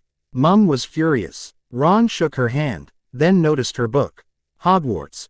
A history. Are you one of those students who actually enjoys reading? Reading is how you learn things, Hermione said, a bit defensively. Yeah, but it's summer, was summer. Shouldn't you be, I don't know, relaxing? I was relaxing. Reading relaxes me. Ron Lou. Ked at Harry like this confirmed his suspicions about all girls being slightly mad. Harry found himself grinning despite everything. The food trolley came around, a plump witch pushing a cart loaded with sweets Harry had never seen before. Chocolate frogs that actually hopped, Bertie Bott's every flavor beans, pumpkin pasties, cauldron cakes. Harry bought some of everything, remembering McGonagall's advice that sharing food was a good way to make friends. He offered the sweets around, and Ron accepted enthusiastically while Hermione picked at a pumpkin pasty, reading her book. Have you heard about you-know-who? Ron asked around a mouthful of chocolate frog. My dad works at the ministry, and he says there are rumors that you-know-who isn't really gone, just hiding somewhere. Harry's scar twitched. Dumbledore says he's destroyed. His body at least. Yeah, but dark wizards don't always need bodies, do they? They can possess things, use dark magic to survive. Ron pulled a chocolate 8-frog card from the package. Dumbledore, looking serene and slightly mad. My brothers joke about it sometimes, but Mum gets angry. She lost both her brothers in the war. It's not funny to her. It's not funny to anyone who actually lived through it, Hermione said quietly. I read about the war. About the Death Eaters and the torture and the people who disappeared. How can anyone joke about that? It's how some people cope. I guess. Harry touched his scar unconsciously, feeling the constant low throb that had become background noise. Making jokes about the scary thing makes it less scary. Doesn't make it less real, though. Quote, they fell into silence after that, watching the countryside roll past. Somewhere around noon, the train began climbing into mountains, the landscape becoming wilder, more remote. Harry felt something shift in his chest, anticipation mixed with dread. Soon, the voice whispered. Soon you'll see what you're truly meant for. Harry pushed the voice down with the mental exercises McGonagall had taught him, focusing on the present moment. Ron was showing them his rat, Scabbers, a mangy thing that looked half dead, while explaining that he'd inherited it from his brother Percy. Hermione was arguing that proper pets should be properly cared for, and Ron was defending Percy's honor while secretly agreeing. It was so normal, so perfectly, wonderfully normal. Harry wanted to freeze this moment, to live in it forever before reality crashed back in.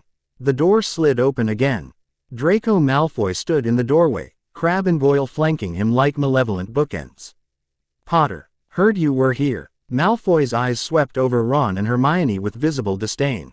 I see you've chosen your company. A Weasley and a mudblood. How? Expected. Ron went red. Shove off, Malfoy. Or what, Weasley? Your family's so poor you'll cry at me. Malfoy's smile was cruel. Potter, last chance. You can still choose better associates. My father has connections, wealth, influence. What does the Weasley family have? Second-hand robes and more children than they can feed. They have something you'll never have, Harry said quietly. Decency. Malfoy's expression darkened. You'll regret that. My father. Your father is a coward who hides behind money and politics instead of doing anything meaningful himself. The words came out before Harry could stop them, cold and cutting. And you're a spoiled child who thinks your last name makes you important. It doesn't. Now get out. For a moment, Malfoy looked like he might do something stupid. Then Crabbe and Goyle shifted, and Harry's hand moved to his wand holster, not a conscious decision, just instinct. Malfoy saw the movement and paled. This isn't over, Potter. It never started, Malfoy. Malfoy retreated, his cronies following, and slammed the compartment door hard enough to rattle the glass. Bloody hell, Ron breathed. That was brilliant. Did you see his face? You shouldn't have said that about his father, Hermione said. But she was smiling. It's going to make him your enemy. He was already my enemy the moment he used that word. Harry slumped back in his seat, adrenaline fading. People like H.I.M. They don't see other people as people. Just as useful or not useful. You sound like you've dealt with people like that before. I have. Harry didn't elaborate, and after a moment, neither Ron nor Hermione pressed. The train traveled deeper into Scotland, the sun beginning to set, painting the mountains in shades of purple and gold. Someone came by announcing they'd arrive in half an hour. ND students began changing into their robes. Harry, Ron, and Hermione took turns in the corridor, the boys ducking into the compartment to change while Hermione used the corridor space. Harry caught sight of himself in the window's reflection. Black robes, messy hair, the lightning bolt scar just visible through his fringe. He looked like a proper wizard now, not a street kid or a burden or a freak. Just Harry Potter, first-year student at Hogwarts. If only he could believe it. The train slowed, the platform of Hogsmeade Station coming into view. Students pressed against windows, chattering excitedly. Harry gathered Hedwig's cage. She'd slept through most of the journey, occasionally waking to hoot disapprovingly at the noise, and followed Ron and Hermione off the train. Furs years. Furs. Years over here. The voice was enormous, belonging to the largest man Harry had ever seen. He had to be at least twice as tall as a normal person, with wild hair and a beard that covered most of his face. His eyes were kind, though, twinkling in the light from the lantern he held. "That's Hagrid," Ron whispered. "Keeper of keys and grounds at Hogwarts. My brothers say he's brilliant, bit mad about dangerous creatures, but nice." They joined the cluster of first-years gathering around Hagrid, who was counting heads and looking concerned about a lost toad someone was crying about. "All here. Good. This way. Follow me. Mind your step now. There's a path here somewhere." He led them down a steep, narrow path, the darkness thick around them except for the bobbing light of Hagrid's lantern. Harry stayed close to Ron and Hermione, his wand hand ready despite knowing he shouldn't use magic yet. Then the path opened up, and there was a collective gasp. A vast black lake stretched before them, perfectly still, reflecting the stars above. And on the far shore, high on a mountain, Hogwarts Castle blazed with light. Turrets and towers and battlements rose against the night sky, hundreds of windows glowing golden. The whole structure impossible and beautiful and terrifying all at once. "No more in 4 to a boat," Hagrid called, pointing at a fleet of small boats waiting at the shore. Harry, Ron, and Hermione climbed into one boat along with a nervous-looking boy who introduced himself as Neville Longbottom. The boats moved forward on their own, gliding across the glass-smooth water toward the castle. Harry stared up at Hogwarts and felt his scar begin to burn. The voice stirred, excited and hungry. "Home," it whispered. "At last, home." Harry's hand clenched on the boat's edge, his knuckles white. This was it. No turning back now. Whatever waited for him in that castle, soul fragments, expectations, the weight of being Harry Potter, he'd have to face it. The boats passed through a curtain of ivy, entering a underground harbor beneath the castle. They climbed out onto rocks and pebbles, following Hagrid up a passageway, then up a flight of stone steps to a massive oak door. Hagrid knocked 3 times, his enormous fist making the door shudder. The door swung open, revealing Professor McGonagall. She'd changed from her traveling robes into formal teaching robes, her expression stern and professional. Her eyes found Harry immediately, a flicker of concern there and gone before anyone else could notice. "The furs, years, Professor McGonagall," Hagrid announced. "Thank you, Hagrid. I'll take them from here." McGonagall stepped aside, gesturing the first years into an entrance hall so large you could have fit the Dursleys' entire house inside it.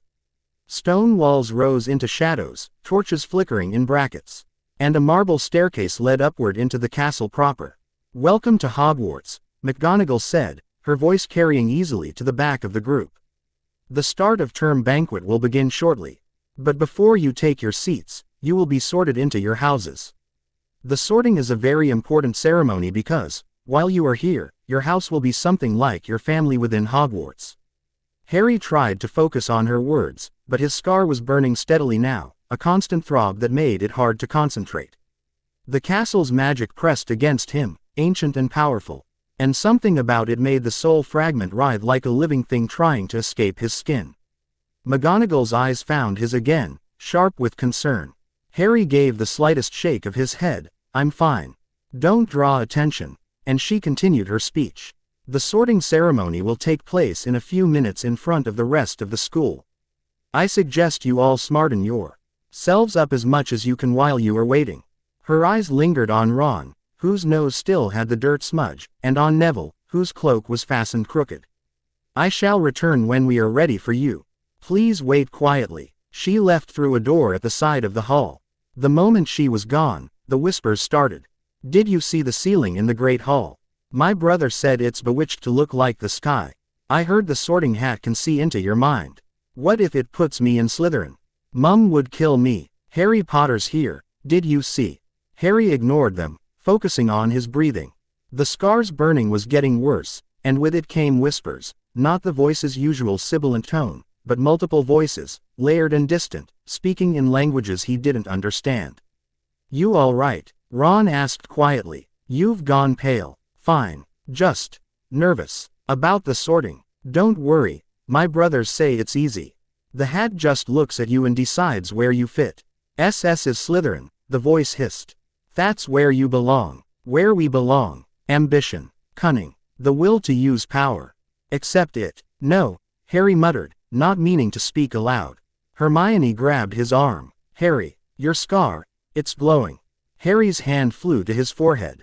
His scar was hot to the touch, and when he pulled his fingers away, they had a faint greenish tint, residue from whatever magic was reacting within him.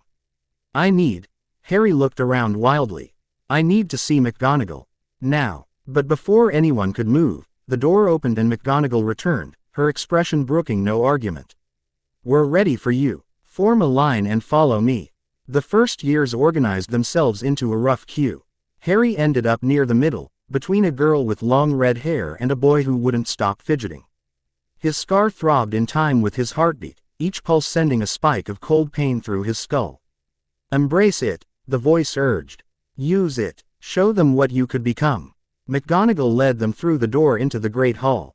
And Harry forgot his pain for a moment in sheer wonder.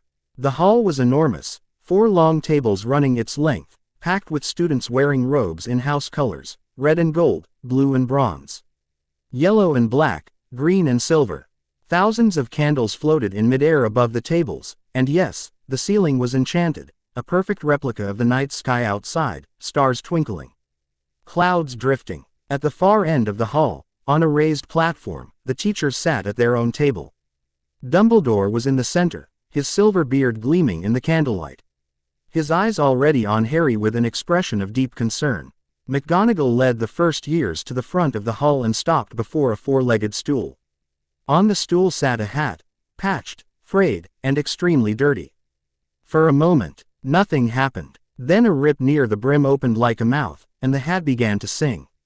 The song detailed the 4 houses, their qualities and founders, the importance of unity despite differences. Harry barely heard it over the roaring in his ears. His scar was burning like fire now, and the whispers had become screams, hundreds of voices all talking at once, pressing against his mind, trying to force their way in. The sorting began. McGonagall called names, students approached the stool, the hat was placed on their heads. Sometimes it decided immediately, Ravenclaw. Others it deliberated over for several minutes before announcing its choice. Granger. Hermione. Hermione practically ran to the stool, sitting with her back rigid, the hat engulfing her head. It took nearly 3 minutes. Harry could see Hermione's lips moving under the brim, apparently arguing with the hat, before it shouted, Gryffindor. Hermione hurried to the Gryffindor table, shooting Harry a nervous smile as she passed. More names. More sortings. Harry's vision began to blur at the edges, dark spots dancing across his sight. The soul fragment was doing something, reacting to the castle's magic in ways Healer Strout hadn't predicted, and Harry didn't know how much longer he could stay standing. Longbottom. Neville. The nervous boy stumbled to the stool, the hat taut. King forever before declaring him a Gryffindor. He ran to the table still wearing it and had to jog back to return it, the hall laughing good-naturedly. Malfoy. Draco. The hat had barely touched Malfoy's head before screaming, Slytherin. Malfoy swaggered to the green and silver table, looking smug. More names. The list was getting closer to P. Harry's knees buckled. He caught himself, but Ron noticed, steadying him with a hand on his elbow. Mate, you need a healer. I'm fine, Harry lied through gritted teeth. Potter. Harry. The whispers in the Great Hall died immediately. Every eye in the room fixed on Harry as he stumbled forward, not the confident walk he'd wanted, but he made it to the stool and sat. McGonagall's hands trembled slightly as she lifted the hat. Her eyes met his, asking a silent question. Harry gave the tiniest nod. I can do this, though he wasn't sure it was true. The hat descended, and the world exploded. Well, a voice said, not the soul fragment's voice, but something older, wiser, amused. This is unexpected. 2 souls, 2 minds, both vying for control. And such a damaged young soul you are, Harry Potter. So much pain, so much fear, and yet so much potential despite it all. Get out of my head, Harry thought desperately. I'm afraid I need to be in your head to sort you properly. Now, let's see. Plenty of courage, no doubt about that. Survived horrors that would break most adults. A good mind too, sharp, quick to learn, questioning. Loyal to those who've earned it, though slow to trust.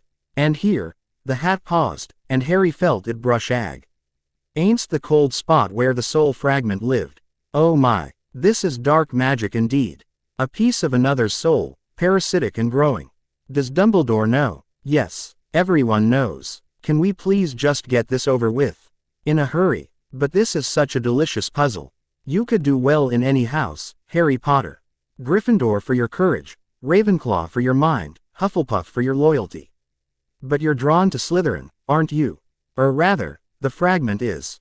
It recognizes the ambition there, the cunning, the determination to survive at any cost. I'm not going to Slytherin. Why not? Because a monster was a Slytherin. That's prejudice, Harry Potter, and you're better than that.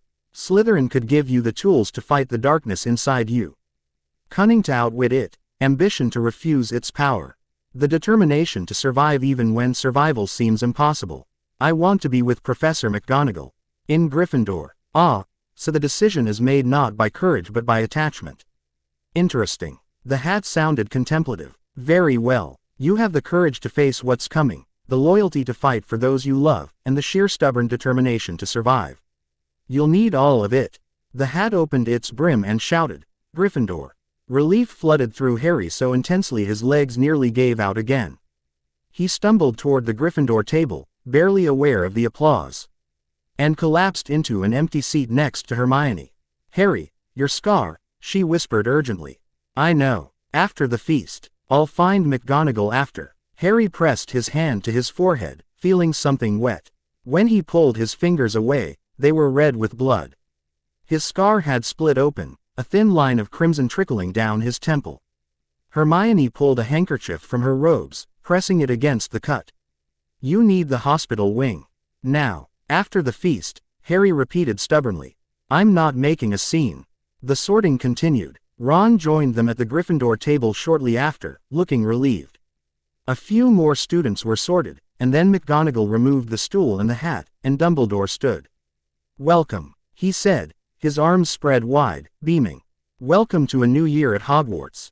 Before we begin our banquet, I would like to say a few words.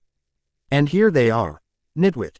Blubber. Oddment. Tweak. Thank you. He sat back down, and the hall erupted in laughter and applause. Harry might have found it funny if his skull wasn't splitting in half. Then the food appeared. Platters of roast beef, chicken, pork chops, sausages, bacon, and steak. Boiled potatoes, roast potatoes, chips, peas, carrots, gravy. Ketchup. The tables groaned under the weight of it all. Harry took a bread roll because Hermione insisted he eat something, but every bite tasted like ash. Around him, students chatted and laughed, asking him questions he answered on autopilot. The Weasley twins, Fred and George, impossible to tell apart, asked if it was true he could already perform Newt-level transfiguration. A girl named Lavender Brown wanted to know if he was dating anyone. A boy named Seamus Finnegan asked if McGonagall was strict at home. Harry answered as best he could while the voice screamed inside his head and his scar bled and the entire castle's magic pressed down on him like a physical weight. Finally, after what felt like hours, the food disappeared and desserts took its place. Harry couldn't even look at them. His vision had narrowed to a tunnel, dark at the edges, and he could feel himself swaying. Harry. Ron's voice seemed to come from very far away. Harry, mate, you're bleeding. The great hall tilted. Harry felt himself falling, heard someone shout his name, and then the darkness rose up to claim him. The last thing he heard before unconsciousness took him was the voice.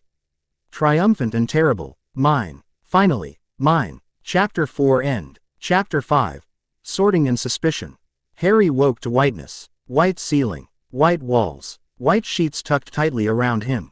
The sharp smell of antiseptic and something floral, dittany, maybe, or essence of myrtlap. His scar throbbed with a dull, distant ache, like someone had taken the fire out but left the bruise behind. The hospital wing. Had to be. Ah, you're awake. Good. I was beginning to worry.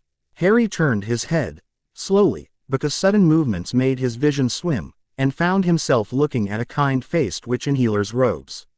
She was middle-aged, with graying hair pulled back in a practical bun and sharp eyes that missed nothing. Madame Pomfrey, she introduced herself, moving to his bedside with a vial of something purple.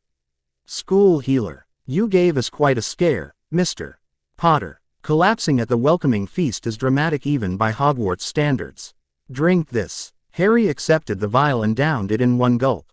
It tasted like berries and old socks, but warmth spread through his chest, easing aches he hadn't realized he had. What happened? You tell me. One moment you were sitting at the Gryffindor table. The next you were unconscious on the floor with your scar bleeding and your magic fluctuating wildly. Professor McGonagall carried you here herself. I haven't seen her that agitated in 20 years. Pomfrey's expression turned clinical. I've been monitoring you for 6 hours. Your magical core is stable now, but there was significant disruption. Almost like something was trying to force its way out. Harry's hand moved to his scar. The skin was tender but whole, no longer bleeding.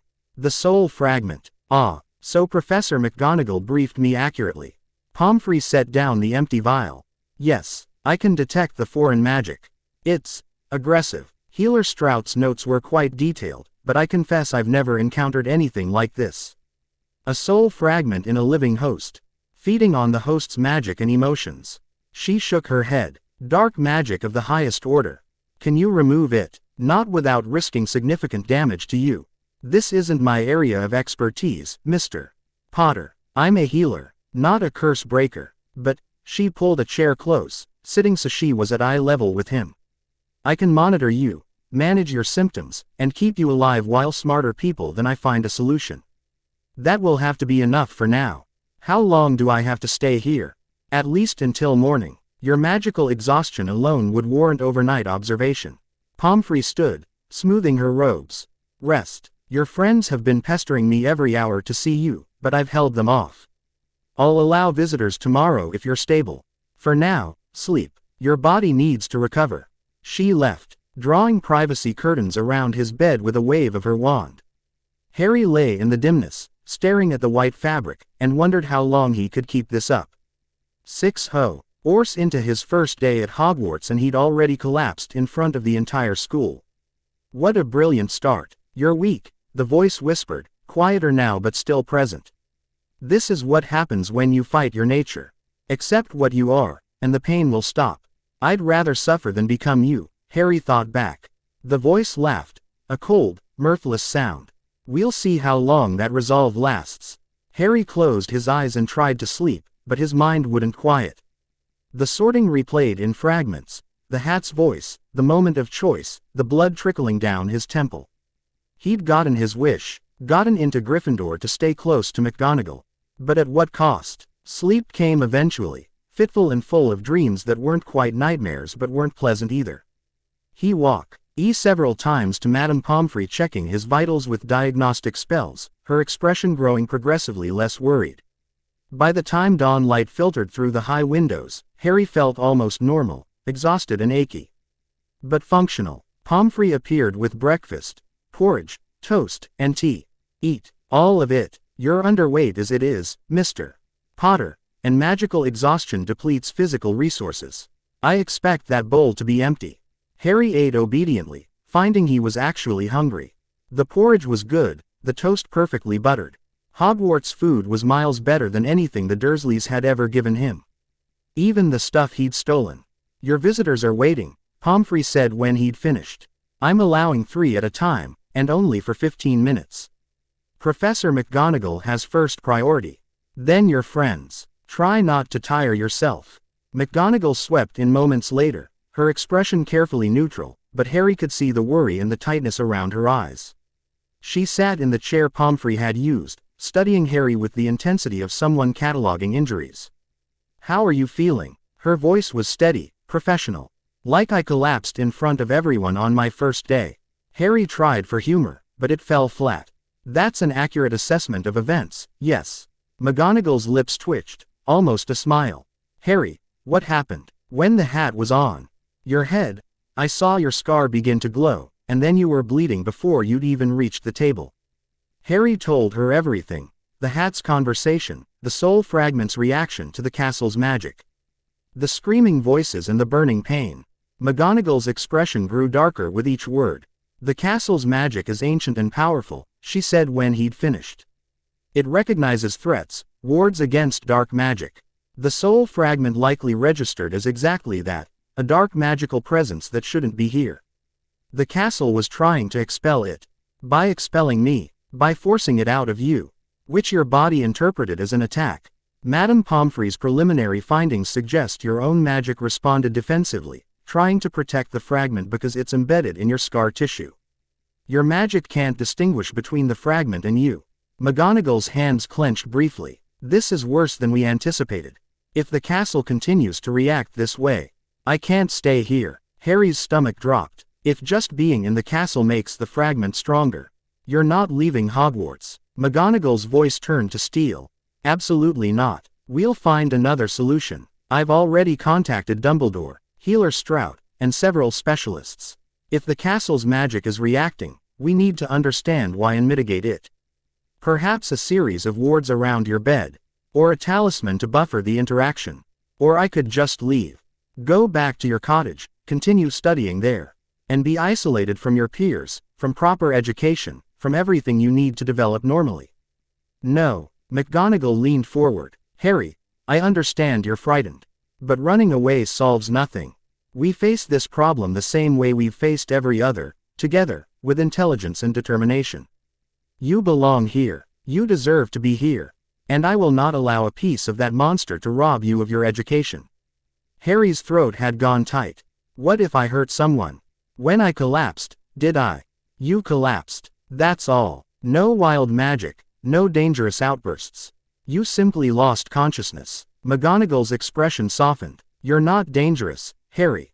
You're ill. There's a difference. A knock at the door interrupted them. Madame Pomfrey poked her head in. Professor, your time is up. The boy needs to see his friends before classes start. McGonagall stood, smoothing her robes. We'll speak more this evening. For now, attend classes if you feel able. If not, remain here and I'll bring your assignments. And Harry, she paused at the curtain. Welcome to Gryffindor. Try not to collapse again for at least a week. She left, and moments later, Ron and Hermione tumbled through the curtains, both talking at once. Thought you were dying. Your scar was glowing, Harry, actually glowing. McGonagall's face went absolutely white. Is it true you have a soul fragment attached to you? That last question, delivered in Hermione's penetrating voice, made both boys freeze. Who told you that? Harry asked carefully. I overheard McGonagall talking to Dumbledore outside the hospital wing last night. I was waiting to see you, and they were discussing magical signatures and parasitic soul magic and, Harry, is it true? Do you have part of you know who inside you? Ron had gone pale. That's dark magic. Illegal dark magic. It wasn't voluntary, Harry snapped.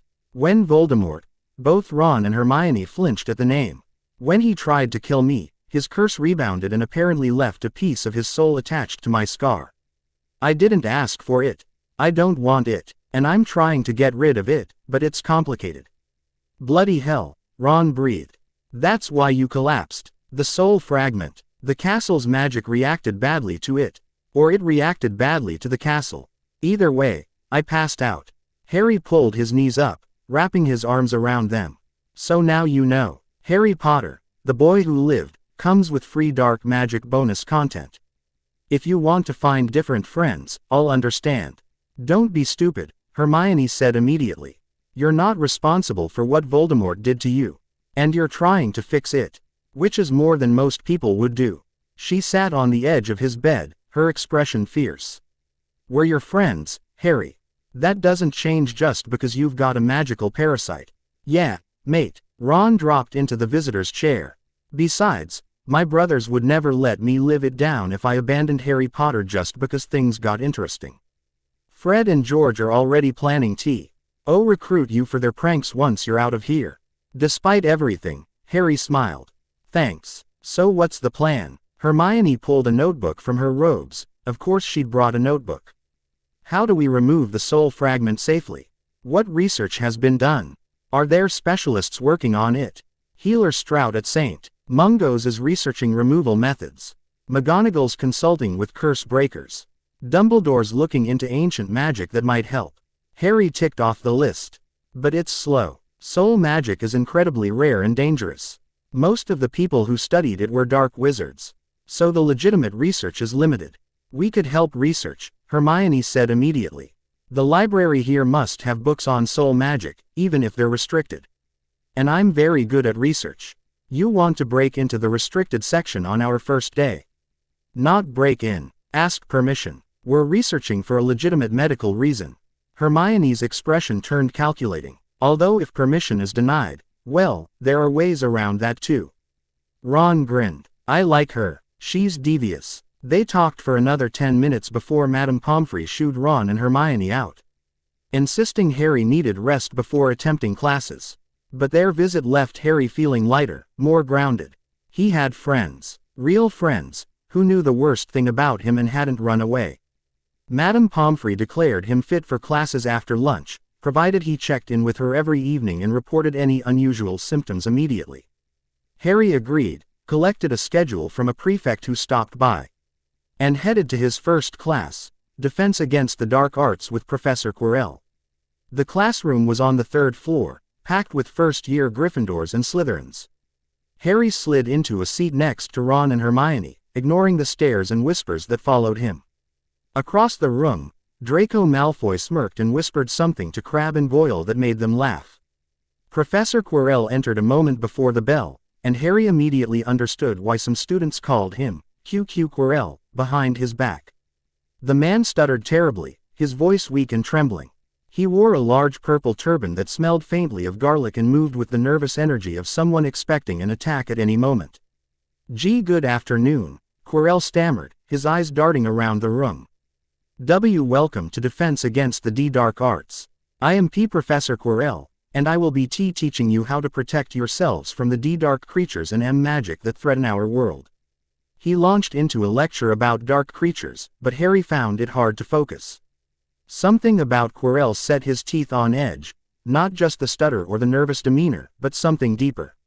His scar had begun to ache the moment Quirrell entered the room, a low throb that intensified whenever the professor looked in his direction. He's afraid, the voice whispered. But not of the students. Of something else. Something he carries. Harry pushed the voice down, but the observation stuck.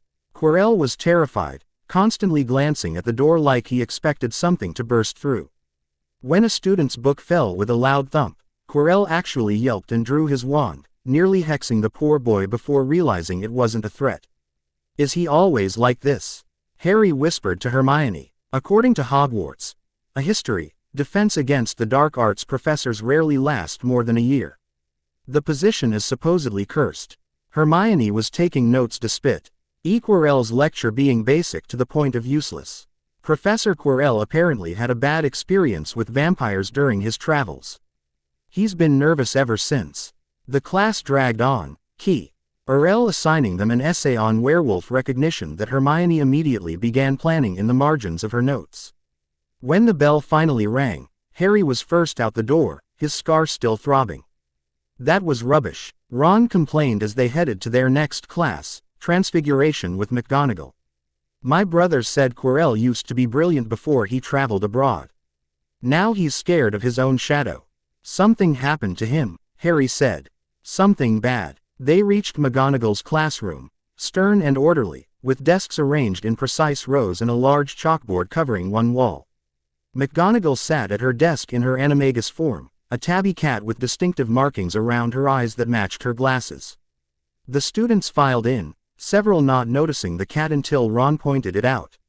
When everyone was seated, McGonagall leapt off the desk and transformed midair, landing on her feet as a human and drawing gasps from half the class.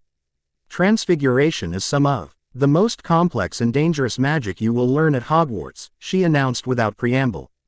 Anyone messing around in my class will leave and not come back. You have been warned. She turned a desk into a pig and back again, demonstrating the kind of magic they'd eventually learn. Then she handed out matches and instructed them to begin turning them into needles. It should have been easy for Harry. He'd been doing this for months. But his concentration was shot, his magic still unstable from last night's collapse. His first attempt made the match smoke. His second turned it into something that was part wood, part metal. And entirely wrong. McGonagall appeared beside his desk. Mr. Potter, a word after class, please. She moved on, correcting other students' technique, but Harry felt the weight of her concern. He managed a passable needle on his 10th try, though it reverted after 30 seconds. Around him, other students were struggling. Ron's match had caught fire, Hermione's had become a needle but was still slightly wooden at one end, Neville's had exploded into splinters. Only Hermione succeeded in creating a proper silver needle by the end of class. McGonagall awarded Gr. Gryffindor 5 points and dismissed everyone except Harry. Close the door, she instructed once the last student had left. Harry did, then returned to stand before her desk. McGonagall had sat down, her expression carefully neutral.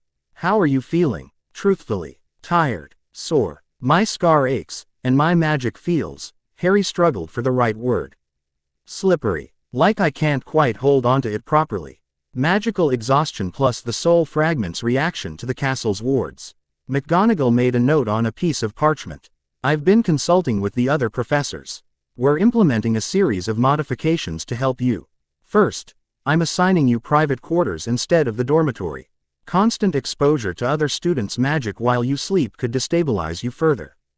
Private quarters, but, are necessary for your health and safety. The room is in Gryffindor Tower, so you're not being isolated from your house, just given space to recover each night. McGonagall's tone brooked no argument. Second, I'm scheduling weekly private lessons with me to help you regain control of your magic. We'll work on stabilization techniques, shielding, and basic occlumency to keep the soul fragment from overwhelming you. What if I can't control it? What if it takes over during class and I hurt someone? Then I'll stop you, as will Dumbledore, and Snape, and every other professor in this castle. You're not alone in this, Harry. McGonagall's expression softened. But I don't believe it will come to that. You've been fighting this thing for months.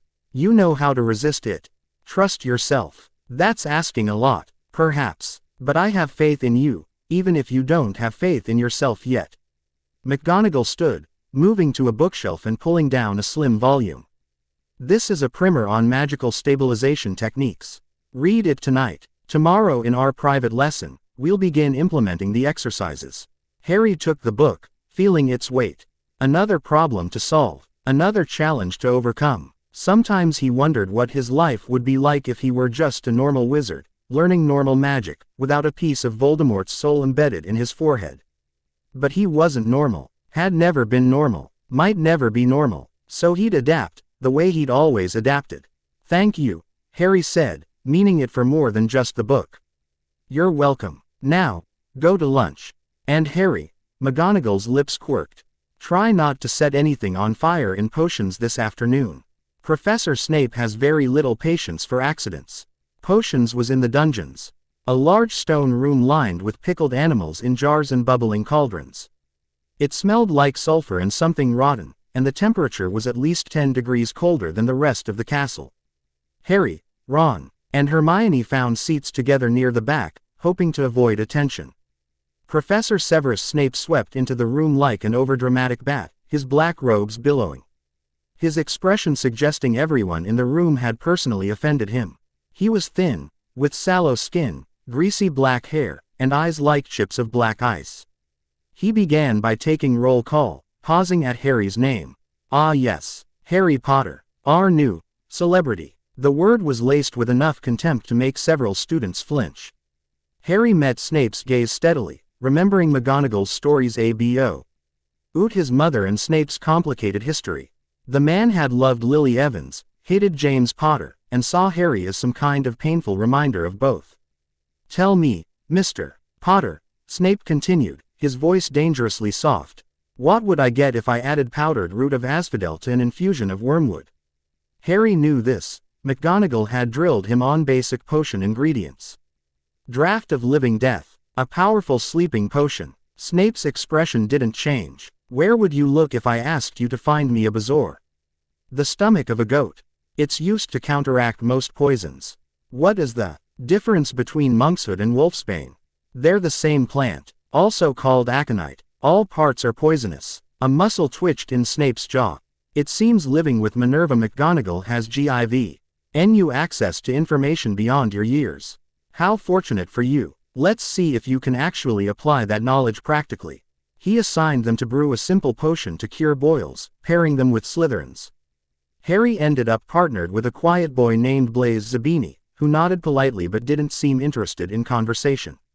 They worked in silence, Harry following the instructions precisely while Snape prowled the classroom, criticizing everyone's work with equal disdain. When he reached Harry and Blaise's cauldron, he stared at it for a long moment, clearly looking for something to criticize. The potion was perfect, the correct shade of blue, bubbling at exactly the right consistency, no chunks or residue. Adequate, Snape finally said, which was apparently high praise, based on the shocked looks from the Slytherins. He moved on, and Harry let out a breath he hadn't realized he'd been holding. He really hates you, Blaise observed quietly. But your potion is perfect, so he can't say anything. Why does he hate me? Your father, probably. Professor Snape was at Hogwarts same time as your parents. The rumor is they didn't get along. Blaise added crushed beetles to his side of the potion. Don't take it personally. Snape hates everyone except maybe the Slytherins, and even then it's more tolerance than actual affection. Across the room, Neville's cauldron exploded. The potion splashed across the floor, sending students scrambling back, and Neville himself got drenched, angry red boils erupting across his arms and face. Snape descended on him like a vengeful crow, taking points from Gryffindor and assigning detention while simultaneously vanishing the spilled potion and sending Neville to the hospital wing. That could have been me, Ron muttered. I was one wrong ingredient away from disaster. Follow the instructions exactly, Hermione hissed. Potions require precision. You can't just throw things in and hope for the best. They survived the rest of the class without further disasters. When the bell rang, Snape assigned them an essay on the 12 uses of dragon's blood and dismissed them with a sneer. Well, Ron said as they escaped the dungeons, that was terrifying. Does Snape always look like he wants to murder everyone? Apparently yes, Harry said. But at least he's not as scared as Quirrell. They had dinner in the Great Hall. The enormous room now familiar instead of overwhelming. Harry sat with his back to the wall, a habit from the streets, and watched the other students. The Weasley twins stopped by to ask if Harry wanted to help them test some experimental sweets on first years. A prefect named Percy Weasley lectured Ron about proper behavior. Hermione argued with a Ravenclaw about the proper pronunciation of a levitation charm. It was normal, wonderfully, perfectly normal. Then Harry's scar began to burn. Not the dull throb he'd gotten used to, but a sharp, searing pain that made his vision white out at the edges. He gasped, his hand flying to his forehead, and felt something cold and alien press against his mind. Look, the voice commanded. Look. Harry's head turned involuntarily, his eyes drawn to the staff table. Professor Quirrell sat at the far end, picking at his food, his turban slightly askew. And as Harry watched, unable to look away, Quirrell's head turned. Their eyes met across the hall. The pain in Harry's scar intensified to agony. Images flooded his mind. Not his memories, but someone else's. A dark forest, a unicorn, silver and beautiful, lying dead with its blood staining the ground. A cloaked figure drinking that blood, its face hidden but its presence unmistakably evil. Red eyes gleaming in the darkness. A voice like shattered glass. Soon I will have a body again. Har. Rai broke the eye contact with a physical effort, the connection severing like a snapped string. The images vanished, leaving him gasping and shaking. Harry. Hermione's hand was on his arm. Harry, what happened? Your scar. Quirrell. Harry managed. Something's wrong with Quirrell. Something. I saw. He couldn't explain what he'd seen, couldn't put into words the wrongness of it, the evil that had brushed against his mind. We need to tell McGonagall, Hermione said immediately. Tell her what? That I had a vision. That Quirrell looked at me and I saw things. Yes, that's exactly what you tell her. Hermione's expression was fierce. Harry, you have a piece of Voldemort's soul in your head. If it's showing you things, that's important. That's not just random nightmares, that's a connection. A magical connection. Ron had gone pale. You think you know who is somehow connected to Quirrell. I don't know, but we need to find out. Harry stood, his legs unsteady. I'm going to McGonagall, now. He left the Great Hall. Hermione and Ron following, and headed for McGonagall's office. The corridors were confusing. Staircases that moved, doors that weren't always where you left them, Sue. Bits of armor that shouted advice as you passed. But they found the office eventually, Harry knocking before he could lose his nerve. Enter. McGonagall sat at her desk, grading papers. She looked up, saw Harry's face, and immediately set down her quill. What happened? Harry told her everything. The burning scar, the forced vision, the images of the unicorn and the cloaked figure and the red eyes promising to return. McGonagall's expression grew progressively darker. A connection, she said when he'd finished. The soul fragment is creating a connection between you and Voldemort. Or whoever is carrying a piece of him. You think it's Quirrell? Ron asked. I think it's possible. Albus has suspected for some time that Voldemort might attempt to return through various means. A possession would be one method. McGonagall stood, moving to her fireplace. I need to contact the headmaster immediately. Harry, return to your dormitory. No. Harry's voice was firm. If Quirrell is connected to Voldemort, if there's a piece of him here in the castle, I need to know. I deserve to know. McGonagall studied him for a long moment. You're 11 years old, and I'm the one with Voldemort's soul fragment attached to my scar. That makes this my problem as much as anyone's. He's right, Hermione said quietly. This affects Harry directly. He should be involved in the discussion. McGonagall's jaw tightened, but she nodded. Very well, but you will let the adults handle the actual investigation. Is that understood? Yes, Professor. McGonagall threw flow powder into the fire, and moments later, Dumbledore's head appeared in the flames, his expression grave even in miniature. Minerva, what's happened? McGonagall explained quickly, her words precise and clinical. When she finished, Dumbledore was silent for a long moment. Quirinus, he finally said. I had hoped I was wrong. You suspected. McGonagall's voice could have frozen fire. I had concerns. Quirinus returned from his travels changed. Nervous, secretive. His magic somehow different. But I had no proof, and I believed having him here where I could observe him was safer than leaving him free to work for Voldemort elsewhere. Dumbledore's eyes found Harry. Harry, this connection you experienced, could you initiate it voluntarily? Focus on Quirrell and see what he's thinking. I don't know. I've never tried. Don't. Dumbledore said firmly. If Voldemort or a piece of him is possessing Quirinus, attempting to connect deliberately could alert him to your awareness. Worse, it could allow him to access your thoughts as easily as you access his. Quote, so what do we do? Harry asked. We watch, we wait, and we prepare. Dumbledore's expression was grim. Minerva, increase security around the third-floor corridor. Double the wards on the restricted areas. And Harry, his eyes were impossibly sad. I'm sorry. You should be worrying about homework and Quidditch, not dark wizards and soul fragments. But since that's not the reality we inhabit, I need you to be careful. Avoid Quirrell when possible. If you experience another vision, report it immediately. And trust no one except Minerva and myself with this information. What about Ron and Hermione? They already know. Then impress upon them the absolute necessity of secrecy. If word spreads that we suspect Quirrell, he, or the thing controlling him, may act rashly. Dumbledore's head began to fade.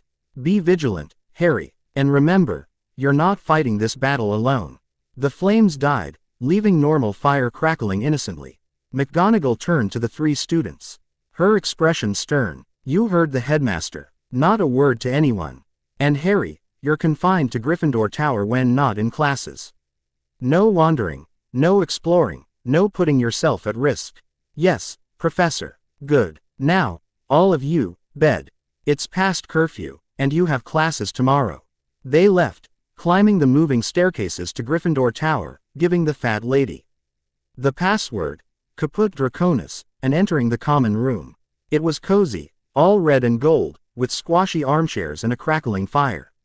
A few older students looked up as they entered, then returned to their homework or conversations.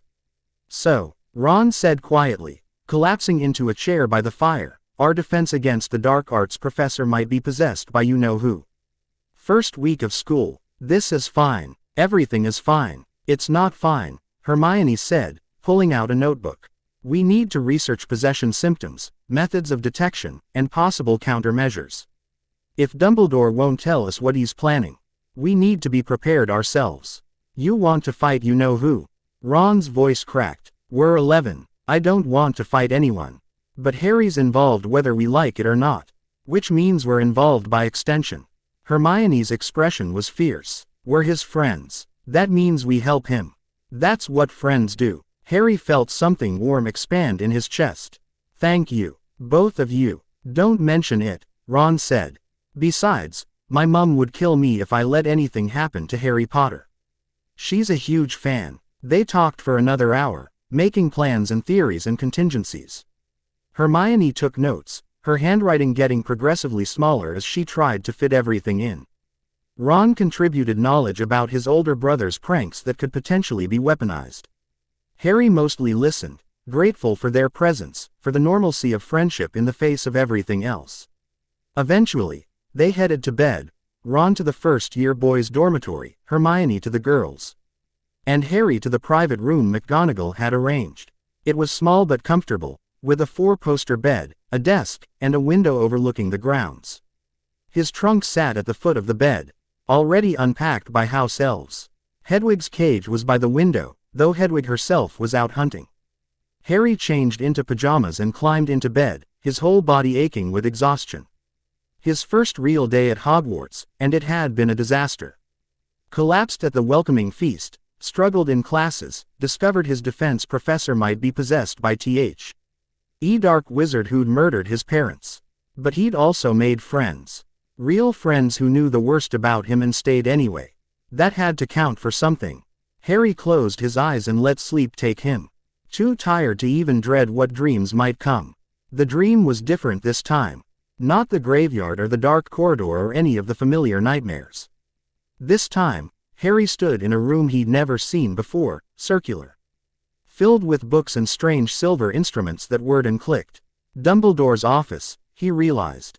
He'd never been there, but somehow the soul fragment knew it. Quirrell stood before Dumbledore's desk, his turban removed, and what Harry saw made his stomach turn. The back of Quirrell's head was misshapen, wrong, and as Harry watched, the skin rippled. A face pressed against it from the inside, flat, snake-like, with red eyes and slits for nostrils. Voldemort, or what was left of him. Yes, the face hissed. Soon I will have the SS's stone. Soon I will have a body. And then, Harry Potter. I will come for what is mine. The red eyes focused on Harry, and he realized with horror that this wasn't just a dream. Voldemort could see him, could sense his presence in the vision. There you are, Voldemort whispered. My accidental Horcrux. My unwitting anchor to this world. When I return, we will become one. Your body, my soul. Together, we will be unstoppable. Harry tried to scream, to run, to do anything, but the dream held him fast. Voldemort's laughter echoed through the office, cold and terrible, and then Harry woke to someone shaking his shoulder. McGonagall stood beside his bed, her wand lit, her expression terrified. Harry, your scar, it's bleeding again. And you were speaking Parseltongue. What? Parseltongue. The language of serpents. A rare gift, usually associated with dark wizards. McGonagall pressed her wand to his forehead, and cool relief flooded through him. What did you see? Harry told her about the dream, about Voldemort's face on the back of Quirrell's head, about the stone Voldemort wanted. McGonagall's face went gray. The Philosopher's Stone, she breathed. Albus has been hiding it here, thinking it would be safe. But if Voldemort knows, what's the Philosopher's Stone? An alchemical creation that produces the elixir of life. Whoever drinks it becomes immortal. McGonagall's hands were shaking. Nico. Los Flamel created it 600 years ago. Albus has been protecting it because several dark wizards have tried to steal it over the years. But if Voldemort gets it, if he uses it to create a new body, he'll be unstoppable. Harry finished. McGonagall stood, her expression hardening with resolve. I'm waking Albus. Stay here. Don't leave this room for any reason. And Harry. She paused at the door. If Voldemort spoke to you directly through the connection, if he knows you can see his plans, he may try to use that against you. Guard your mind. Don't let him in. She left, and Harry sat in the darkness, his scar throbbing. His mind racing. Voldemort was here, in the castle, possessing Quirrell, searching for the Philosopher's Stone, planning to return to full power. And Harry, whether he wanted to or not, was caught in the middle. He touched his scar, feeling the heat of it, and wondered how much longer he could keep fighting before the soul fragment consumed him completely. Outside his window, clouds covered the moon, and the castle settled into an uneasy darkness. Somewhere in the dungeons or the restricted corridors, Quirrell walked with Voldemort's face on the back of his head, searching for the stone that would bring the Dark Lord back. And Harry, 11 years old and terrified, was the only one who could see him coming. Chapter 5 End. Chapter 6. Friendship and Investigation. Harry didn't return to sleep that night. He sat at his desk, watching the sky lighten through his window, and tried to process everything. Voldemort was alive, if you could call that living, parasitically attached to Quirrell's skull. The Philosopher's Stone was hidden somewhere in Hogwarts, and Harry's scar was acting as an unwilling surveillance system, feeding him visions he didn't want and couldn't control. McGonagall returned at dawn with a breakfast tray and dark circles under her eyes. "Albus is investigating Quirrell as we speak," she said, setting down eggs and toast Harry had no appetite for. Discreetly. "If Voldemort suspects we know, he may act rashly. In the meantime, you're excused from defense against the dark arts classes." "Won't that look suspicious?" "I don't care how it looks. I'm not putting you in a room with a possessed professor who has direct access to the thing trying to steal your body." McGonagall's voice was iron. "You'll use that time for independent study in the library or additional tutoring with me. Are we clear?" "Yes, Professor." "Good. Eat. You have herbology first thing, then charms, then lunch. I'll meet you after classes for our first private lesson." She moved toward the door, then paused. "Harry, what Voldemort said in the vision, about making you become one. He wants to possess me," Harry finished quietly. "Use my body as a vessel since his own is destroyed. The soul fragment makes me a perfect target." McGonagall's expression was anguished. "That will not happen. I will die before I let that monster touch you again." "Professor, I mean it." Her voice cracked slightly. "You've suffered enough because of him. No more. Not while I draw breath." She left before Harry could respond, and he sat staring at his untouched breakfast, something tight in his chest. No one had ever fought for him like this. The Dursleys had seen him as a burden. On the streets, he'd been invisible. But McGonagall would fight Voldemort himself to keep Harry safe. Harry forced himself to eat. He'd need his strength for what was coming. Herbology was taught by Professor Sprout, a dumpy little witch with patched robes and dirt permanently under her fingernails. The greenhouse was warm and humid, filled with plants that moved, sang, or occasionally tried to bite students who got too close. Harry found himself partnered with Neville Longbottom, who'd recovered from his potion accident but still had a few lingering boils on his arms.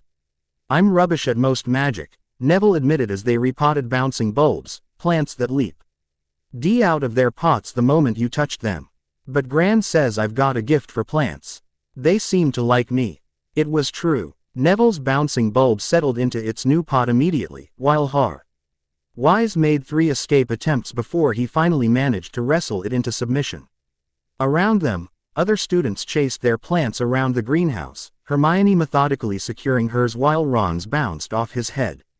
"Have you always been good with plants?" Harry asked, grateful for the distraction from darker thoughts.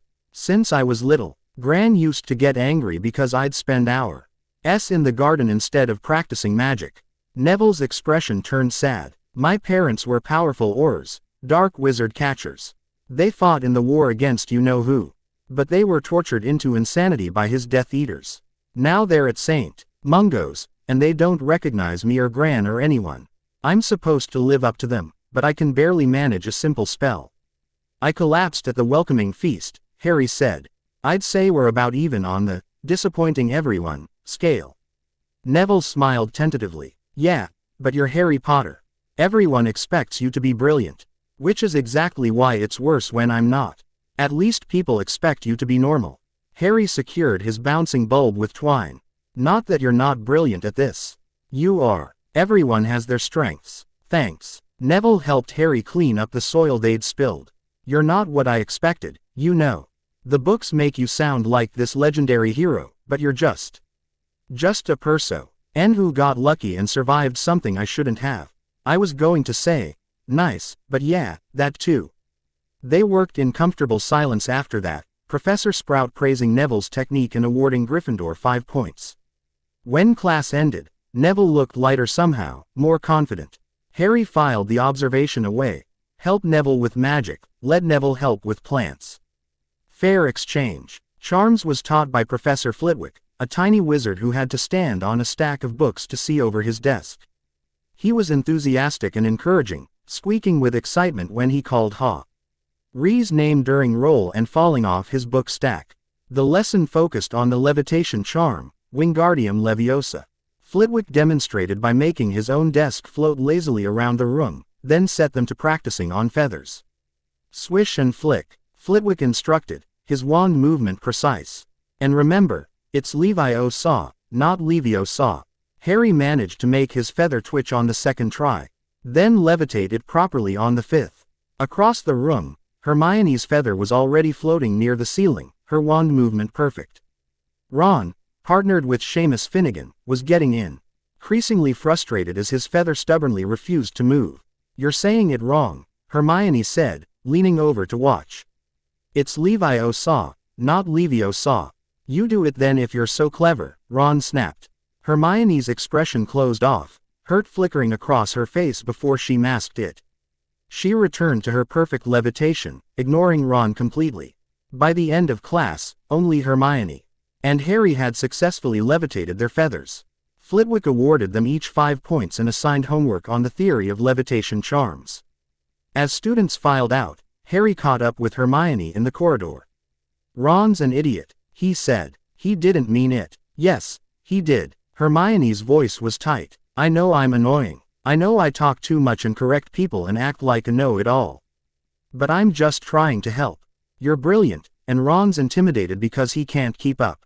That's not your fault. Harry shifted his bag. For what it's worth, I'd rather have someone who you ally cares about learning than someone who just wants to coast through. Thanks. Hermione's expression softened. Are you going to lunch? Yeah. Want to sit together? We can start researching possession symptoms. Her eyes lit up. I already started. I found 3 books in the library about dark magic and possession. They're all restricted, but I convinced Madame Pants I needed them for a defense essay, which isn't technically a lie since we are researching defense against possessed professors. They headed to the Great Hall, collecting Ron along the way despite the lingering tension from charms. The 3 of them claimed a spot at the Gryffindor table, and Hermione pulled out her notes, handwriting tiny and cramped to fit maximum information on each page. Possession symptoms, she read quietly, include erratic behavior, memory loss, aversion to certain magical objects like mirrors, difficulty with spells the possessed person previously mastered, and physical changes like weight loss or unusual marks. Also, possessed individuals often avoid direct sunlight and prefer cold environments. Quirrell wears a turban constantly, Harry said. Hides the back of his head where Voldemort's face is. And his classroom is freezing. I thought it was just because it's near the dungeons, but maybe it's deliberate. He's also terrified all the time, Ron added. Which makes sense if you've got who literally on the back of your head criticizing your every move. The question is, what's Dumbledore doing about it? Hermione tapped her quill against her notes. If he knows Quirrell is possessed, why not just arrest him? Or exorcise Voldemort? There are rituals. Too dangerous, Harry said, remembering McGonagall's warnings. If they try to force Voldemort out of Quirrell, he might jump to another host. Or he might kill Quirrell out of spite. Dumbledore probably wants to contain him first, then remove him safely. While he's searching for the Philosopher's Stone, Hermione said grimly. So we're in a race. Dumbledore trying to protect the stone, Voldemort trying to steal it, and you caught in the middle getting visions of the whole thing. Harry pushed his shepherd's pie around his plate. His appetite gone. McGonagall said the stone is hidden somewhere in the castle. If we knew where, we could help guard it. Or we could accidentally lead Voldemort right to it, Ron pointed out. Harry, your scar is connected to him. What if he can see what you see? What if going near the stone just tells him exactly where it is? That thought hadn't occurred to Harry, and it made his blood run cold. Then I need to stay away from it completely. Which means we need to figure out where it's hidden so I can avoid that area. The 3rd floor, Hermione said immediately. Remember at the start of term feast. Dumbledore said the third-floor corridor on the right-hand side is forbidden to anyone who doesn't wish to die a most painful death. That's where the stone must be. That's a rubbish hiding place if he announced it to the whole school, Ron said. It's a rubbish hiding place if you announce it, Hermione corrected. But if you're Dumbledore, you announce it so students stay away. Then you fill it with traps and protections that only a dark wizard actively looking for something would trigger.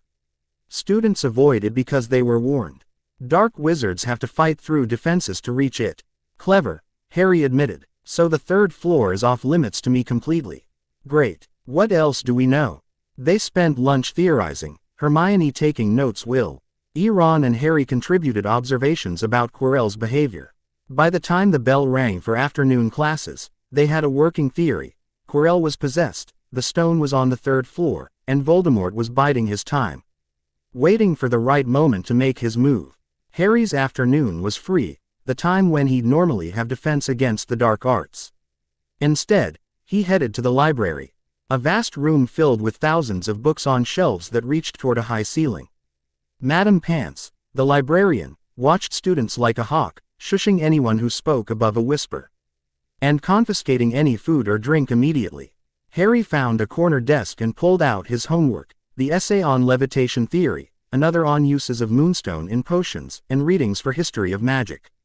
But his mind kept drifting to the third-floor corridor, to Quirrell and Voldemort, to the soul fragment burning cold in his scar. Distracted, Potter. Harry looked up to find Draco Malfoy standing over him, smirking.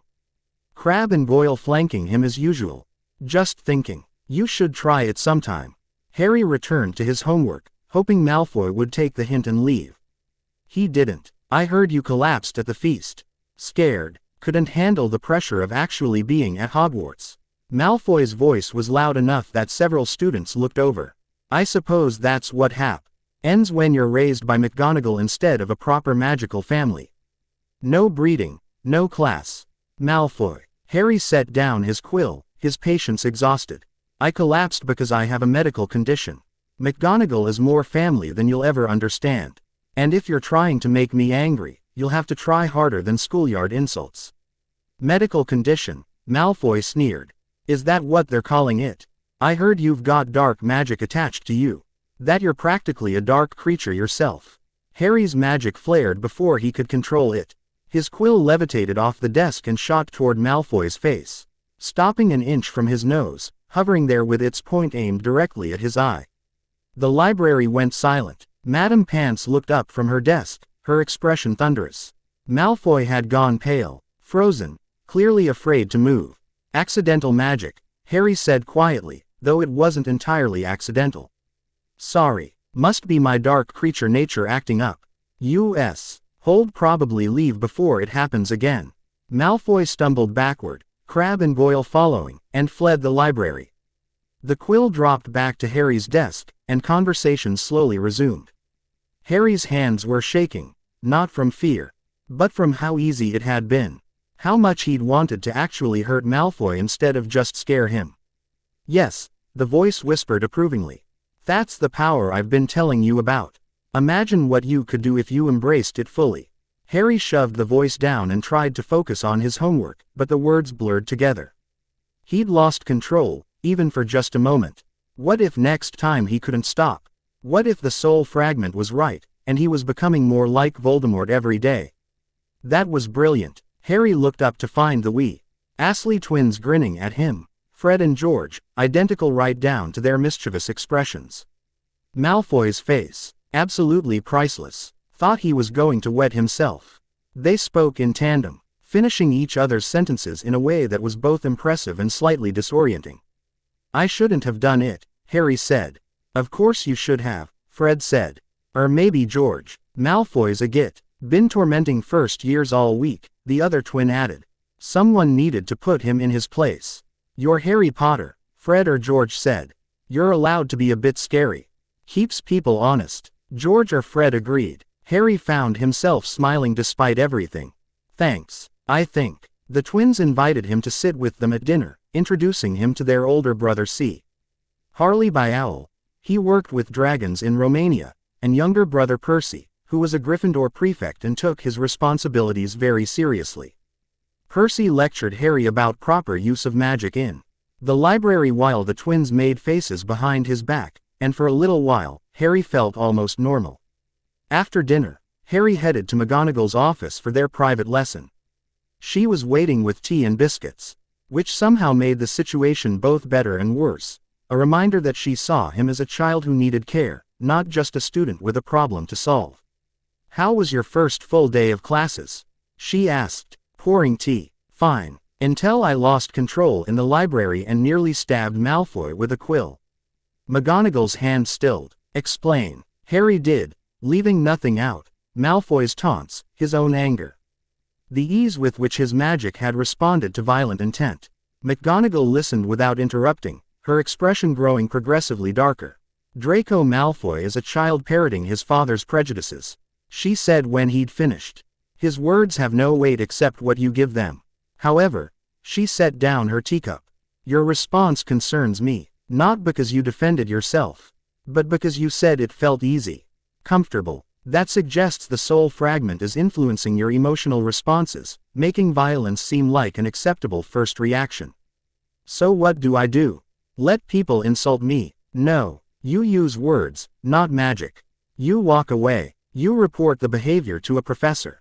McGonagall's gaze was steady. "Harry, I know you survived years of abuse by becoming hard, by learning to fight back before anyone could hurt you.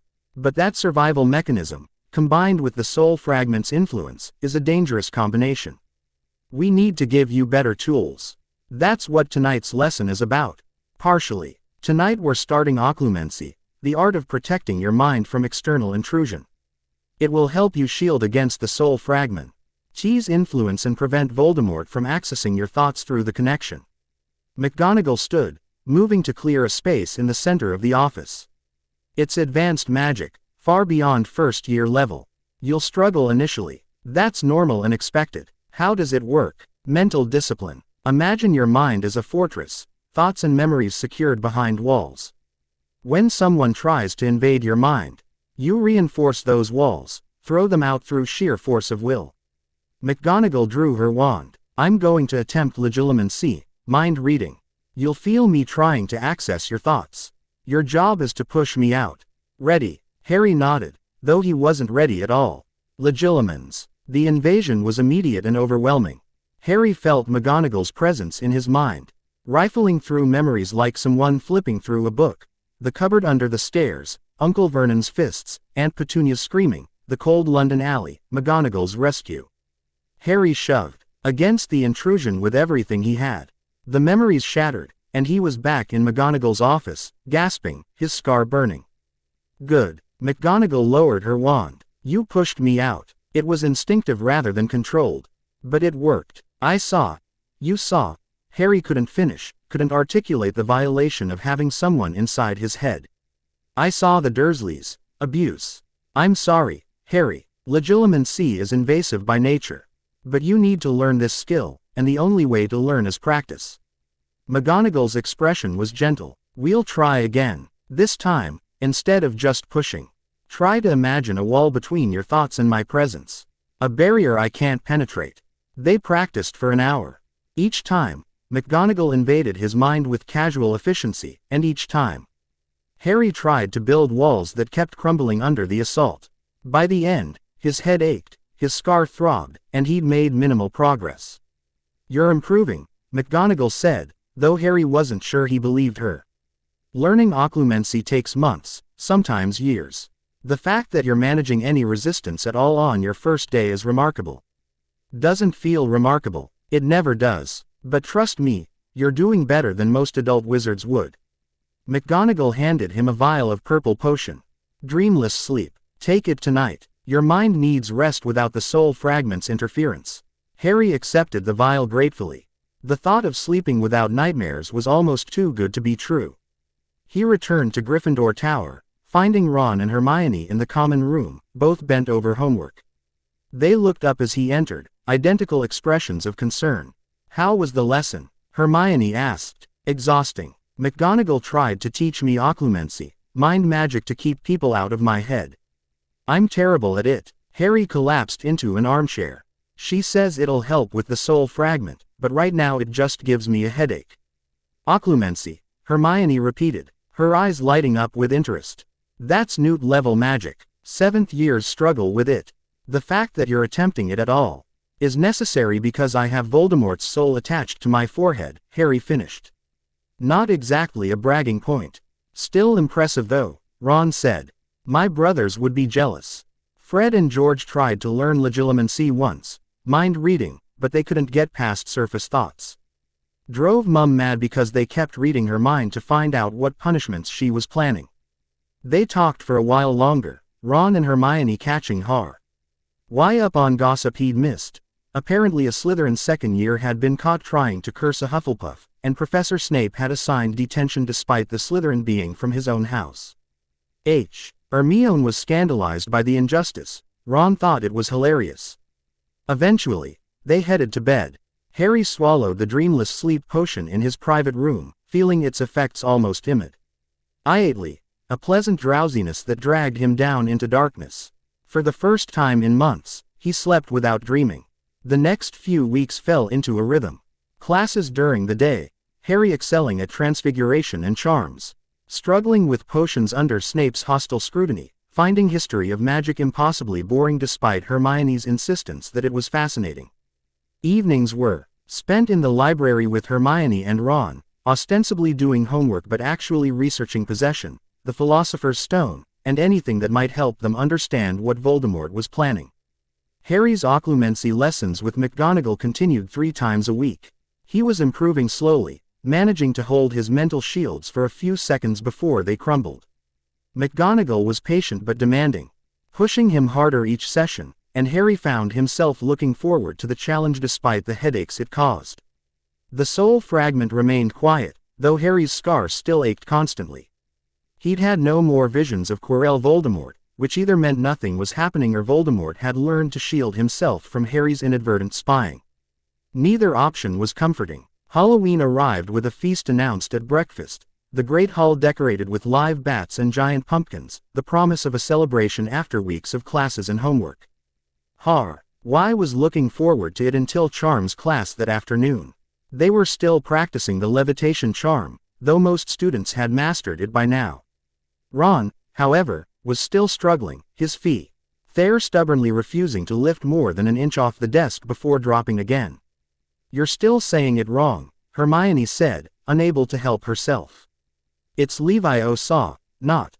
I know how to say it. Ron snapped. Maybe if you stopped correcting everyone every 5 seconds, we could actually concentrate.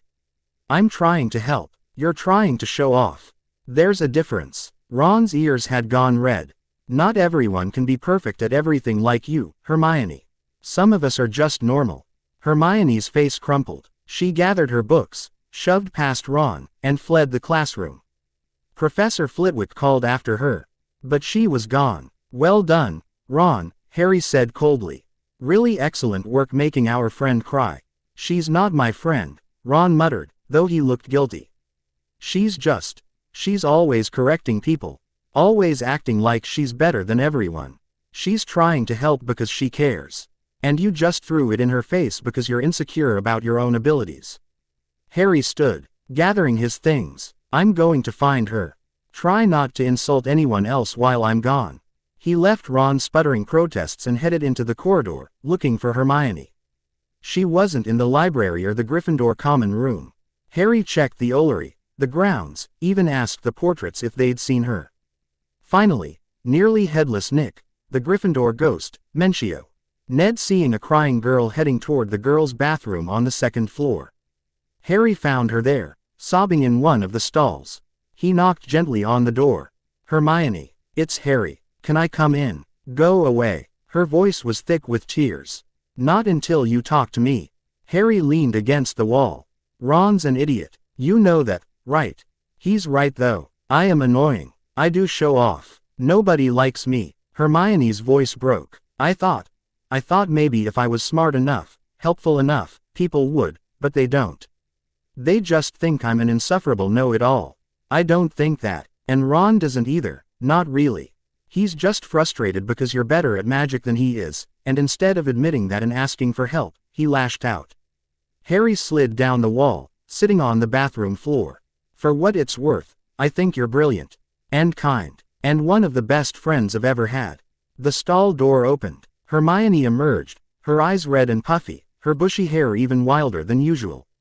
She sat beside Harry, pulling her knees up to her chest. I've never had friends before, she admitted quietly.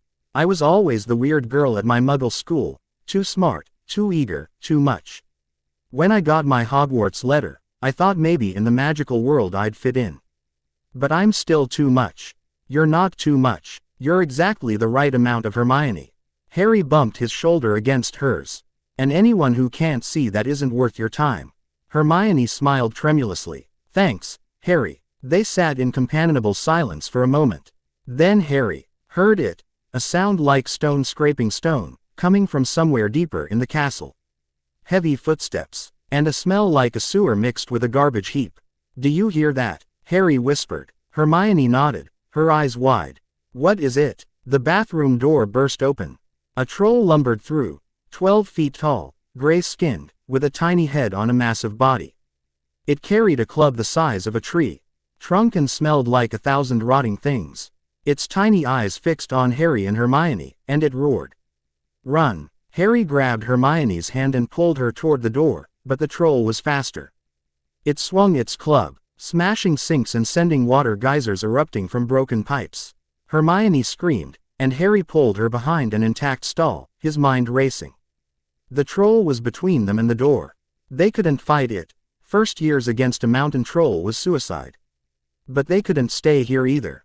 The troll was destroying the bathroom systematically, and eventually it would corner them. Harry's wand was in his hand, though he didn't remember drawing it. What spells did he know that could stop a troll? The levitation charm wouldn't work on something that heavy. Lumos would just annoy it. He needed Hermione. Harry had an idea. Can you distract it? Get it to look away from me. How? I don't know. Throw something. Make noise. Just get its attention. Hermione grabbed a piece of broken sink and hurled it at the troll's head. It bounced off harmlessly, but the troll turned, grunting in confusion. Harry stepped out from cover and pointed his wand at the troll's club. Wingardium Leviosa. The club was heavy. Too heavy, really, but Harry poured everything he had into the spell. The club lifted slowly, rising from the troll's hand. The troll looked up, confused, as its weapon floated above its head. Harry released the spell. The club dropped like a stone, hitting the troll directly on its tiny skull with a sickening crack. The troll swayed, its eyes rolling back, and then collapsed with a crash that shook the floor. Silence. Harry and Hermione stared at the unconscious troll, then at each other, both breathing hard. Did we just, Hermione started, knock out a mountain troll? Yeah. Harry's legs felt like water. We should probably. The bathroom door burst open again. McGonagall ran in, followed by Snape and Quirrell.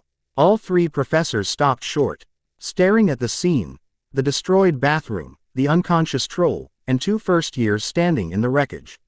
What on earth? McGonagall's voice was deadly quiet. Potter, Granger, explain. Now. Harry opened his mouth to speak, but Hermione cut him off. It's my fault, Professor McGonagall. I read about trolls in Monster Book of Monsters and thought I could handle one on my own. I went looking for it to test my knowledge. Harry came to find me, and she gestured at the troll. We didn't mean to knock it out. It just happened. It was a terrible lie, transparent and ridiculous. McGonagall's expression said she didn't believe a word of it. Is this true, Mr. Potter? Harry could tell the truth. That Ron had made Hermione cry, that they'd been in the bathroom by pure chance when the troll found them. But that would get Ron in trouble and make Hermione feel worse. So he backed up her lie. Yes, Professor. Hermione thought she could handle it, and I didn't want her to get hurt, so I followed her. We didn't think it would actually find us. McGonagall's lips had pressed into a thin line. Miss Granger. Seeking out a mountain troll is one of the most foolishly dangerous things I have ever heard. 5 points from Gryffindor in detention for a month. Mr. Potter, allowing her to do so and not immediately reporting it to a professor is nearly as foolish. 5 points from Gryffindor in detention. Snape was studying them with his usual suspicion. How did 2 first years manage to defeat a fully grown mountain troll? The levitation charm, Professor, Harry said. We dropped its club on its head. First year magic against a creature that requires trained wizards to subdue. Snape's voice dripped with skepticism. How fortunate that you're so advanced, Potter. Or perhaps, McGonagall said coldly, Mr. Potter used the skills I've been teaching him to protect himself and his friend when faced with mortal danger. Would you prefer he'd died properly like a normal first year, Severus? Snape's jaw tightened, but he said nothing.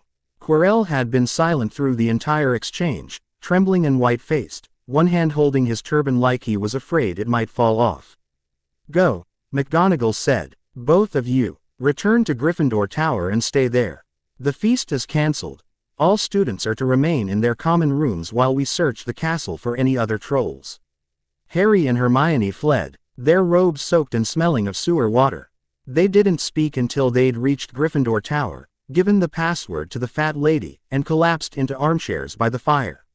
Ron came over immediately, his expression stricken. I heard what happened. Are you two all right? We're fine, Hermione said. Though I lost 5 house points and got detention because of you. Because of me. If you hadn't made me cry, I wouldn't have been in the bathroom when the troll found us. Hermione's voice was sharp. So yes, because of you. Ron went pale. I'm sorry. I'm really, really sorry. I was a git, and I said things I didn't mean, and you almost died because of it. We didn't almost die, Harry said, though that wasn't entirely true. We knocked out a troll. Which was completely terrifying and I never want to do again. You knocked out a troll. Fred's voice came from behind them. Or maybe George's. A mountain troll, Hermione added. The common room erupted. Within minutes, half of Gryffindor Tower had gathered around, demanding details. Harry and Hermione told the story, edited to make it sound less terrifying and more heroic, while Ron sat quietly, looking miserable.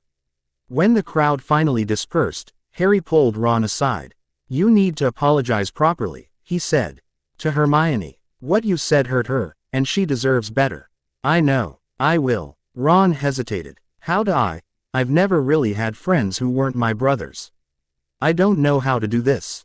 Start with, I'm sorry, and go from there. Hermione's brilliant and loyal and brave. She just needs to know you see that. Harry clapped Ron on the shoulder. And maybe work on your levitation charm. If you'd been there, you could have helped knock out the troll. Ron smiled weakly. Yeah, maybe. That night, lying in his bed after taking the dreamless sleep potion, Harry reflected on the day. They'd survived a mountain troll, barely.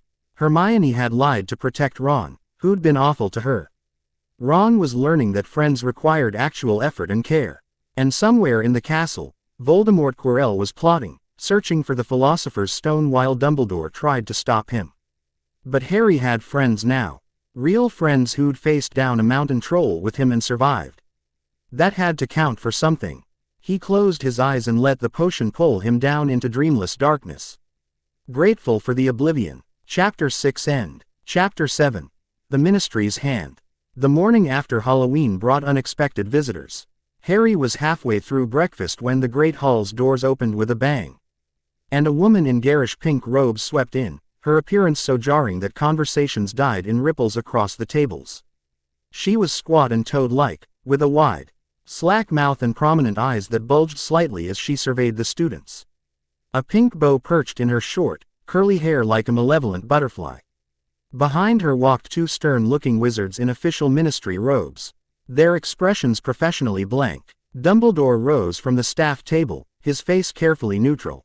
Madam Umbridge, what an unexpected pleasure. Headmaster. The woman's voice was high and girlish, completely at odds with her appearance. I do hope we're not interrupting. The minister thought it prudent to conduct a surprise inspection of Hogwarts' security measures. Given the unfortunate incident last night, a mountain troll loose in the castle, most concerning. McGonagall's expression could have frozen fire. She stood, moving to stand beside Dumbledore. And Harry recognized the protective positioning. Whatever was about to happen, McGonagall was preparing to fight. The troll was dealt with swiftly, Dumbledore said. No students were seriously harmed. And we've conducted a thorough search. There are no other creatures on the premises. Except for a possessed professor, Harry muttered. Hermione kicked him under the table. Not now. Umbridge's smile widened, showing too many teeth. I'm sure the headmaster has everything under control. However, the minister is concerned about certain irregularities regarding student welfare. Specifically, her eyes found Harry, and her smile turned predatory. The living arrangements of Mr. Harry Potter. The entire hall turned to stare. Harry felt his scar pulse with cold dread. Mr. Potter's living arrangements are none of the ministry's concern, McGonagall said, her voice dangerously soft. He is my legal ward, approved by the Wizengamot. Under emergency circumstances and with certain conditions that required monitoring. Umbridge pulled a scroll from her robes, unfurling it with a flourish. The ministry has received reports, credible reports, that Mr. Potter is experiencing significant difficulties. Collapsing at the welcoming feast. Excused from defense against the dark arts classes. Private quarters instead of proper dormitory placement. And now, involvement in a mountain troll. Incident that required advanced magic beyond first-year capabilities. Those reports are highly confidential medical information, McGonagall said, her wand hand twitching. Who authorized their release? The ministry has certain privileges when student welfare is at stake. And given Mr. Potter's unique circumstances, we feel an evaluation is warranted. Umbridge's smile never wavered. Nothing invasive, of course. Simply a few questions, a medical examination to ensure his condition isn't deteriorating, and a review of his educational progress. Harry stood, his chair scraping loudly against the stone floor. I don't need an evaluation. I'm fine. Of course you are, dear. Umbridge's tone was saccharine. But given your history, the tragic loss of your parents, the regrettable situation with your Muggle relatives, and now these concerning incidents, the ministry simply wants to ensure you're receiving proper care. Surely you understand. What I understand is that you're here to harass an 11-year-old child for political purposes. McGonagall's voice cut like a blade. The Malfoy family has been lobbying for increased ministry oversight of Hogwarts for months. This is simply another attempt by Lucius to exert control. Professor McGonagall, Umbridge interrupted, her voice going flat and cold, I would advise you to be very careful about making accusations against respected members of the Wizengamot. Now, Mr. Potter, if you would come with us. We have a private room prepared. He's not going anywhere without me, McGonagall said immediately. As his guardian, you have that right. Umbridge's smile returned. Though I must say, Professor, your emotional investment in this case may be clouding your judgment. The boy is clearly struggling, and your insistence that very thing is fine despite mounting evidence to the contrary suggests a failure to accept reality. The temperature in the Great Hall dropped 10 degrees. Students were watching with rapt attention, some whispering behind their hands. At the Slytherin table, Draco Malfoy looked positively gleeful. I'll come, Harry said before McGonagall could respond. I'll answer your questions. But Professor McGonagall stays with me the entire time. Quote, of course, dear, we're not monsters. Umbridge gestured toward the doors. This way, please. Harry followed, McGonagall at his side, her presence solid and reassuring. Hermione and Ron started to stand, but Harry shook his head minutely. Stay here, don't get involved. They sat back down reluctantly, and Harry walked out of the Great Hall with every eye tracking his movement.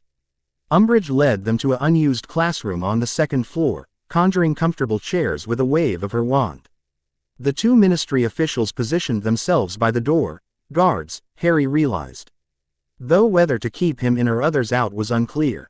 Now then, Umbridge said once everyone was seated, pulling out a scroll and quill, let's begin with some basic questions.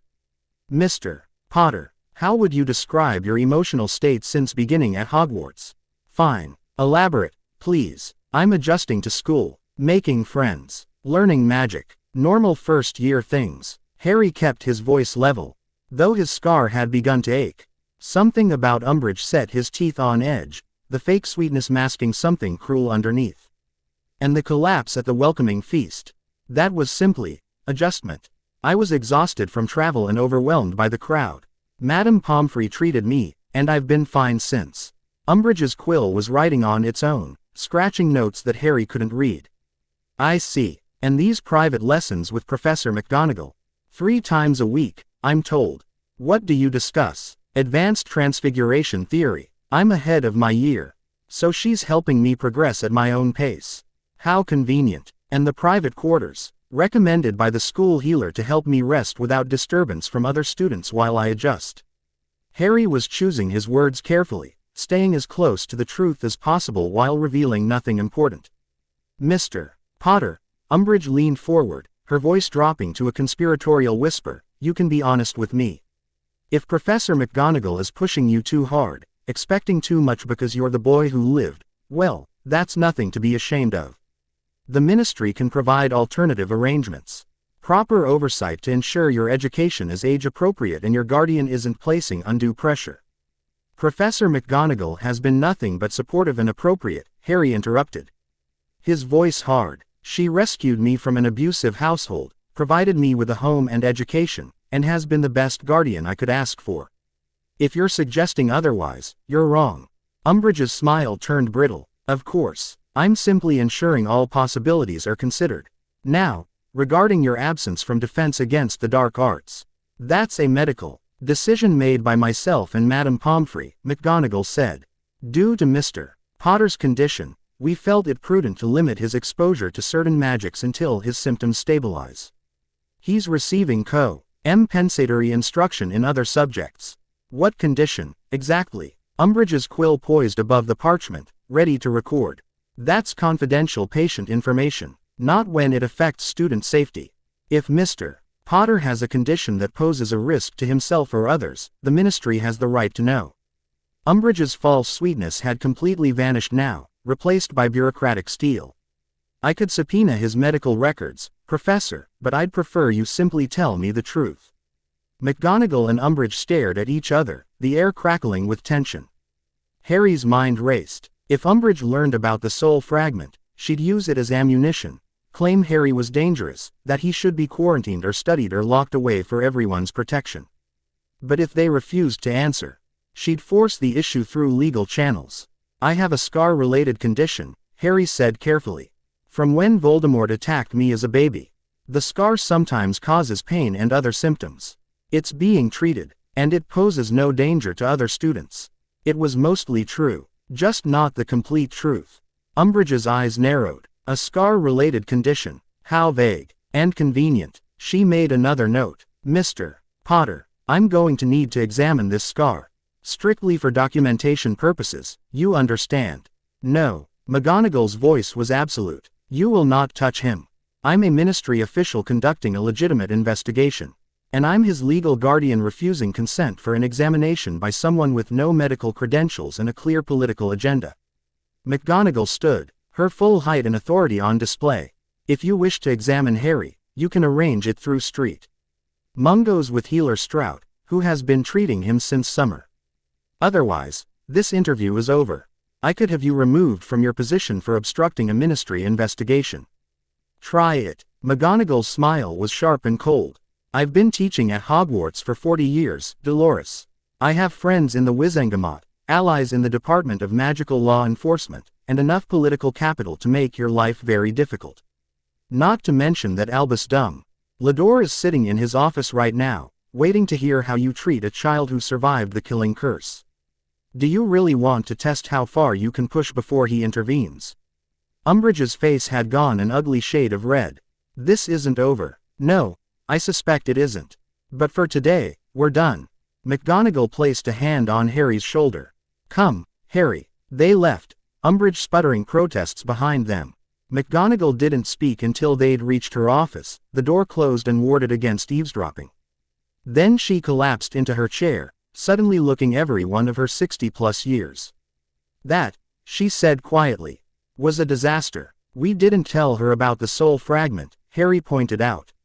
No, but we've confirmed that there's something wrong with you, something signif. I can't enough to warrant private quarters and class exemptions. Umbridge will dig until she finds out what. McGonagall rubbed her temples. This is Lucius Malfoy's doing. He's using Umbridge, who's AYS been sympathetic to pure blood supremacy, to investigate you, hoping to find something he can use to undermine your credibility or remove you from Hogwarts entirely. Why? I'm just a kid. I'm not a threat to him. You're Harry Potter. Your mere existence is a threat to everything Malfoy and his ilk stand for. McGonagall looked up, her expression fierce. You survived Voldemort. You're living proof that love and sacrifice can defeat the darkest magic. You're being raised by me instead of a pure-blood family, which means you're not being indoctrinated with their beliefs. And worst of all, from their perspective, you're attending Hogwarts where you'll make friends across bloodlines and learn to question the status quo. That makes you dangerous. So what do? We prepare for the next attack, because there will be one. Umbridge will report back to the minister, who answers to people like Lucius. They'll push for more oversight, more inspections, more opportunities to find some thing they can use against you or me or Dumbledore. McGonagall's hands clenched. And we protect you. That's the priority. Whatever else happens, you stay safe. Even if it means you lose your job.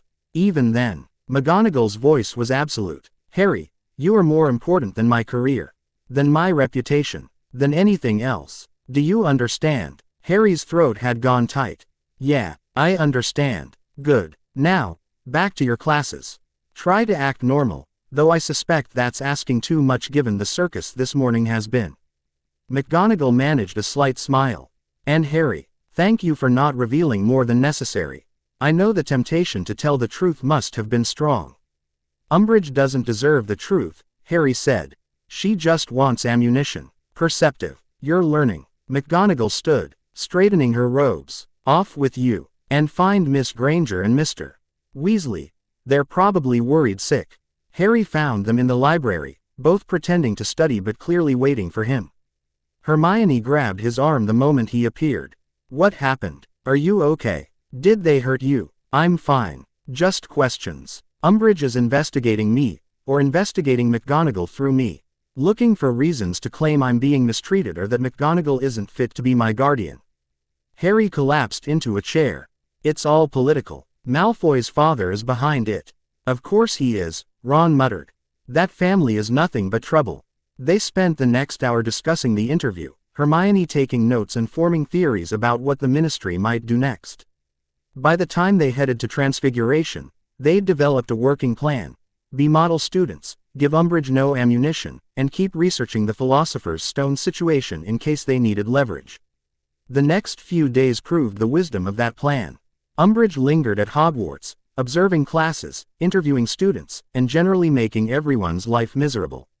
She paid particular attention to Harry, watching him in Transfiguration and Charms, taking notes when he performed magic, and interviewing his classmates about his behavior. She asked me if you ever seemed angry or violent. Hermione reported after Umbridge pulled her aside. I said you were perfectly normal, but she kept pushing, asking if you'd ever lost control of your magic or said anything concerning. It was like she wanted me to say yes. She's building a case, McGonagall said during one of Harry's private lessons. Collecting evidence that you're unstable, dangerous, or being improperly supervised. When she has enough, or thinks she does, she'll present it to the Wizengamot and attempt to have you removed from my custody. Can they do that? Legally, it's complicated. The Wizengamot approved my guardianship, but they can revoke it if circumstances change or if they determine it's not in your best interest. McGonagall's expression was grim. The problem is that best interest is subjective. Lucius can argue that you'd be better served in a traditional pure-blood household, learning proper magical culture instead of being isolated with me in Scotland. I'd run away first. Let's hope it doesn't come to that. McGonagall conjured a teacup. Now, focus. Turn this into a mouse. We need to keep up appearances that these lessons are purely educational. Harry managed the transformation on his third try, the teacup becoming a gray mouse that squeaked indignantly before McGonagall reversed the spell. His transfiguration was genuinely improving. McGonagall had been teaching him theory far beyond first-year level. And his practical work was starting to catch up. The occlumency was harder. He could hold his shields for maybe 30 seconds now before McGonagall broke through, Ling through his memories with clinical efficiency. Each session left him drained and headachy, but he was getting better. Slowly. 2 weeks after Umbridge's arrival, Harry woke from a nightmare to find his scar burning. Not the usual dull throb, but searing, blinding pain that made him gasp and curl into himself. Images flooded his mind. The third-floor corridor. A wooden door. Quirrell standing before it, his wand raised. Muttering incantations. Something massive moving behind the door, growling. A giant dog, Harry realized. 3 heads, all slavering and vicious, guarding whatever was beyond. Quirrell stepped back, satisfied. The protections were weakening. Soon, very soon, he'd be able to pass. Soon, Voldemort's voice hissed. The stone will be ours. And then, Harry Potter, I will come for you. Harry woke properly, gasping. His sheets soaked with sweat. He fumbled for his wand, casting Lumos, and in the wandlight his hands were shaking. Quirrell had found the stone's location. Was actively working to breach the protections. How long did they have? Days. Hours. Harry threw on his robes and ran for McGonagall's office, not caring that it was 3 in the morning or that students weren't supposed to be in the corridors at night. He had to warn someone, had to. A hand caught his arm. Harry spun, wand up, and found himself face to face with Severus Snape. The potions master was in his nightclothes, or what passed for nightclothes, still all black, and his expression was thunderous. Potter, out of bed at 3 in the morning, wandering the corridors with your wand drawn. Care to explain before I assign enough detention to last until graduation. I need to find Professor McGonagall. Dumbledore, it's urgent. Everything is urgent to dramatic 11-year-olds. Back to your dormitory. Quirrell is going after the Philosopher's Stone. Harry snapped. Right now, tonight, he's working on breaking through the protections. I saw it. I saw him. Snape went very still. Explain. Quickly. Harry did. Words tumbling over each other. The vision, Quirrell at the door, the 3-headed dog, Voldemort's promise. Snape's expression grew progressively darker. Come, he said, his grip on Harry's arm firm but not painful. We're going to the headmaster. And Potter, if you're lying, if this is some elaborate prank, I will make your remaining years at Hogwarts so miserable you beg to return to your Muggle relatives. I'm not lying. They reached Dumbledore's office, the entrance hidden behind a gargoyle statue. Snape gave the password, fizzing whizbees, and the gargoyle leapt aside, revealing a spiral staircase. They ascended to find Dumbledore's office already lit, the headmaster himself sitting at his desk, McGonagall pacing before it. Harry, McGonagall rushed forward. What's happened? Why aren't you in bed? He's had a vision, Snape said. Quirrell attempting to breach the stone's protections. Tonight. Dumbledore was on his feet immediately. Tell me everything, Harry. Every detail. Harry repeated his story for the 3rd time. When he finished, Dumbledore and McGonagall exchanged loaded glances. We knew he'd make an attempt eventually, Dumbledore said. But I'd hoped we had more time. Severus, alert the rest of the staff. Minerva, secure the students in their dormitories. I'll handle Quirinus. Albus, you can't face him alone. I'm not facing Quirinus. I'm facing whatever fragment of Voldemort is controlling him. That requires care. Dumbledore's expression was grim. Harry, return to your room.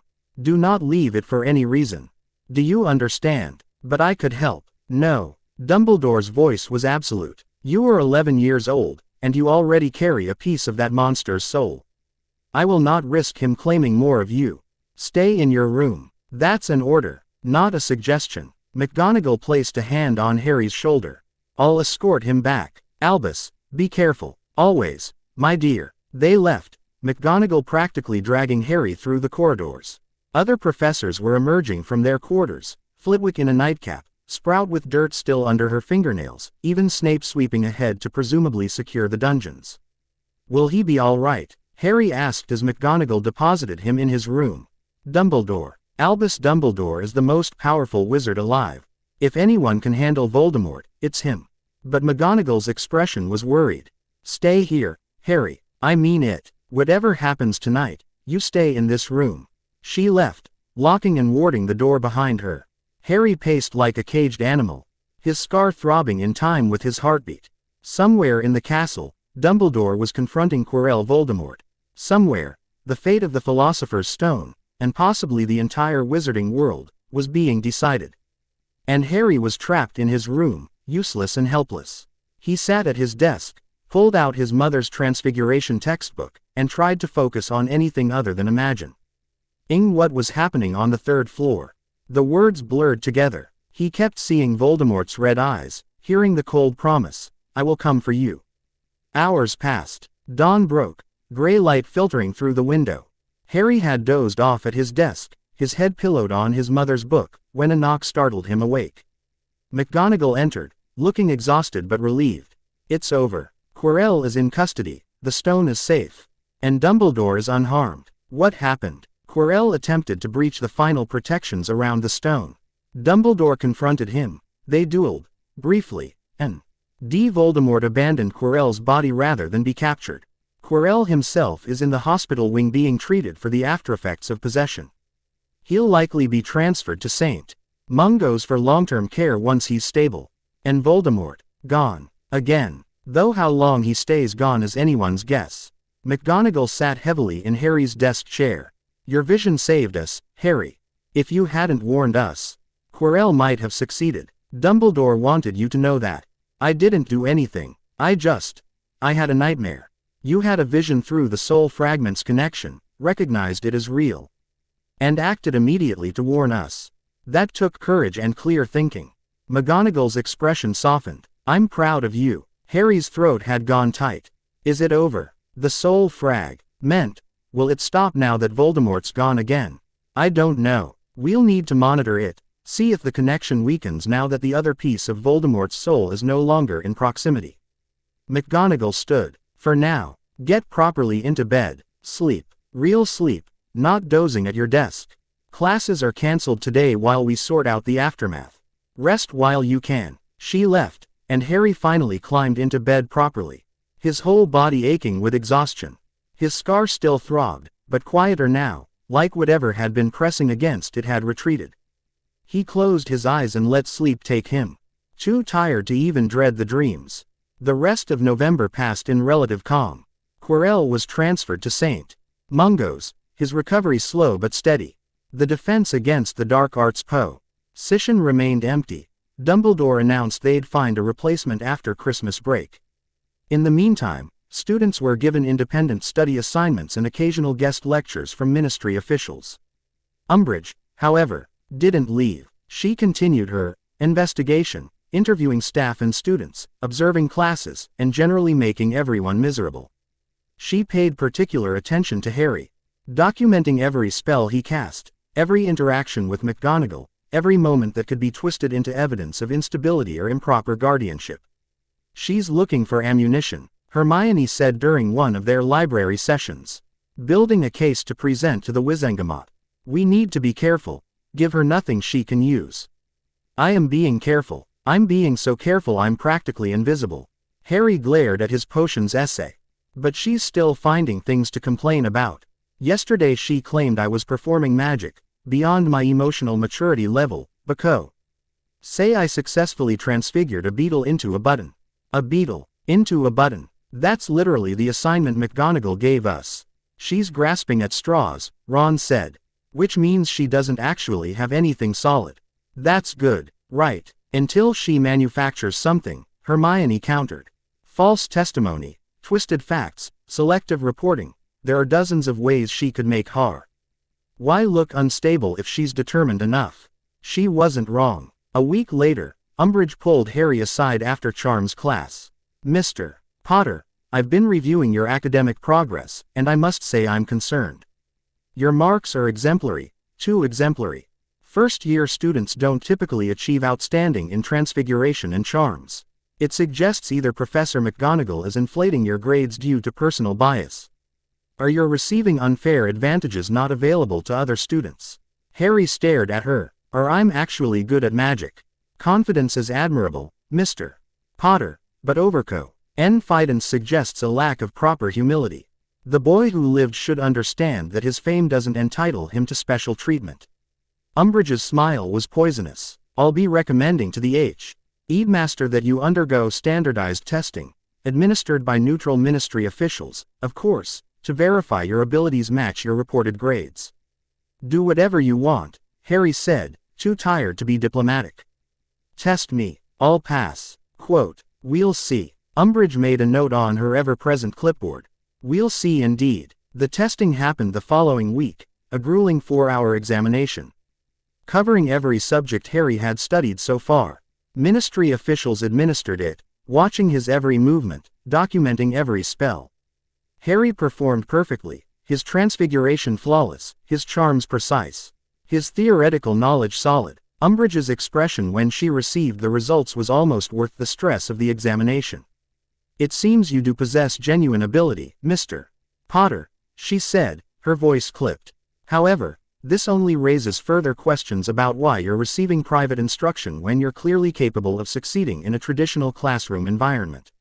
"The private instruction is medical accommodation," McGonagall said, appearing behind Umbridge with perfect timing.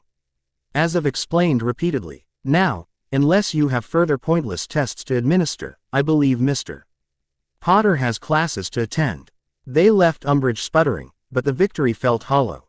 She was building her case brick by brick, and eventually she'd have enough to present to the Wizengamot. "We need leverage," Hermione said that evening in the library. "Something we can use to counteract whatever accusations Umbridge makes. Proof that Harry's doing well, that McGonagall is an excellent guardian, that the private quarters and lessons are helping rather than isolating him." "Testimonials," Ron suggested, "from students. Everyone knows Harry's brilliant and McGonagall's fair. If we get enough people to write statements." "Testimonials from children won't carry much weight against ministry officials," Hermione said. "We need something more concrete. Academic records, medical documentation. Something official that proves Harry's thriving." "Healer Strout," Harry said suddenly. "He's been treating me since summer. He has documentation of my condition, proof that the private arrangements are medically necessary. If he testified, that could work." Hermione's eyes lit up. "And Professor Flitwick could testify about your academic performance being genuine. And maybe Dumbledore himself could provide a character reference for McGonagall." They spent the next week gathering materials, medical records from Madame Pomfrey, academic reports from Harry's professors, testimonials from McGonagall's colleagues. It was insurance, a defensive arsenal for the battle they knew was coming. The summons arrived the first week of December.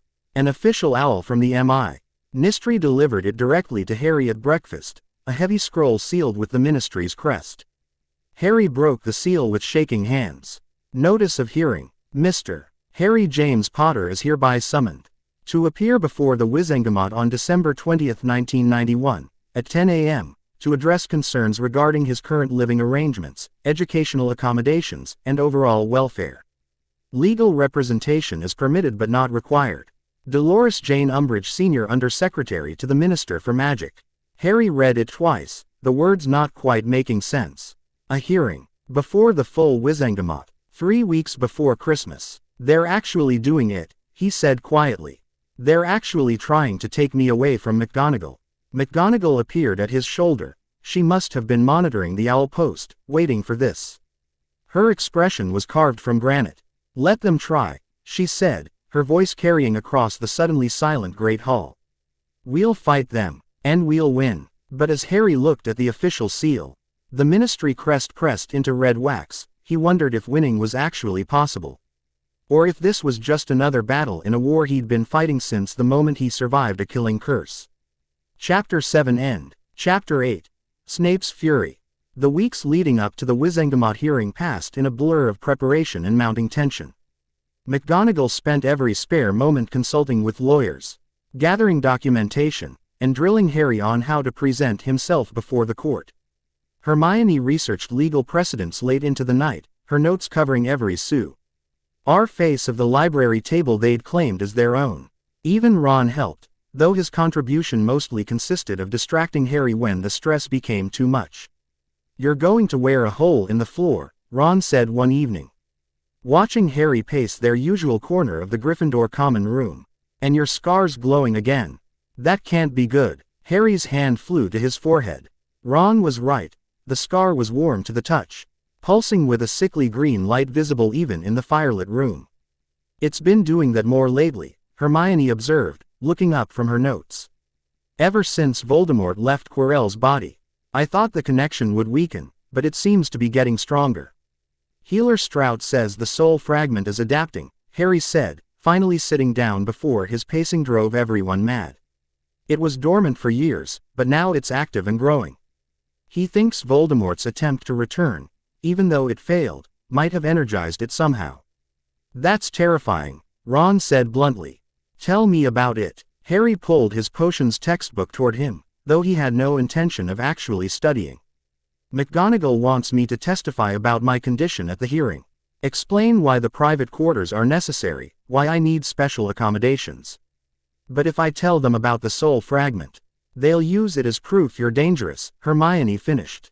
Claim you're a risk to other students and should be quarantined or studied or locked away, for the greater good. Exactly. So we're stuck between telling the truth and having them take me away because I'm dangerous. Or lying and having them take me away because there's no medical justification for the accommodations. Harry dropped his head into his hands. Either way, I lose. Not necessarily. Hermione's expression turned calculating. What if we present the soul fragment as a serious medical condition that requires specialized treatment, but emphasize that you've been managing it successfully under McGonagall's care? Show them that removing you from her custody would actually endanger you by disrupting treatment that's working. That might work, Ron said slowly. Yes, he's got dark magic attached to him. But McGonagall's handling it, so leave them alone. Essentially, yes. Frame it as a success story rather than a crisis. Hermione made a note. We'd need Healer Street route to testify that your condition has stabilized since McGonagall took custody. Medical evidence that her guardianship is beneficial rather than harmful. He's already agreed to testify, Harry said. McGonagall contacted him last week. He's compiling all his records, the initial examination, the weekly monitoring sessions, the improvement in symptoms. He says the documentation is damning evidence of successful intervention. Good. That's good. Hermione chewed her quill, thinking. What about character witnesses? People who can testify that you're thriving academically and socially. Dumbledore's testifying. So is Professor Flitwick. And Madame Pomfrey is providing medical records from Hogwarts showing I haven't had any dangerous magical incidents. Harry counted on his fingers. McGonagall. McGonagall's lawyer, a woman named Griselda Marchbanks who apparently terrifies everyone, says we have a strong case. But Umbridge has been gathering her own evidence for weeks. What kind of evidence? Ron asked. Testimony from Malfoy and his cronies claiming I'm violent and unstable. Documentation of the troll incident making it sound like Hermione and I went looking for danger. Reports from my pot. Ian's classes suggesting I'm receiving preferential treatment. Harry's voice went flat. And apparently she's arguing that McGonagall is emotionally compromised and can't provide objective care because she knew my parents. That's bollocks. Ron's ears went red. McGonagall's the most objective person I know. She takes points from Gryffindor constantly. Doesn't matter if it's true. Matters if it sounds convincing. Harry stood, resuming his pacing despite Ron's earlier complaint. 3 more days. 3 days until they decide whether I get to stay with the only person who's ever actually cared about me. Or if I get shipped off to some ministry-approved pure-blood family who'll treat me like a trophy. That's not going to happen, Hermione said firmly. We won't let it. But her voice carried a note of uncertainty that made Harry's stomach churn. The next morning brought an unexpected complication during potions class. Harry had been avoiding Snape as much as possible since the they'd gone to Dumbledore together about Quirrell. The potions master had been marginally less hostile, no longer actively sabotaging Harry's work, but the underlying resentment remained. Snape looked at Harry and saw James Potter. And no amount of good behavior would change that. Today's lesson focused on the forgetfulness potion, a tricky brew that required precise timing and careful ingredient preparation. Harry worked in silence, his knife moving through the valerian roots with practiced efficiency. Across the room, Neville's cauldron was already emitting concerning purple smoke. Mr. Longbottom, what did I specifically say about adding the ingredients in order? Snape's voice cut through the dungeon like a whip. I thought I did. You added the mistletoe berries before the Lethe River water. Now your potion is toxic instead of merely incompetent. Snape vanished the smoking mess with a flick of his wand. 0 marks. Start again, and try to avoid poisoning yourself this time. Neville's face had gone scarlet. He hunched over his cauldron, hands shaking as he reached for new ingredients. Harry felt a surge of anger on his behalf. Snape's cruelty toward Neville was constant and excessive. Far beyond normal professorial discipline. Harry finished his own potion, perfect, as usual, and ladled a sample into a vial for grading. Then, instead of returning to his seat, he moved to Neville's workstation. "You added the berries too early," he said quietly. "Here, let me help. Mr. Potter." Snape's voice was dangerously soft. "Did I ask you to assist Mr. Longbottom?" "No, sir, but he's struggling, and I've finished my own work." "Then you may sit in silence until the class ends. Mr. Longbottom's incompetence is his own problem to solve." Snape's black eyes bored into Harry. "Or perhaps you believe your fame entitles you to ignore instructions and do as you please. I believe helping a classmate is more important than sitting quietly when I could make a difference." Wise voice came out harder than he'd intended. "Sir." The dungeon went silent. Every student was watching, eyes wide, as Harry Potter openly defied Severus Snape. Even Draco Malfoy had stopped pretending to work, his expression caught between glee and horror. Snape moved closer, looming over Harry with all the menace of a hunting bird. "Detention, Potter. Tonight, 8 o'clock, and 50 points from Gryffindor for your insolence." "That's not fair," Hermione started. "Silence, Miss Granger, unless you'd like to join him." Snape's attention remained fixed on Harry. "You will report to my office tonight to scrub cauldrons. Without magic, perhaps manual labor will teach you the humility your guardian has clearly failed to instill." The jab at McGonagall made Harry's magic flare. His wand hand twitched, and for one dangerous moment, he wanted to hex Snape. Wanted to show him exactly what Harry Potter could do when properly motivated. The soul fragment stirred, excited by the violence in Harry's thoughts. "Yes," it whispered, "show him. Show them all what you're capable of."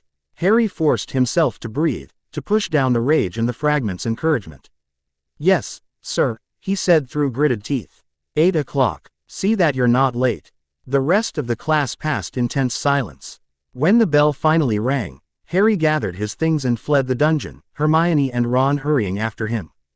"That was mental," Ron said once they'd reached the entrance hall. "Standing up to Snape like that. My brothers will think you're a legend."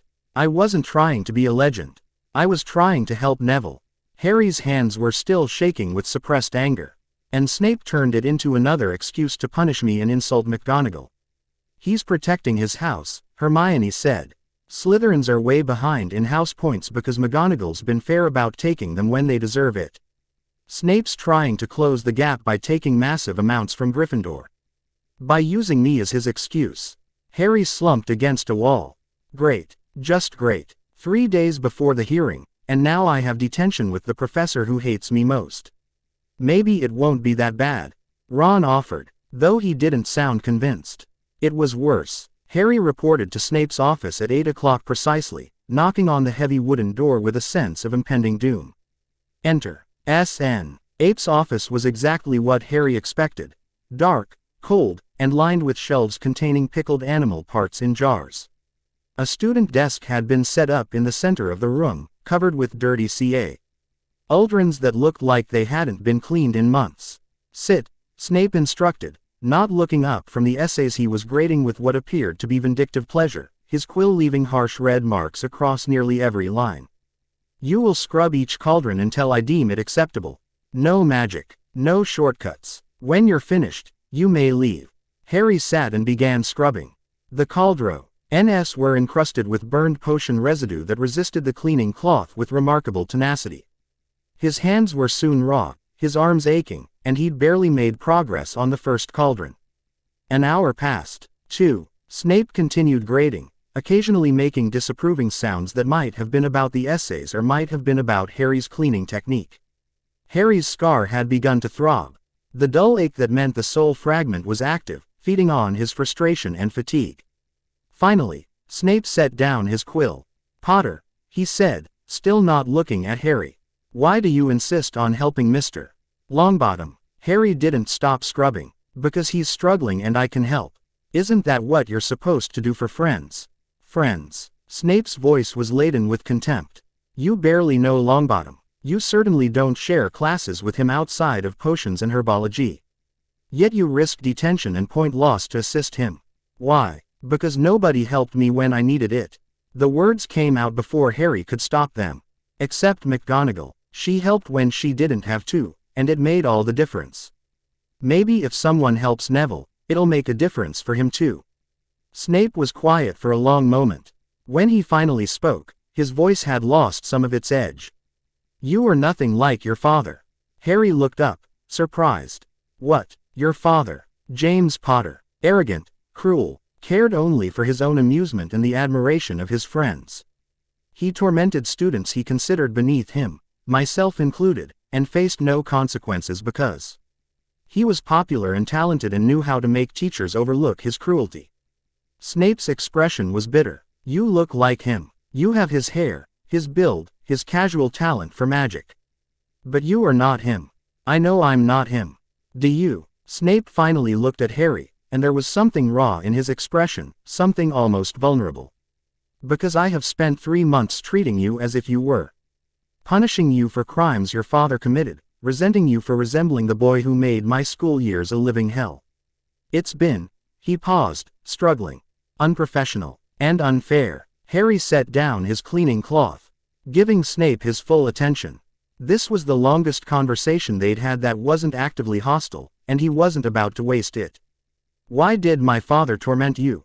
Because I was poor, talented at dark arts, interested in things proper Gryffindors considered beneath them. Because I was friends with Lucius Malfoy and other Slytherins your father despised. Because, Snape's jaw tightened.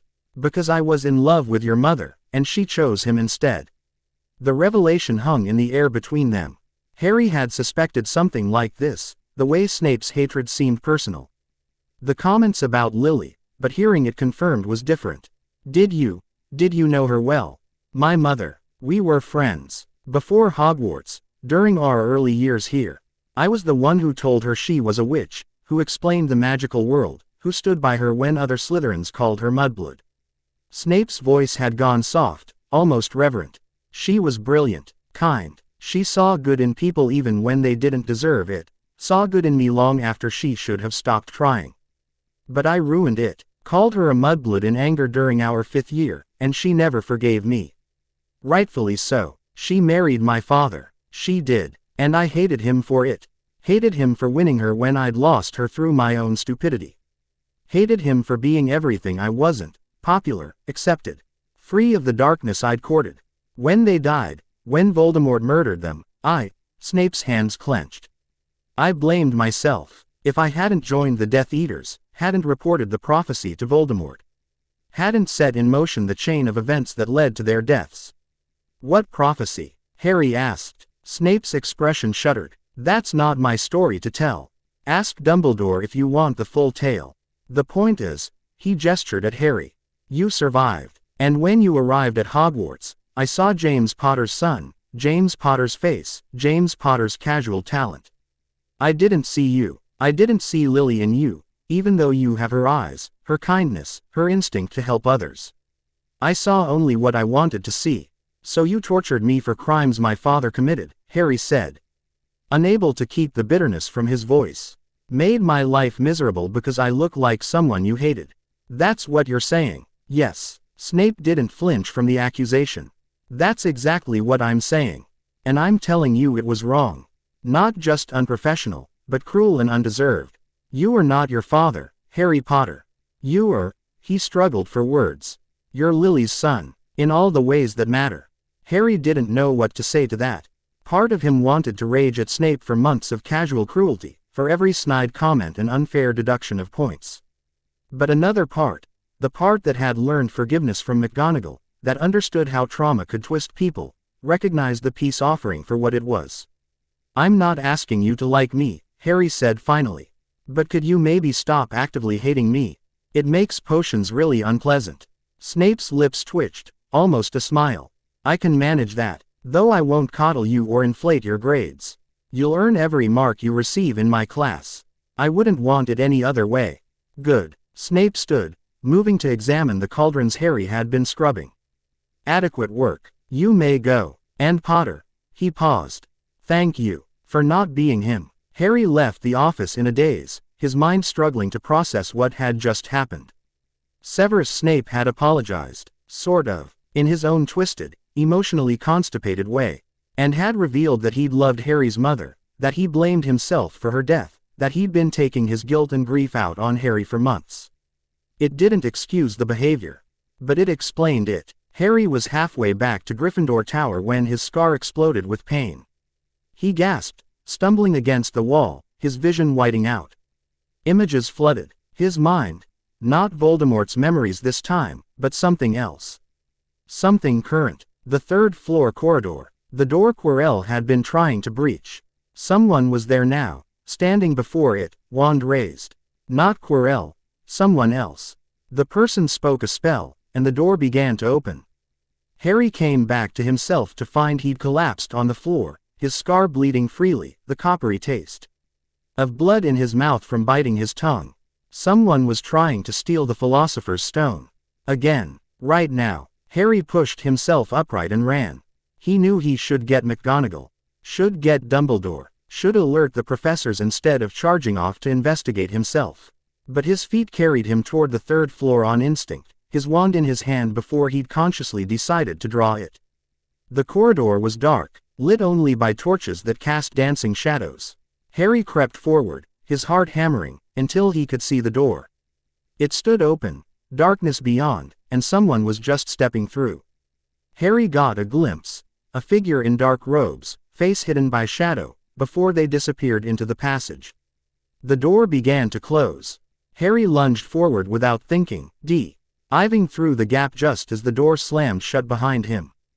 Darkness swallowed him, absolute and suffocating, and for a moment panic overwhelmed tactical thinking.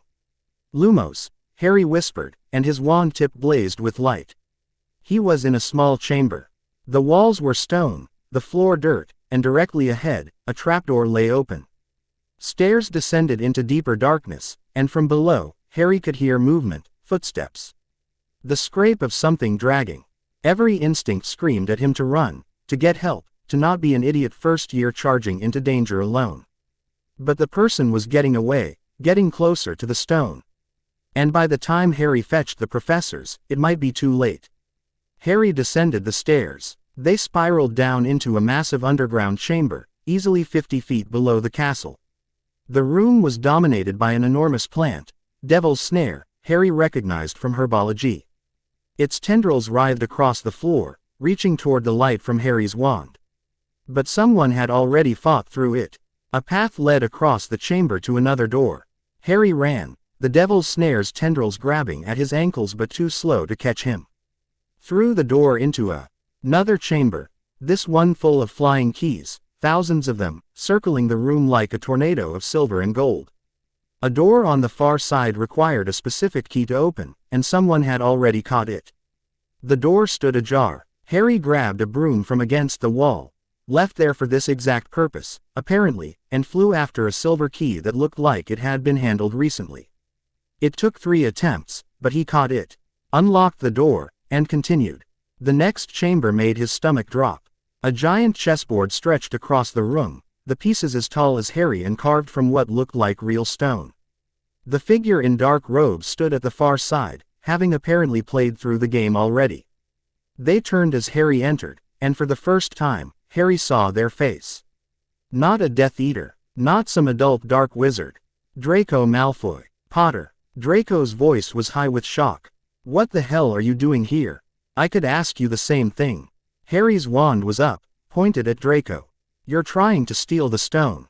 I'm not stealing anything. Draco's face flushed. My father sent me, said if I could get past the protections and prove myself worthy, he finally acknowledged that I'm more than just a disappointment. He gave me hints about the defenses, ways to bypass them. Your father is using you. Harry moved closer, his wand steady despite his racing heart. Draco, the Philosopher's Stone creates immortality. Do you really think Lucius wants it for you? Or do you think he wants you to retrieve it for him? Draco's expression flickered, doubt, warring with desperate need for approval. He said, he promised. He lied, the same way he's been lying to the Ministry, using Umbridge to investigate me while he planned this. He couldn't get the stone himself, so he sent you, his 11-year-old son, to do his dirty work. Harry's voice softened slightly. You don't have to do this, Draco. We can go back together, explain what happened. You don't understand. Draco's voice cracked. I have to prove I'm worthy. I have to show him I'm not weak. I can't fail him again. You won't be failing him. You'll be making your own choice instead of being his puppet. Harry extended his free hand. Come on, let's go back. For a moment, Draco wavered. His hand started to reach toward Harry's, his expression desperate and young and terrified.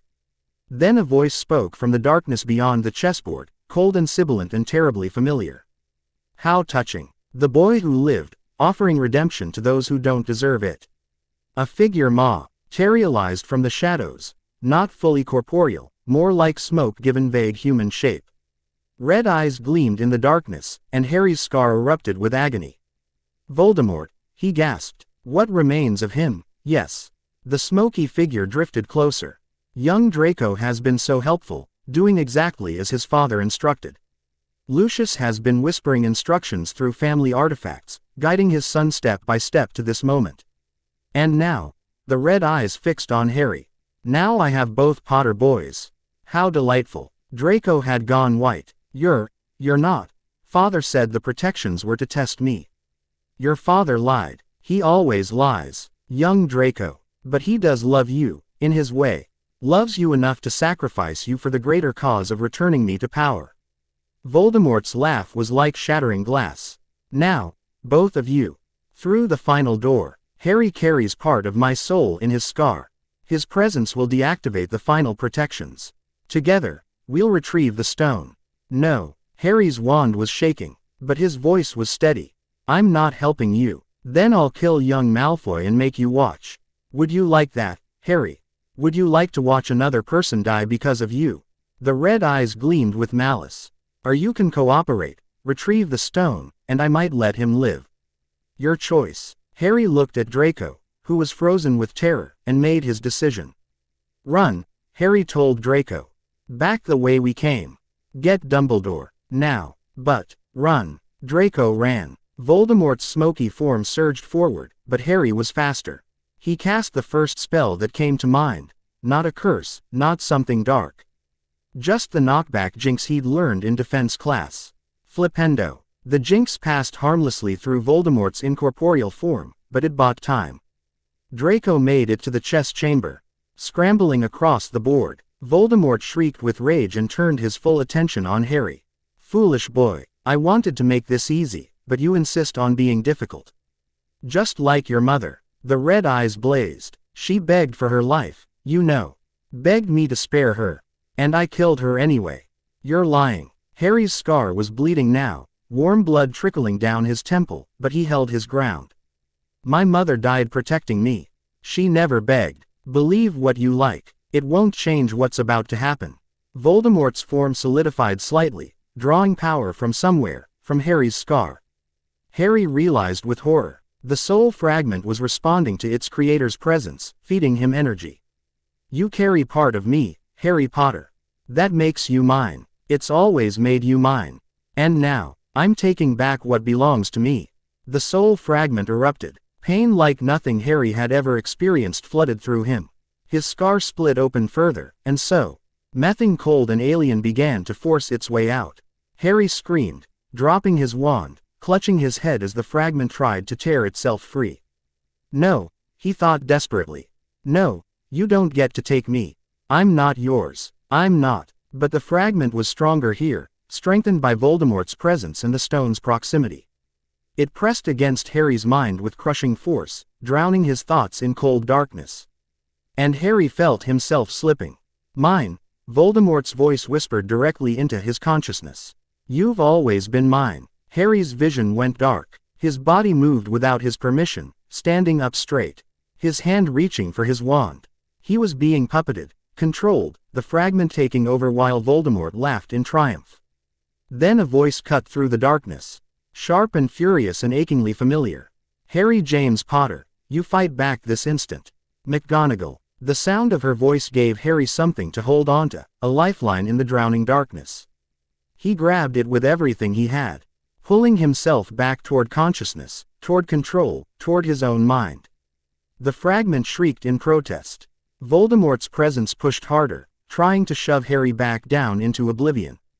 But Harry had spent months building mental shields, learning occlumency, preparing for exactly this moment even if he hadn't known it.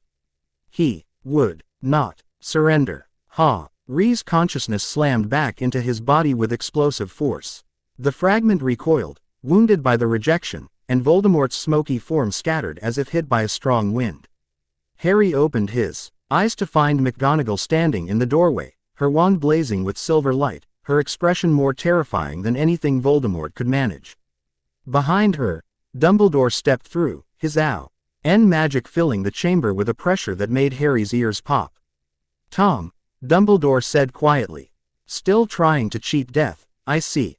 Albus. Voldemort's form was reforming, but weaker now, less substantial. "You're too late. The boy is mine. The fragment has tasted freedom. It will consume him eventually, no matter what you do. Perhaps. But not today." Dumbledore raised his wand, and his silver light intensified until Harry had to shield his eyes. "Begone, Tom, and know that as long as I draw breath, you will never have this boy." The light exploded outward. Voldemort's scream echoed through the chamber. And then he was gone, scattered like smoke in a strong wind. The oppressive presence lifted, and Harry could breathe again. McGonagall was at his side immediately, her hands on his face, checking him over with frantic precision. Harry, look at me. Are you injured?" "I'm okay." Harry's voice came out hoarse. "I fought it. The fragment tried to take over, but I fought it." "You did." McGonagall's voice was thick with emotion. "You fought, and you won. I'm so proud of you." Then she pulled him into a fierce embrace, and Harry felt something crack open in his chest, the tight, locked away part that had been terrified she'd finally decide he was too much trouble, too damaged, too dangerous to keep. "I'm sorry," he said into her robes. "I'm sorry, I should have gotten you first. I shouldn't have come down here alone.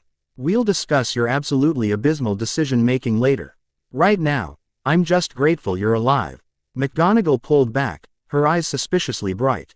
"Now, let's get you to the hospital wing. Your scar needs treatment, and Madame Pomfrey will have my head if I don't bring you to her immediately."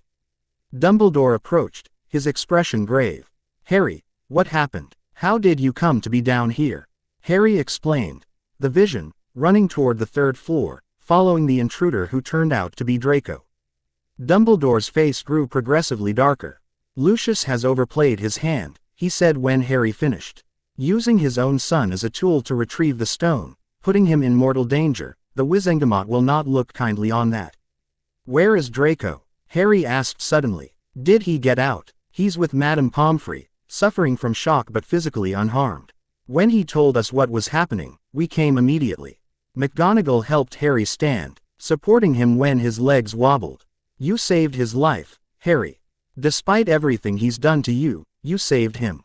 He's just a kid, like me. He doesn't deserve to die for his father's ambitions." Harry leaned heavily on McGonagall, suddenly exhausted. "Can we go now? I really want to lie down." They left the chamber, ascending through the protection shawl, edges that seemed so much less threatening on the way out. Harry was only dimly aware of the journey to the hospital wing, his mind fuzzy with exhaustion and pain. Madame Pomfrey descended on him the moment they entered, her expression cycling between fury and concern. She had him in a bed within minutes, diagnostic spells washing over him in waves of colored light. "The scar damage is extensive," she announced. "The fragment tried to tear itself free. It's settled back down, but the tissue is inflamed and angry. He'll need at least 3 days of bed rest and daily treatments with essence of Dittany." "Whatever he needs," McGonagall said. "Just help him." Pomfrey gave Harry a potion that tasted like old shoes and made his head feel like it was full of cotton. The pain receded, and blessed darkness pulled him down into unconscious sleep. Harry woke to whispers. He kept his eyes closed, listening to the hushed conversation happening near his bed. Absolutely unacceptable that an 11-year-old was in that position, McGonagall's voice, tight with barely controlled fury. "I agree, Minerva, but Harry made his own choices, as reckless as they were. We cannot protect him from himself." Dumbledore, calm but sad. "He shouldn't have to protect himself from a monster we failed to stop properly.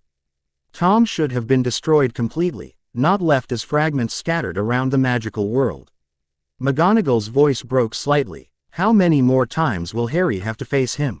How many more times will he have to fight for his life before we finally eliminate that abomination? As many times as it takes. I fear. Dumbledore sighed. But tonight, Harry proved something important. The fragment can be resisted. With time and training and support, he can maintain control even under direct assault. That's not nothing, Minerva. It's not enough. McGonagall's voice cracked. I want him safe, Albus. I want him to be a normal child without pieces of dark wizards attached to his soul. Is that truly too much to ask? No, it's not too much, but it's not the reality we have. Dumbledore's tone gentled. We work with what is, not what we wish was. And what is, right now, is a brave, powerful, deeply traumatized boy who needs us to be strong for him. Can you do that? I can. McGonagall's voice steadied. I will. For him. Harry opened his eyes. I'm awake. You can stop talking about me like I'm not here. Quote. McGonagall was at his bedside immediately, her expression cycling through relief, concern, and affection. How do you feel? Like I got hit by a truck. What's a truck? Harry's thoughts felt fuzzy and disconnected. Did you give me pain potions? I feel weird. Madame Pomfrey has you on quite a cocktail of medications, Dumbledore said, moving into view. His eyes were twinkling, but there was concern beneath the grandfatherly demeanor. You gave us quite a scare, Harry. Running off to confront dark wizards alone is inadvisable, even for someone as talented as yourself. I wasn't alone. Draco was there. Harry's memories were getting clearer as the potion fog lifted. Is he okay? Did his father get in trouble? Draco is physically unharmed, though deeply shaken. As for Lucius, Dumbledore's expression turned satisfied.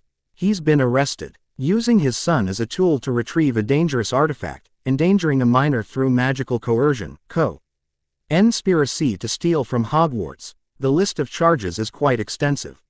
I suspect he'll be spending some time in Azkaban. Good. Harry surprised himself with the venom in his voice. He deserves worse for what he put Draco through.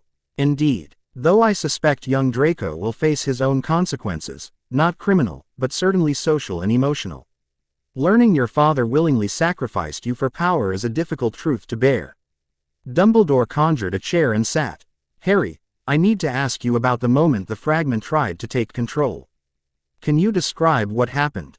Harry did his best, explaining the sensation of being pushed out of his own body, Voldemort's voice in his mind, the desperate fight to reclaim himself. It was like drowning, like being buried alive. The fragment was so strong. And it wanted me gone completely. Not just pushed aside, but erased. But you fought back, McGonagall said. You held onto yourself. Because you called me. Harry looked at her. When I heard your voice, it gave me something to focus on. Something that was mine, not the fragments. I remembered I'm Harry Potter, not Voldemort's vessel. And I fought. Good. Dumbledore's expression was approving. That's the key, Harry. Remembering who you are separate from the fragment. As long as you can hold on to that, it can't consume you. But Voldemort said it would eventually.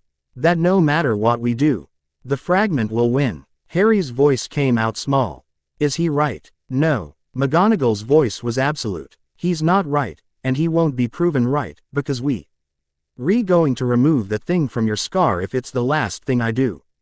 I don't care if I have to drag Nicholas Flamel out of retirement myself and force him to help. You will be free of this, Harry. I promise you that. The hearing is in 2 days, Harry said, remembering. After tonight, after Voldemort tried to possess me, they're going to use it as proof I'm dangerous, aren't they? That I shouldn't be around other students.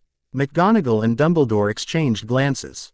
Possibly, Dumbledore admitted. But you also saved young Draco's life and resisted possession from a dark wizard far more powerful than you.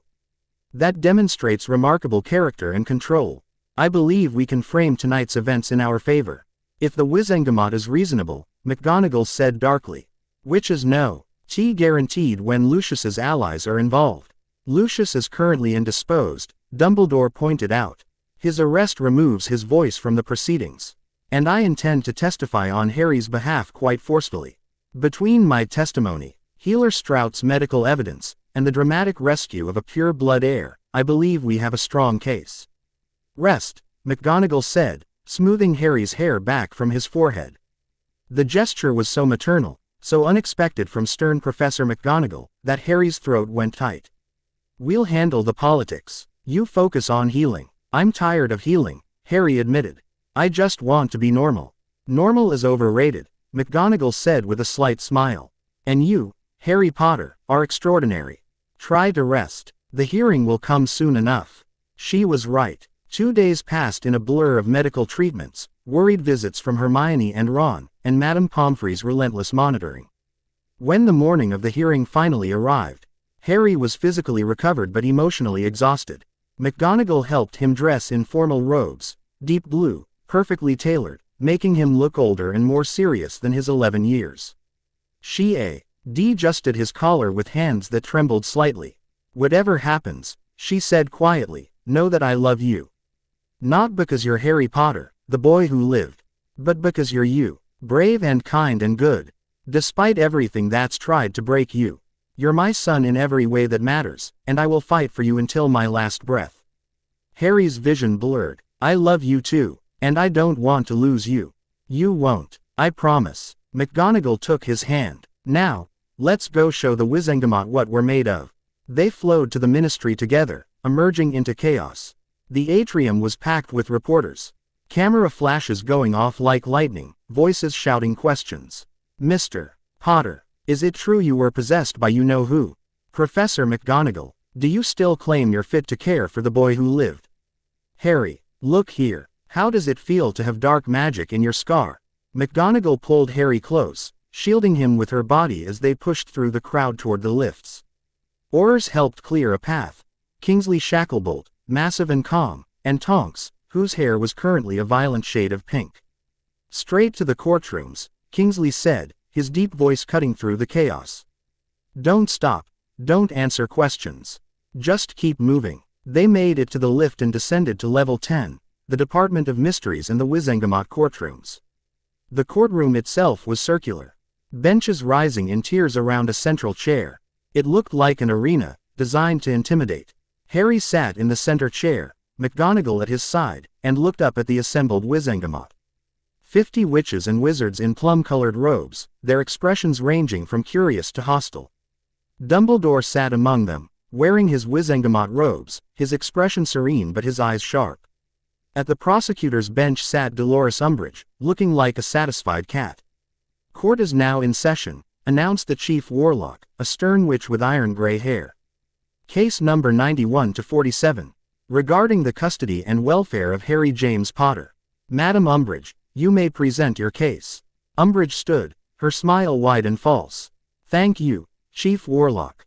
Members of the Wizengamot, I come before you today with grave concerns regarding the placement of Mr.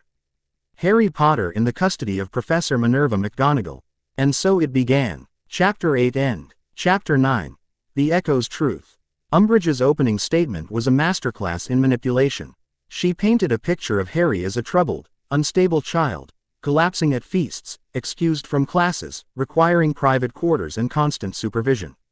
She described McGonagall as emotionally compromised, blinded by guilt over Harry's parents and incapable of providing objective care. She presented testimony from Draco Malfoy given before Lucius's arrest, claiming Harry was violent and threatening. She showed records of the troll incident, framing it as Harry seeking danger rather than accidentally encountering it. And then she revealed her trump card. Furthermore, Umbridge said, her voice dripping with false concern, "Mr. Potter is currently harboring a fragment of you-know-who's soul in his scar. A.P. Ease of the darkest wizard in modern history, feeding on this child's magic and influencing his behavior. And Professor McGonagall, despite knowing this, has kept him in close proximity to hundreds of students, risking their safety for her own emotional attachment." The courtroom erupted. Wizengamot members shouted questions, reporters in the gallery scribbled frantically, and somewhere someone screamed. The chief warlock hammered her gavel, calling for order, but the damage was done. Harry sat frozen, his scar throbbing, as 50 pairs of eyes turned toward him with expressions ranging from fear to disgust. He was a monster, a contaminated thing, dangerous. McGonagall stood, her magic crackling around her like a visible aura. "That is a gross misrepresentation of the facts." "Is it?" Umbridge's smile was poisonous. Mr. Potter does have a soul fragment attached to him, yes. And you did know about it and chose not to inform the Ministry or the public. And just 2 nights ago, you know who attempted to possess Mr. Potter through that very fragment, nearly succeeding. These are facts, Professor McGonagall. Facts you cannot dispute. Context matters. Indeed it does. And the context is that you have been harboring a potentially dangerous child, hiding critical information from proper authorities, and prioritizing your emotional needs over the safety of the wizarding community. Umbridge turned to the Wizengamot. I propose that Mr. Potter be removed from Professor McGonagall's custody immediately and placed in a secure facility where he can receive proper monitoring and treatment for his condition. You want to lock him up, McGonagall said, her voice dangerously quiet.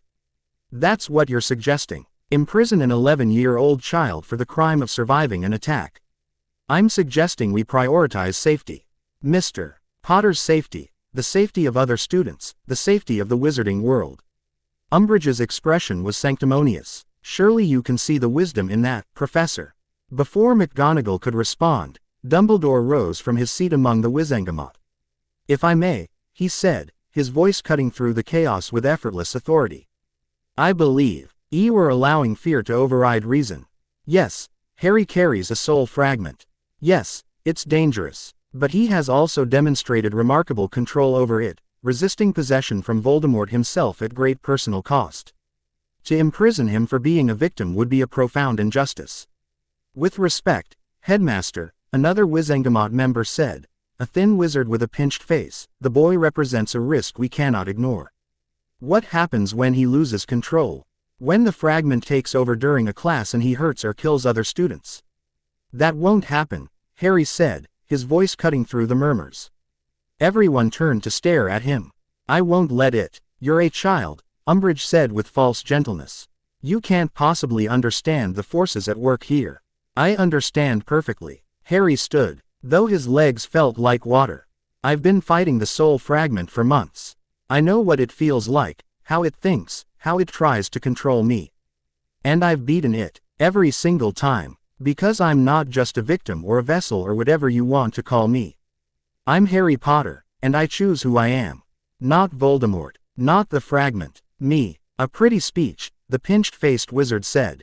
But words don't change the facts. You're contaminated with dark magic. You're a danger. Then test me. Harry's voice was steady despite his racing heart. Right here, right now.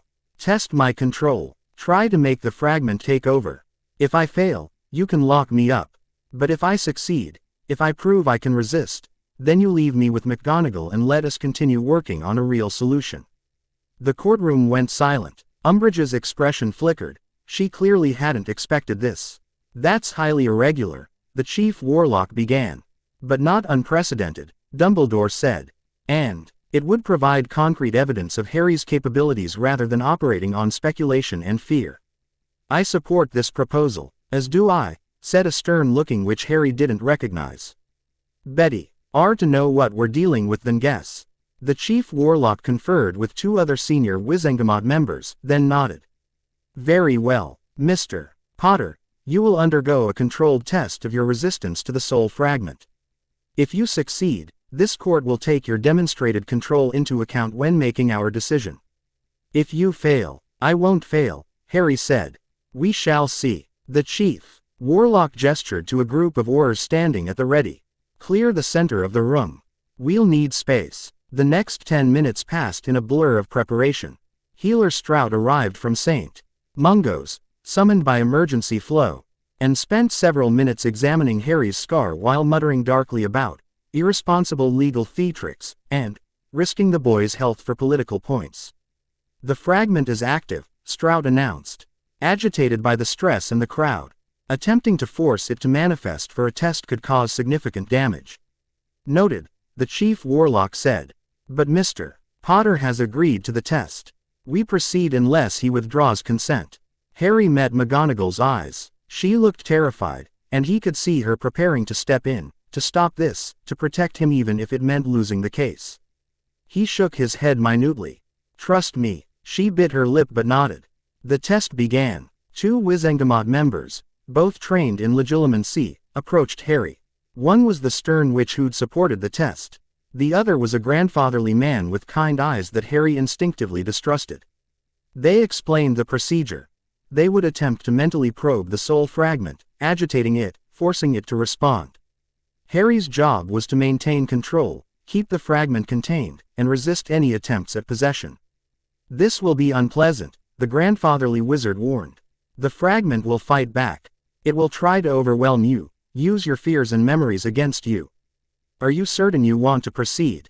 Yes, Harry said, though his hands were shaking.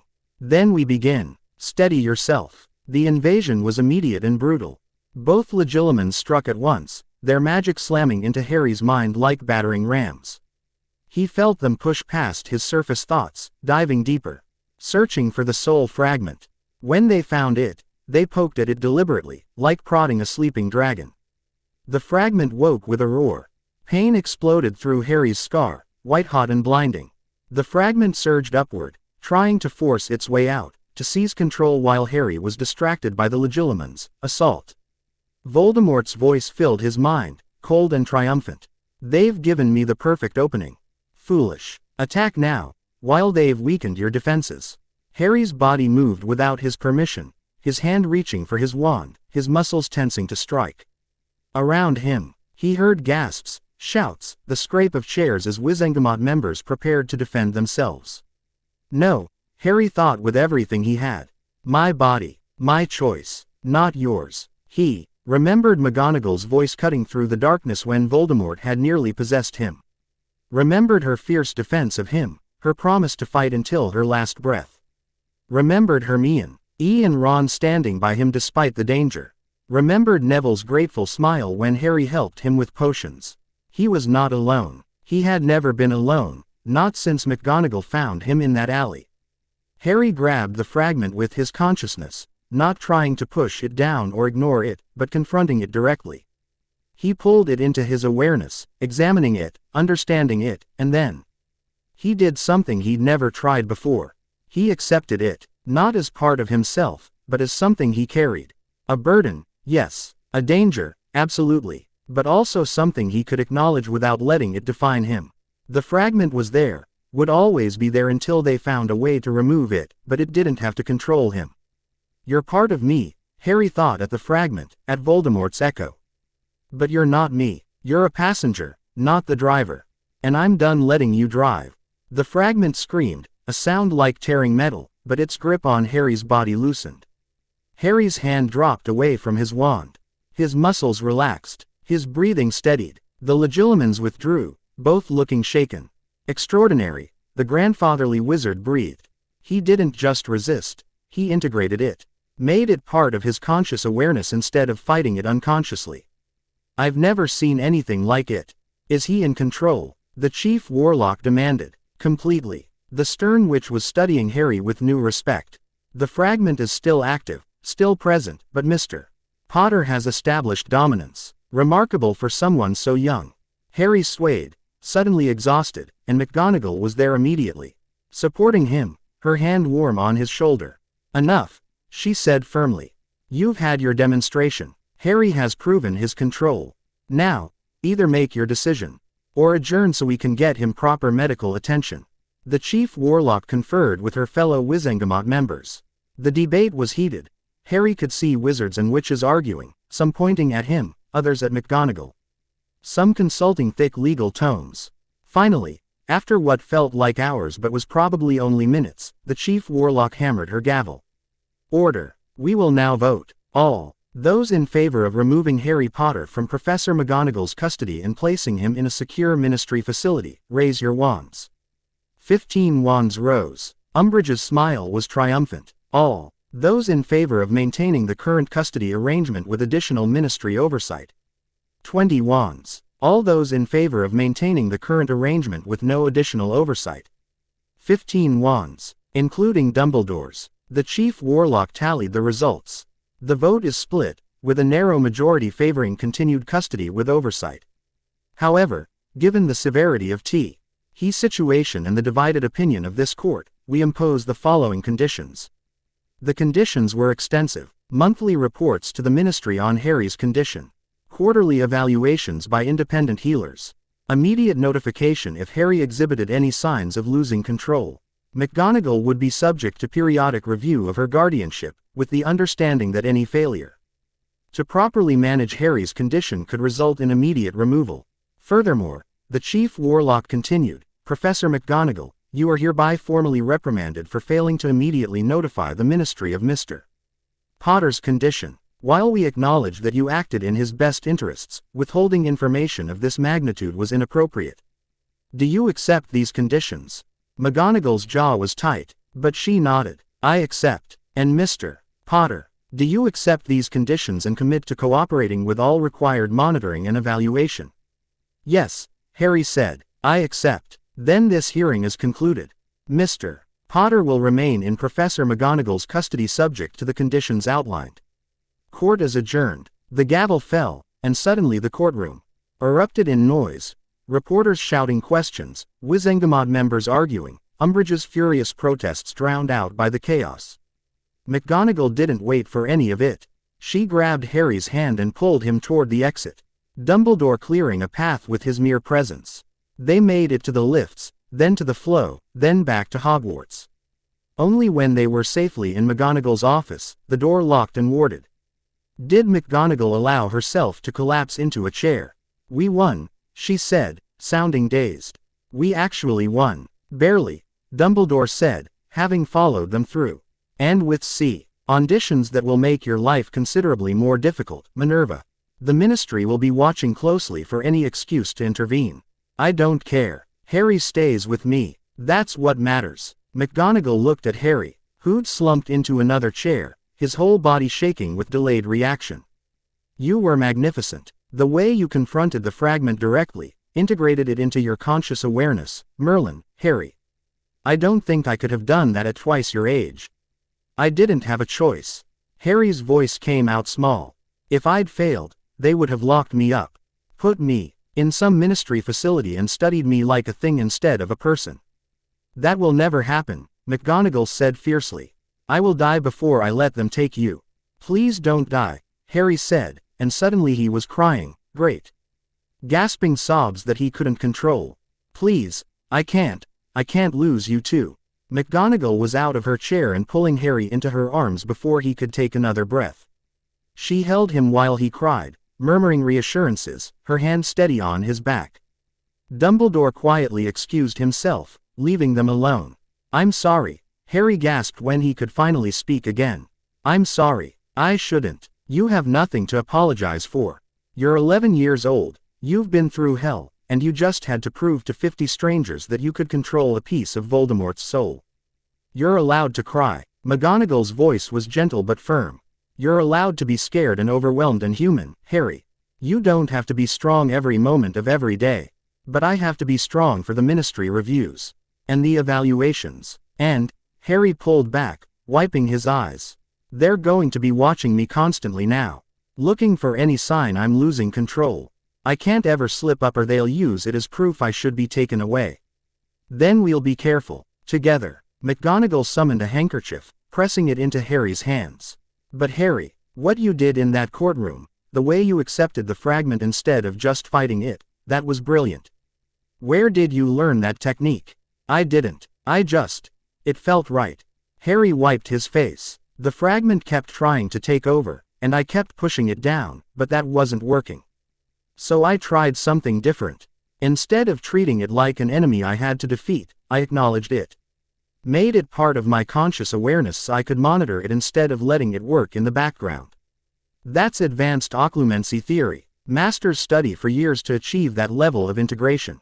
McGonagall was looking at him with a mixture of pride and concern. But it's also dangerous. By acknowledging the fragment so directly, you've created a stronger connection to it. You'll be more aware of its presence. More able to control it, but also more vulnerable if you let your guard down. I'll be careful. I know you will. But Harry, McGonagall hesitated. What you did today bought us time. But it's not a permanent solution. The fragment is still there, still growing. We need to find a way to remove it before it becomes too strong to control. Healer Strout's research hasn't yielded results, not concrete ones. McGonagall's expression was grim. I've been pursuing other avenues. Nicholas Flamel has agreed to consult. He's one of the few people alive who might understand the magic involved. And I've reached out to some unconventional experts. People who study soul magic not for dark purposes but to understand how to counter it. Unconventional experts? Harry asked warily. Curse breakers who've dealt with Horcrux-like magic. Healers from Egypt who specialize in soul preservation rituals. A reclusive witch in Norway who claims to have removed a soul fragment. NT from a possessed student 30 years ago. McGonagall ticked them off on her fingers. I'm pursuing every lead, no matter how unlikely. One of them will have answers. And if they don't, then we keep looking. McGonagall's voice was absolute. I won't give up on you, Harry. Not ever. They sat in silence for a moment, the weight of the day settling over them. Finally, McGonagall stood, smoothing her robes. You should return to Gryffindor Tower. Your friends have been worried sick. Miss Granger sent me 3 separate owls this morning demanding updates. Reassure them you're alive and unimprisoned, then get some rest. Tomorrow we'll deal with the aftermath. Harry stood, his legs still wobbly but functional. At the door, he paused. Thank you, he said quietly. For fighting for me, or not giving up even when it would have been easier to let the Ministry take me. Harry, McGonagall's voice was soft. Giving you up would never be easier. It would destroy me. She paused, struggling with words. You're my son in every way that matters. And I will protect you with everything I have, for as long as I live. That's not negotiable. Harry's throat had gone tight again. This time with warmth instead of tears. I love you. I love you too. McGonagall's smile was genuine, reaching her eyes for the first time since the hearing. Now go, before Miss Granger sends on you. Fair Owl threatening to storm the courtrooms herself. Harry left, climbing the moving staircases to Gryffindor Tower in a daze. The fat lady took one look at his face and swung open without demanding the password. The common room was packed. Apparently word of the hearing had spread, and everyone wanted to know what happened. The moment Harry entered, the room fell silent. Then Hermione launched herself across the room, wrapping him in a fierce hug. You're okay, she said, her voice thick with relief. You're okay and you're here and they didn't take you away. I'm fine, Harry managed, hugging her back. We won. I get to stay with McGonagall. The common room erupted in cheers. Fred and George appeared from nowhere, hoisting Harry onto their shoulders despite his protests, and someone started a chant of, Potter. Potter. That made Harry want to sink through the floor from embarrassment. Ron rescued him eventually, pulling him away from the celebration and up to the boys' dormitory where it was quieter. Mate, Ron said once they were alone, that was mental. The whole school's been talking about it all day. They said you had to prove you could control you-know-whose soul fragment in front of the entire Wizengamot. Is that true? Yeah. Harry collapsed onto his bed. Or rather, onto Ron's bed, since this was the dormitory and not his private room. They tested me, tried to make the fragment take control. I had to fight it off in front of everyone. And you did it. Ron's expression was odd. Bloody hell, Harry, you're the bravest person I know. I'm not brave. I'm terrified most of the time. Harry stared at the ceiling. But I'm also stubborn, and I refuse to let Voldemort or the Ministry or anyone else decide who I get to be. That's what makes you brave, Ron said. Being scared and doing it anyway. They talked for a while longer, Ron filling Harry in on the chaos at Hogwarts during the hearing, students placing bets on the outcome, professors visibly worried. Draco Malfoy having a very public breakdown when news of his father's arrest spread. Eventually, Hermione joined them, and the 3 of them sat together in comfortable silence, just being present. What happens now? Hermione finally asked. With the Ministry oversight and everything. Monthly reports, quarterly evaluations. They'll be watching me constantly for any sign I'm losing control. Harry's voice was flat. One mistake and they'll use it as justification to remove me from McGonagall's custody. Then we make sure you don't make mistakes, Hermione said firmly. We'll help you, Harry. Whatever you need. Monitoring the soul fragment, managing stress, keeping your magic stable. We're with you, always, Ron added. You're not doing this alone. Harry looked at his friends, brilliant, loyal, brave, and felt something settle in his chest. He wasn't alone. He'd never been alone since McGonagall found him. And as long as he had people who cared about him, who fought for him, who believed in him, he could face whatever came next. Even a piece of Voldemort's soul. The next few weeks passed in relative calm. News of Lucius Malfoy's arrest dominated the Daily Prophet. His trial was scheduled for early January. And speculation about his potential sentence ranged from probation to life in Azkaban. Draco walked the halls like a ghost, avoiding everyone, especially Harry. The few times their eyes met, Draco looked away quickly, shame and confusion warring on his face. Harry tried to approach him once, in the library, but Draco fled before Harry could speak. Hermione advised letting him process in his own time. He nearly got you killed, she pointed out. And then you saved his life. That's complicated. He needs space to figure out how he feels about it. McGonagall's moaned. A Tory ministry reports took hours to complete.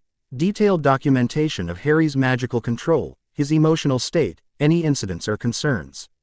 The first quarterly evaluation was scheduled for late January. And Harry was already dreading it. His occlumency lessons intensified. McGonagall pushed him harder now, testing his shields relentlessly. And Harry found that his new awareness of the soul fragment actually helped. He could feel it stirring, sense when it was trying to influence his thoughts or emotions, and shut it down before it gained traction. "You're making remarkable progress," McGonagall said during one session. "Your shields are holding for over 2 minutes now, and you're maintaining conscious integration of the fragment even under stress. At this rate, you'll be at adult level occlumency by end of term." "Is that good or bad?" Harry asked, rubbing his temples where a headache was forming. "Good for your control, concerning for your childhood." McGonagall's expression was sad. "You're learning skills that most wizards don't master until their 30s, and you're learning them because you have to, not because you want to. That's not how things should be. But it's how they are." Harry accepted the headache potion McGonagall offered. "I'd rather be good at occlumency and safe than normal and vulnerable." "I suppose that's practical, if depressing." McGonagall made a note in her records. "Now, let's discuss the incident in potions class yesterday. Professor Snape reported that you successfully brewed a forgetfulness potion while simultaneously maintaining your mental shields against a minor legilimency probe he administered without warning. How did that feel?" "Sneaky and unfair," Harry said. "I didn't know he was testing me. I was just focused on not letting my potion explode like Neville's did. And suddenly I felt him poking at my thoughts. And you shut him out without disrupting your potion work. That's excellent multitasking." McGonagall smiled slightly. Severus was impressed, though he'll never admit it. "Said you have adequate focus for a first year, which is surprising given your usual Potter-like tendencies toward distraction." "That's Snape for good job." "Indeed. Progress with Severus is measured in reduced insults rather than actual praise." McGonagall's expression turned more serious. "Speaking of progress, I have news. Nicholas Flamel has completed his preliminary analysis of your condition." Harry straightened, hope and dread warring in his chest. "And the soul fragment is removable, but the process is extremely complex and dangerous. It requires a ritual that forces the fragment to manifest separately from your soul, then severs the connection and destroys the fragment before it can reattach." McGonagall pulled out a rolled parchment, spreading it on her desk. "The ritual has 3 stages, each progressively more difficult and painful. Stage 1 identifies the exact boundaries between your soul and the fragment, mapping the connection. Stage 2 forces the fragment to manifest through controlled possession. Stage 3 performs the separation and destruction." "Controlled possession." Harry's voice had gone flat. "You mean I have to let the fragment take over?" "Under carefully controlled circumstances, yes. The theory is that if we force it to fully possess you, the fragment becomes temporarily separate from your core soul. During that window, which lasts perhaps 10 seconds, the ritual can sever the connection permanently." McGonagall's hands were clenched on the parchment. "But Harry, if anything goes wrong, if the timing is off by even a second, the fragment could permanently integrate with your soul or the separation could damage your magical core beyond repair." "What are my chances?" Flamel estimates 60% success rate, 30% chance of magical damage that could be healed over time, 10% chance of death or permanent soul damage. McGonagall's voice was steady but her eyes were anguished. "Those are not good odds, Harry. But they're better than living with this thing forever and hoping it doesn't eventually take over anyway. Harry studied the parchment. Complex diagrams showing soul structures, magical connections, ritual circles. When can we do it? Not until summer at the earliest. The ritual requires months of preparation, mapping your soul's exact structure, preparing the ritual components, training you to survive a full possession attempt. And even then, McGonagall's voice cracked. Even then, I'm not certain I can willingly put you through something that might kill you. It's my choice, Harry said gently. And I choose freedom over safety.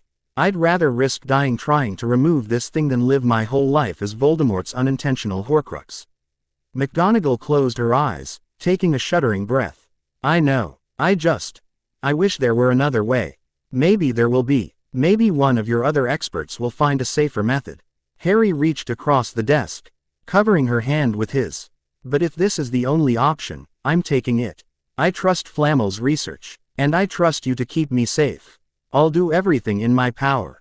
McGonagall opened her eyes, and they were suspiciously bright.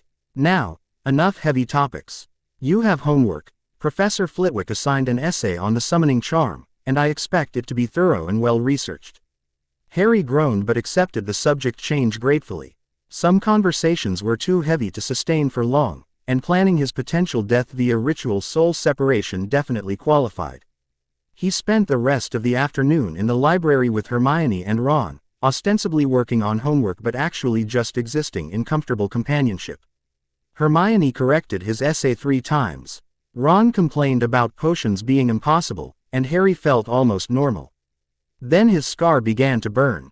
Not the dull ache he'd grown accustomed to, but searing, blinding pain that made him gasp and clutch his forehead. The library tilted, and suddenly Harry was somewhere else. A dark room, stone walls, a figure standing before a mirror, not the mirror arised from his dreams, but something older, more sinister. The mirror's surface was black, reflecting nothing, and the figure was speaking to it in Parseltongue. Show me the boy, the figure hissed.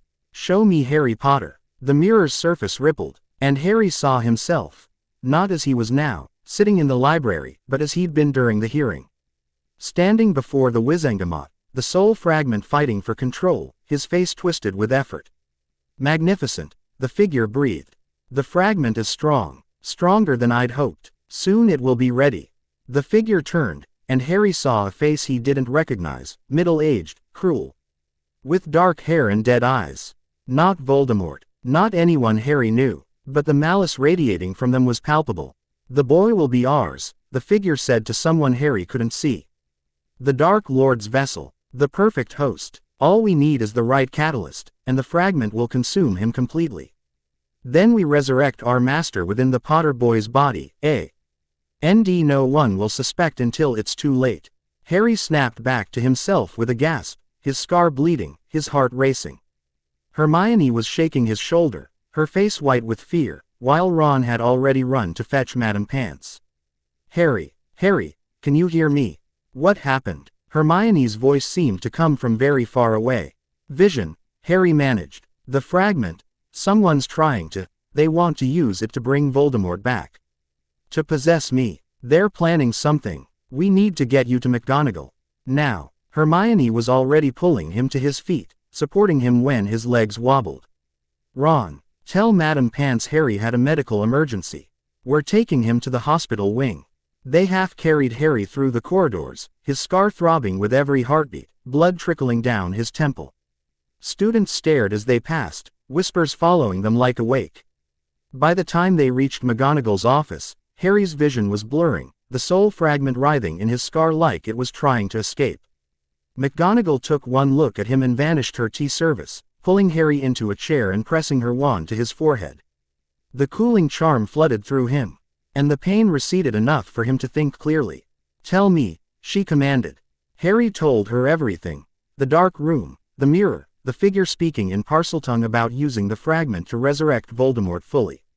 McGonagall's expression grew progressively darker. A catalyst, she repeated when he'd finished. They're planning to use something to strengthen the fragment enough that it can overwhelm you. That means they need access to you, which means someone at Hogwarts is working with them. Or planning to be at Hogwarts, Hermione said. She'd been quiet during Harry's explanation, but her mind was clearly working. The figure Harry saw, he didn't recognize them. That means it's not a current student or professor. But if they're planning something that requires access to Harry, they'll need to get into the castle somehow. The Ministry evaluations, Harry said suddenly. The quarterly assessments. They'll send evaluators to examine me. What if one of them is compromised? What if that's how they plan to get close? McGonagall's expression turned murderous. I'm flowing Dumbledore. Now. And then I'm contacting Healer Strout and every security expert I know. If someone is planning to use the Ministry's own oversight protocols to attack you, we're going to make certain they fail spectacularly. She swept to her fireplace, throwing in flow powder with barely contained fury. While she spoke urgently with Dumbledore's head in the flames, Hermione turned to Harry. We should tell her about the other thing, she said quietly. What other thing? Harry asked. The research I've been doing. About soul fragments and forced possession. Hermione's expression was grave. I found something in a restricted text. If a soul fragment is forcibly strengthened, fed enough po.r. rapidly, it can completely subsume the host's soul. Not just possess them temporarily, but erase them entirely and take their place. The body remains, but the original person is gone forever. Harry felt ice flood his veins. That's what they're planning. To erase me and make my body Voldemort's new vessel. We won't let that happen, Ron said fiercely. We'll figure out who's behind it and stop them. Easy for you to say. You're not the one they're trying to erase. Harry's voice came out sharper than he'd intended, and Ron flinched. Sorry. I'm sorry. I'm just terrified. I know. I would be too. Ron's voice was steady. But you're not facing this alone, mate. We've got your back. McGonagall returned from the fireplace, her expression grim. Dumbledore is contacting the Ministry to verify the credentials of anyone assigned to your evaluations. He's also implementing additional security measures, tracking charms on you, wards around your private room, and constant monitoring during any Ministry visits. You will not be alone with an evaluator at any point. Is that clear? Yes, Professor. Harry's hands were shaking. McGonagall, if they succeed, if the fragment takes over completely, I need you to promise me something. No. McGonagall's voice was absolute. I know what you're going to ask, and the answer is no. I won't promise to kill you if you're possessed. I won't give up on you, not ever. But if I'm gone, if the person in my body is just Voldemort, then we'll find a way to bring you back. There are rituals, exorcisms, methods to separate possessed individuals from their possessors. I will research every single one and implement whichever works. McGonagall knelt before Harry's chair, taking his hands in hers. I will not kill you to stop Voldemort. That's giving him exactly what he wants. Instead, I'll fight for you with everything I have until you're free. That's my promise. Harry's vision blurred with tears. What if I don't want to be fought for? What if I'd rather die than become him? Too bad. You don't get to make that choice. McGonagall's voice was fierce and loving in equal measure. You're 11 years old, Harry. You don't get to decide to die nobly to save the world. That's not fair to you, and I won't allow it. You stay alive, you stay fighting, and you trust that the people who love you will find a way to save you. Understood? Yes, ma'am, Harry whispered. Good. McGonagall stood, smoothing her robes with trembling hands. Now, all of you, back to your common room. Stay together, don't go anywhere alone, and report any unusual activity immediately. And Harry, her expression softened. Try to get some sleep tonight. Tomorrow we begin planning how to identify and stop whoever is targeting you. They left, Harry's support, Ed between Ron and Hermione like a wounded soldier. The corridors were empty, past curfew now, and their footsteps echoed in the silence. At the entrance to Gryffindor Tower, Harry paused. Thank you, he said to both of them, for not treating me like I'm broken or dangerous or. You're not broken, Hermione said firmly. You're hurt, and you're carrying something terrible, but you're still you. Still Harry, and we're not going anywhere. Yeah, mate, Ron grinned despite the seriousness of the situation. You're stuck with us, for better or worse. They climbed through the portrait hole together. And Harry felt something settle in his chest. He had people who fought for him. Who believed in him. Who refused to give up even when giving up would be easier. And as long as he had that, he could face whatever came next. Even a plot to erase his soul and resurrect the darkest wizard in history. Chapter 9 End. Chapter 10. What Comes After. The first ministry evaluation was scheduled for the third week of January.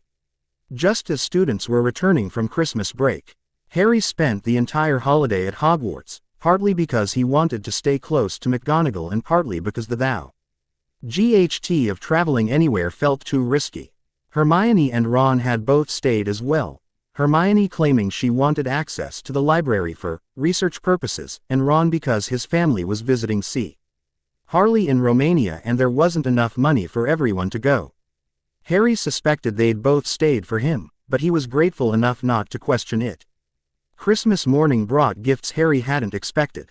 From McGonagall, a complete set of advanced transfiguration texts, including several that were normally restricted to Newt students.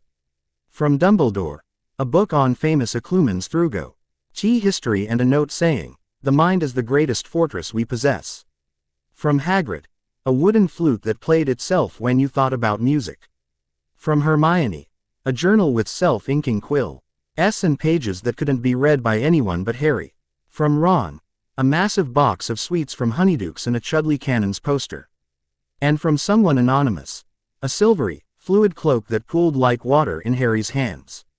"That's an invisibility cloak," Ron breathed, his eyes wide. "A real one. Those are incredibly rare. My dad's always wanted one."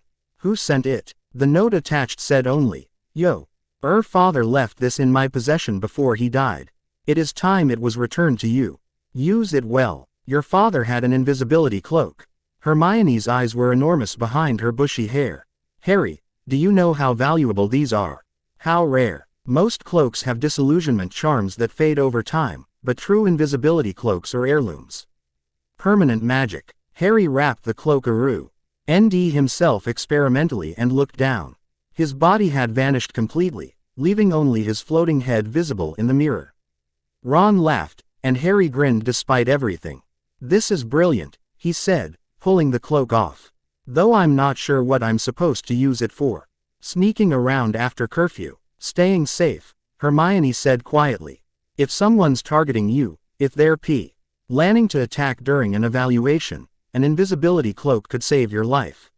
She wasn't wrong. Harry folded the cloak carefully, tucking it into his trunk where it would be safe but accessible. They spent Christmas Day in near-empty Gryffindor Tower, eating too many sweets and playing wizard's chess. Ron won every game, even when Harry and Hermione teamed up against him. For a few hours, Harry could almost forget about soul fragments and ministry evaluations and dark wizards plotting his possession. Almost. That night, the dreams returned with a vengeance. Harry found himself in the dark room from his vision, standing before the black mirror. The figure was there again, the man with dead eyes and dark hair, and this time Harry could hear his thoughts as if they were Harry's own. "The boy is strong," the man thought. Stronger than expected. The fragment should have consumed him by now, especially after the hearing's trauma. But he resists, integrates, learns to coexist with the darkness. Admirable, but inconvenient. The mirror's surface rippled, showing Harry's sleeping form in his bed at Hogwarts. The soul fragment glowed faintly green in his scar, pulsing with each heartbeat. "We need more power, more trauma. The evaluation won't be enough, not with Dumbledore watching. We need something that will break the boy completely, shatter his resistance so thoroughly that the fragment can sweep in and consume what remains." Another figure emerged from the shadows, cloaked and hooded, face hidden. Their voice was distorted, gender and age impossible to determine. "The Longbottom boy," the cloaked figure said. "Potter cares about him, considers him a friend. If something were to happen to young Neville, something traumatic, something Potter feels responsible for, the guilt could be the catalyst we need." "Dangerous," the dead-eyed man said, drawing attention to ourselves through another student. "Everything about this plan is dangerous. But we're committed now. The Dark Lord will return. And he will return in Harry Potter's body. The symbolism alone is worth any risk. The boy who lived becoming the vessel for the Dark Lord's resurrection, the Ministry won't know what hit them." The dead-eyed man smiled. And it was the coldest thing Harry had ever seen. "Very well. We'll arrange an accident for the Longbottom boy. Something that looks natural. A potion's explosion, perhaps. Potter will blame himself. His control will slip, and the fragment will have its opening. No, Harry tried to scream, tried to force himself awake, but the dream held him fast. Leave Neville alone. This is between you and me. But they couldn't hear him. The figures faded into shadow, the mirror went dark, and Harry fell through darkness until he woke with a gasp, his scar bleeding, his sheets soaked with sweat. He scrambled for his wand, casting a Patronus, something McGonagall had been teaching him early because of the soul fragment's effect on his mood. The silver light took form slowly, a stag, like his father's animagus form. Though Harry hadn't known that when he'd first cast it. The Patronus bounded toward McGonagall's office, carrying a simple message: emergency. Need you now. They're targeting Neville. McGonagall arrived within minutes, still in her nightclothes with a tartan dressing gown over them. She found Harry pacing his room like a caged animal, his hands shaking. They're going to hurt Neville, he said without preamble. To break me, to make the fragment stronger. I saw it. They're planning an accident in potions. Something that looks natural but will kill him. Or hurt him badly enough that I'll blame myself and lose control. McGonagall's expression went from concern to furious in an instant. Tell me everything. Harry did, recounting every detail of the vision, the dead-eyed man. The cloaked figure, their plan to use Neville as a catalyst. McGonagall's hands clenched into fists as he spoke. This confirms what we suspected. Someone is actively working to strengthen the fragment. She began pacing, her brilliant mind clearly racing through options. We need to protect Mr. Longbottom while simultaneously identifying who's planning to harm him. If we remove him from potions classes, they'll simply choose another target. If we cancel the evaluation, they'll attack during a different vulnerability. So we use him as bait, Harry said quietly. We let Neville go to potions. But we watch him constantly. Put protective charms on him. Maybe assign an aura to shadow him invisibly. And when someone tries to cause an accident, we catch them in the act. That's remarkably calculating for someone who's supposed to be protecting his friend, McGonagall observed. I am protecting him, by making sure whoever's targeting him gets caught before they can try again. Harry's voice was hard. I won't let them hurt Neville. But I also won't let them use him to hurt me. So we catch them, stop them, and end this. McGonagall studied him for a long moment. You sound like me, or like Dumbledore, strategic, willing to take calculated risks for the greater good. I'm not certain whether to be proud or concerned. Can't it be both? I suppose it can. McGonagall moved to Harry's desk, pulling out parchment. I'll alert Dumbledore and draft a protection plan for Mr. Longbottom. You'll need to warn him. He deserves to know he's being targeted and why. He'll be terrified, yes, but he'll also have the opportunity to help catch the people trying to hurt him. Mr. Longbottom is braver than he believes. He'll rise to the occasion. McGonagall began writing, her quill moving with swift precision. Now, try to sleep. Tomorrow will be busy. But Harry didn't sleep. He lay awake until dawn, his mind racing through scenarios and possibilities. Finally he gave up and headed to the library. He found Hermione already there, surrounded by books, her hair even wilder than usual from running her hands through it. Couldn't sleep either, he asked, sitting across from her. I've been researching protective charms. If they're targeting Neville, we need to make sure he's as safe as possible without making it obvious he's being guarded. Hermione pushed a book toward Harry. This one details the Protega Horribilis charm. It creates a shield that repels dark magic specifically. If we could somehow get Neville to wear an object with that charm on it, he'd be protected against magical attacks, but it would look like he's just wearing jewelry or something. Harry's mind was already working. We'd need something he wouldn't take off. Something he wears all the time. His gran sent him a ring for Christmas, Ron said, appearing from behind a bookshelf with 3 cups of tea. I saw him wearing it. Said it was his grandfather's, he never takes it off. Perfect. Hermione accepted a cup gratefully. If we can get the ring for a few hours, I can add the charm. It won't protect him from physical accidents, like an exploding cauldron, but She will stop anyone from cursing him directly. They spent the morning planning, McGonagall joining them after breakfast. By the time classes resumed the next day, they had a comprehensive protection plan, Neville's ring would be charmed. An Auror Kingsley Shacklebolt, who'd volunteered immediately, would shadow him invisibly during potions classes, and both Harry and Snape would be watching for NY signs of tampering with ingredients or equipment. Telling Neville was the hard part. Harry pulled him aside after breakfast on the first day back, leading him to an empty classroom. Neville's expectation was already nervous. Being summoned by Harry Potter rarely meant good news. "Am I in trouble?" he asked. "Because if this is about the bouncing bulbs in herbology, I swear I secured them properly." "You're not in trouble. You're in danger." Harry gestured for Neville to sit. "Someone is planning to hurt you. To cause an accident that looks natural but will seriously injure or kill you. And they're doing it to get to me." Neville's face went white. "What? Why would? I'm nobody. Why would anyone target me?" "Because you're my friend. And whoever's behind this thinks hurting you will break me emotionally. Which will make it easier for them to." Harry paused, weighing how much to explain. "There's a piece of dark magic attached to me. A soul fragment. If I lose control of my emotions, it could take over. Hurting you would be one way to make that happen." "Oh." Neville's voice was small. "So I'm bait." "No. You're someone I care about who happens to be vulnerable. But we're not letting anything happen to you." Harry explained the protection plan. The charmed ring, the invisible aura, the constant monitoring. "We're going to catch whoever's trying to hurt you, Neville. But we need you to act normal. Go to classes. Especially potions. Don't let on that you know anything. You want me to pretend everything's fine while someone's trying to kill me." Neville's voice cracked. "I want you to trust that we won't let anything happen to you. And I want you to be brave, because I know you can be." Harry met Neville's eyes. "You're stronger than you think, Neville. I've seen it. When you stand up to Malfoy. When you help other students with herbology. When you don't give up even though potions is hard and Snape's awful. That's all courage.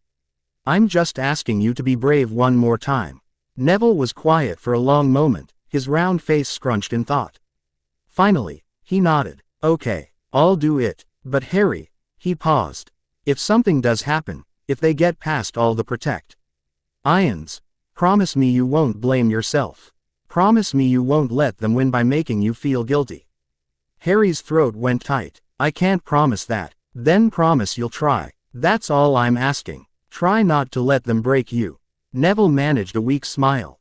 "We're friends, right? Friends help each other stay strong." "Yeah, we're friends." Harry held out his hand, and Neville shook it firmly. "Thank you for being brave. Thank you for caring enough to protect me."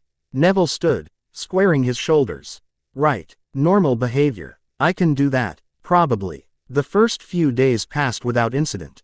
Neville attended all his classes, his charmed ring glinting on his finger, while Kingsley shadowed him invisibly. Harry watched potions class with hawk-like intensity, noting every student who approached Neville's cauldron. Every ingredient that changed hands, every moment Snape's attention was elsewhere. But nothing happened. Whoever was planning the attack was being patient, waiting for the right moment. The ministry evaluation was scheduled for Thursday. 2 officials would arrive. A healer named Augustus Pye and a Department of Mysteries Unspeakable who'd given only the designation, R. Brown. They would examine Harry's magical control, review his medical records, and assess his living situation. "Don't be nervous," McGonagall said the night before, though her own hands were shaking slightly as she organized documents. "Just be yourself. Answer their questions honestly. Demonstrate your control. They have no reason to remove you from my custody. Unless one of them is compromised," Harry said quietly. "Unless R. Brown is actually the dead-eyed man from my visions, here to engineer my breakdown. Then we'll be ready. Dumbledore will be present for the entire evaluation. So will I. And Kingsley will be stationed outside the door."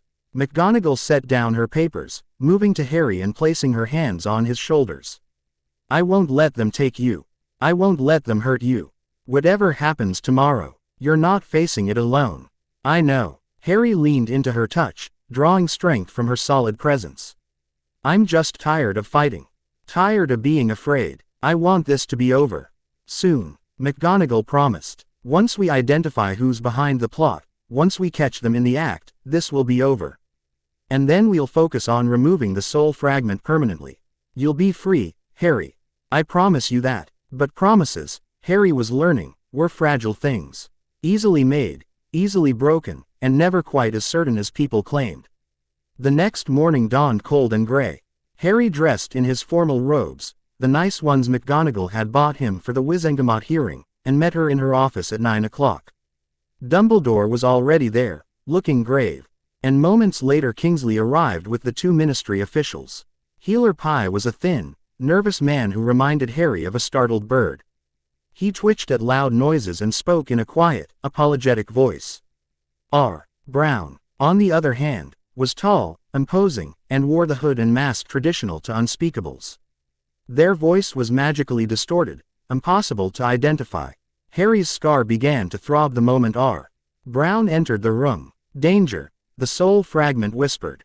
This one. This is the one. Harry kept his face neutral, but he caught McGonagall's eye and gave the tiniest nod. She understood immediately. Her wand hand shifted, ready to draw at a moment's notice. Mr. Potter, Healer Pye said, pulling out diagnostic equipment. If you'll permit me, I'd like to begin with a standard medical examination. Nothing invasive, I promise. Just some basic spells to assess your magical core and the soul fragment's integration. Harry submitted to the examination, letting Pye wave his wand and cast diagnostic spells that washed over Harry in waves of colored light. The whole time, he felt R. Brown watching him with an intensity that made his skin crawl. Remarkable, Pye muttered, reviewing his findings. The fragment is stable, more integrated than I'd expected, actually. Mr. Potter's conscious control over it is extraordinary for someone his age, and his magical core is strong, showing no signs of damage or corruption despite the foreign soul's presence. Interesting, R. Brown said, their distorted voice grating on Harry's nerves. And if we were to stress the connection, see how he handles pressure. I'm not certain that's wise, McGonagall began. It's part of the evaluation guidelines, R. Brown interrupted. We need to assess Mr. Potter's control under duress, not just in calm circumstances. With your permission, I'd like to attempt a minor legilimency probe while Mr. Potter maintains control of the fragment. Absolutely not, McGonagall said firmly. That's unnecessarily invasive and potentially dangerous. I'll do it, Harry said quietly. Everyone turned to stare at him. If it's part of the evaluation, I'll do it. I need to prove I can maintain control even under stress. Harry, McGonagall's expression was anguished. I can handle it. Harry met R. Brown's concealed gaze steadily. Do your worst. R. Brown's hand moved to their wand. Harry braced himself for the invasion. But instead of legilimency, R. Brown cast something else. A spell Harry didn't recognize, harsh syllables in what might have been Latin or might have been something darker. The soul fragment exploded with activity. Pain shot through Harry's scar, white-hot and blinding. The fragment surged upward, trying to seize control, and Harry realized with crystal clarity what was happening. This wasn't a test. This was the attack. R. Brown was the dead-eyed man from his visions, here to force the fragment to consume Harry completely. Stop. McGonagall's wand was out, a shield charm springing between Harry and R. Brown. What spell was that? That wasn't legilimency. No, R. Brown said, their distorted voice dropping the pretense of concern. It was a catalyst. Dark magic designed to feed power directly into soul fragments, strengthening them beyond the host's ability to resist. By the time you break my shield, the fragment will have consumed the boy completely. And the Dark Lord will have a new body. Thank you for your cooperation, Professor.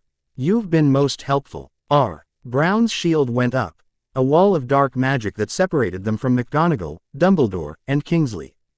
Through the shield, Harry could see them fighting, Dumbledore's silver magic clashing against R. Brown's darkness while McGonagall hammered at the barrier with spell after spell. But inside the shield, Harry was alone with the fragment. And the fragment was winning. Mine, it hissed triumphantly. Finally, mine, your body, your magic, your life. All mine. The fragment pressed against Harry's consciousness with crushing force. He felt himself being pushed out, his identity fracturing, memories and thoughts scattering like papers in a wind. This was it. This was how he died. Not physically, but spiritually. Harry Potter would cease to exist, and Voldemort would take his place. No, Harry thought desperately. I won't let you. I won't. But the fragment was too strong, empowered by R. Brown's dark magic. Harry felt himself slipping, drowning in cold darkness, his sense of self dissolving like sugar in water. Then he remembered McGonagall's words, "You're my son in every way that matters." Ron's loyalty. "You're stuck with us. For better or worse." Hermione's fierce intelligence. "You're not broken. You're still you. Still Harry." Neville's quiet courage. "Friends help each other stay strong." And his own stubborn determination. "I choose who I am. Not Voldemort. Not the fragment. Me." Harry stopped fighting the fragment. Instead, he did what he'd done at the hearing. He accepted it. Acknowledged it as part of him but not him. A passenger, not the driver. Something he carried but didn't become. "You're part of me," Harry thought at the fragment with absolute certainty. "But you're not me. You never were and you never will be. I am Harry Potter. I survived the killing curse. I survived the Dursleys. I survived every attempt to break me. And I survive you. Now get out." Harry's magic exploded outward. Not dark magic, not the fragment's cold power, but his own magic. Bright and warm and absolutely, fundamentally his. The fragment shrieked, caught in the blast, and Harry felt it recoil, weakened. But it wasn't enough. The fragment was still there, still strong, still trying to consume him. Then something shifted. Harry felt another presence. Not the fragment, not R. Brown's dark magic, but something else entirely. Something bright and ancient and powerful beyond measure. It flooded through him like sunlight through windows, and Harry recognized it somehow, even though he'd never felt it before. His mother's love, the sacrifice that had saved him as a baby, the protection that had lived in his blood ever since, rose up now to defend him. It wasn't a physical thing, wasn't a spell or a charm. But something deeper, the fundamental truth that Lily Potter had died for her son, and that death had created magic more powerful than anything Voldemort could wield. The fragment couldn't withstand it. The love magic burned it like acid, searing away the darkness, and Harry felt the fragment begin to tear free from his scar. Not integrating, not controlling, but actually separating. The thing that Flamel's ritual was supposed to do, happening now through sheer force of protective magic. The fragment screamed. Harry screamed. And R. Brown's shield shattered the soul fragment exploded out of Harry's scar in a blast of green light and black smoke. Harry collapsed, distantly aware of McGonagall catching him, of Dumbledore's voice shouting spells, of chaos erupting around him. But all he could focus on was the absence. The cold spot in his scar was gone. The constant throb, the whispers, the presence that had haunted him for months. Gone. The soul fragment was gone. "Harry." McGonagall's voice was desperate. "Harry, stay with me. Don't you dare leave me now." "I'm okay," Harry managed, though his voice came out as barely a whisper. "It's gone. The fragment, it's gone. I know. I saw it happen. Just stay awake, please. Healer Pie is checking you now." Harry forced his eyes open. The scene swam into focus, McGonagall holding him, her face streaked with tears. Dumbledore standing over R. Brown's unconscious form, wand steady. Kingsley already binding the attacker with conjured ropes. And Healer Pie, running diagnostic spells over Harry with shaking hands. "The fragment is gone," Pie confirmed, his voice awed. "Completely expelled from his system. I've never seen anything like it. The scar tissue is damaged. Significant trauma, but the foreign soul is simply gone." "Mr. Potter, how do you feel?" "Empty," Harry said, and it was true. The absence where the fragment had lived was vast and strange. "But good. I feel good." "You're in shock," McGonagall said firmly. "And you need immediate medical attention. Kingsley, help me get him to the hospital wing." "Wait." Harry struggled to sit up, McGonagall supporting him. R. Brown. Who are they? Dumbledore knelt beside the unconscious attacker, removing the hood and mask with careful precision. The face beneath was exactly as Harry had seen in his vision. Dead eyes, dark hair, a cruel mouth. "Barty Crouch Jr., Dumbledore said quietly. "Believed dead for over a decade, but apparently very much alive and working to resurrect Voldemort. How he escaped Azkaban and disguised hymns. Elf as a ministry official will require extensive investigation." "And Neville?" Harry asked urgently. "Was he attacked? Was there a backup plan? Mr. Longbottom is safe, Kingsley rumbled. There was an attempt during potions, a subtle curse on his ingredients that would have caused an explosion, but Professor Snape caught it in time. The student responsible is currently in custody. Who? Theodore Knott, 5th year Slytherin, apparently recruited by Crouch with promises of serving the Dark Lord's return. Kingsley's expression was grim. We've dismantled the entire conspiracy, Mr. Potter. It's over. It's over. The words echoed in Harry's mind as McGonagall and Kingsley helped him to the hospital wing, as Madame Pomfrey descended with potions and diagnostic spells, as the reality of what had happened slowly sank in. The soul fragment was gone. The conspiracy was stopped. He was free. Harry lay in a hospital bed, staring at the ceiling, and felt tears slide down his temples. Not tears of pain or fear, but of relief so profound it hurt. For the first time since he could remember, his scar didn't ache. His mind was quiet. No whispers, no cold presence, just his own thoughts. He was just Harry, not Voldemort's accidental Horcrux, not a vessel or a target or a symbol. Just Harry Potter, 11 years old, finally free. McGonagall sat beside his bed, holding his hand, and didn't speak. She didn't need to. Her presence was enough. Hermione and Ron arrived within the hour, bursting through the hospital wing doors despite Madame Pomfrey's protests. They surrounded Harry's bed, Hermione crying openly while Ron tried to pretend he wasn't also tearing up. You did it, Hermione said through her tears. You expelled the fragment. Harry, you actually did it. I had help, Harry said, his voice still rough. My mum's magic. The protection in my blood. It rose up and burned the fragment out. Lily's love, Dumbledore said, having entered quietly behind the students. The same magic that saved you as a baby saved you again today. Love, Harry, the one thing Voldemort has never understood and never will. It is both your shield and your sword. Is he gone? Harry asked. Really gone? Or is this just another temporary defeat? The fragment that was attached to you is destroyed. I witnessed its dissolution myself. Dumbledore's expression was grave, but Voldemort created multi-PLE Horcruxes, fragments of his soul hidden in various objects. Until they're all destroyed, he can never truly die. He'll continue attempting to return, using whatever means available. But not through me. Harry's voice was firm. He can't use me anymore. No, you're free of him. Dumbledore's eyes twinkled behind his half-moon spectacles. And you've proven something remarkable today, Harry. Hat love is stronger than the darkest magic. That the bonds we forge with others can overcome even soul-deep corruption. Your mother would be extraordinarily proud. Harry's throat went tight. I wish I could have known her. She's with you always, McGonagall said softly. In your heart, in your blood, in the very magic that saved you today. Lily Potter's love lives on through you, Harry. As long as you carry that, you carry her. They stayed with him through the afternoon, McGonagall sitting vigil, Hermione and Ron regaling him with the chaos that had erupted after the fragment's expulsion. Apparently half the castle had felt the magical shockwave, and Dumbledore periodically checking his condition with gentle diagnostic spells. By evening, Madame Pomfrey declared Harry stable enough for visitors, and a steady stream of well-wishers appeared. Neville came first, his face blotchy from crying, to thank Harry for protecting him. The Weasley twins brought an arsenal of joke sweets and PR. Omises to make Crouch's prison stay spectacularly unpleasant, through creative pranking. Professor Flitwick squeaked with joy and awarded Gryffindor 50 points, for extraordinary courage in the face of dark magic.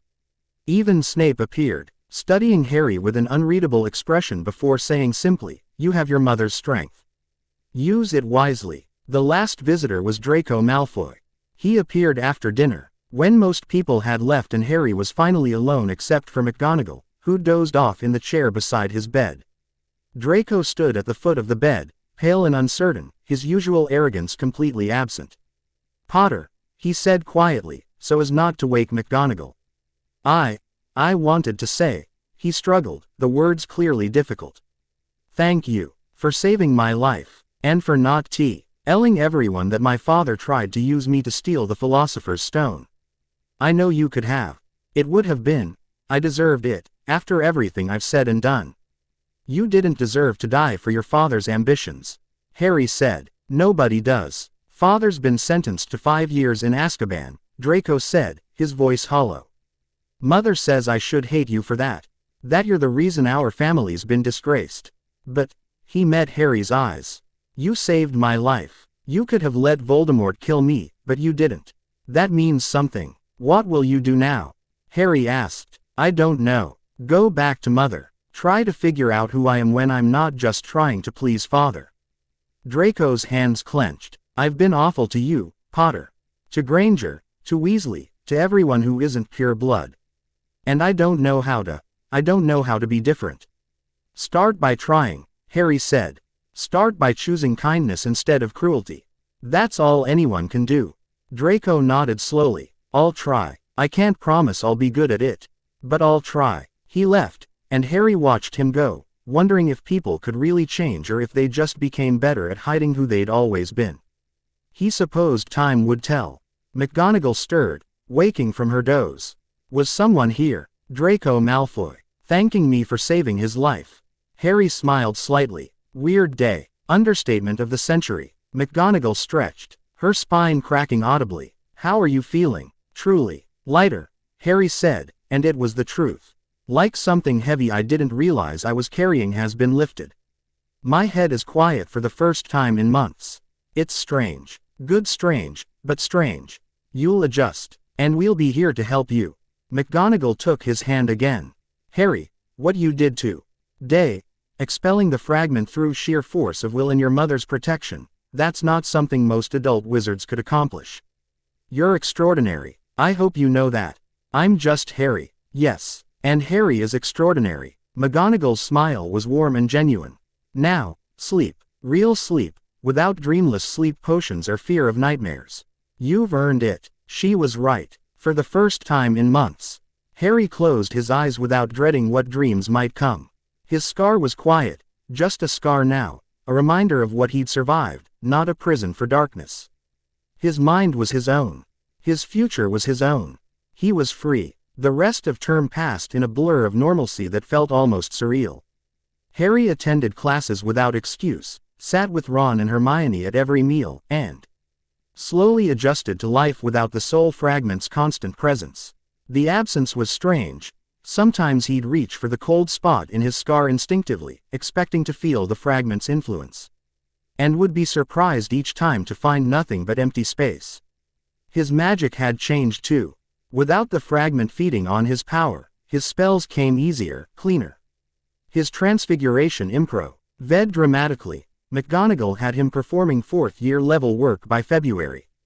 His Patronus, which had been unstable with the fragment present, now manifested as a solid silver stag that could lop around the room and even communicate simple messages. Your father would be proud, McGonagall said during one of their now optional private lessons. His Patronus was also a stag. Prongs, he called it. Prongs. Harry watched his Patronus circle the room. His nickname. Your father, Sirius Black, Remus Lupin, and Peter Pettigrew, they were inseparable during their school days.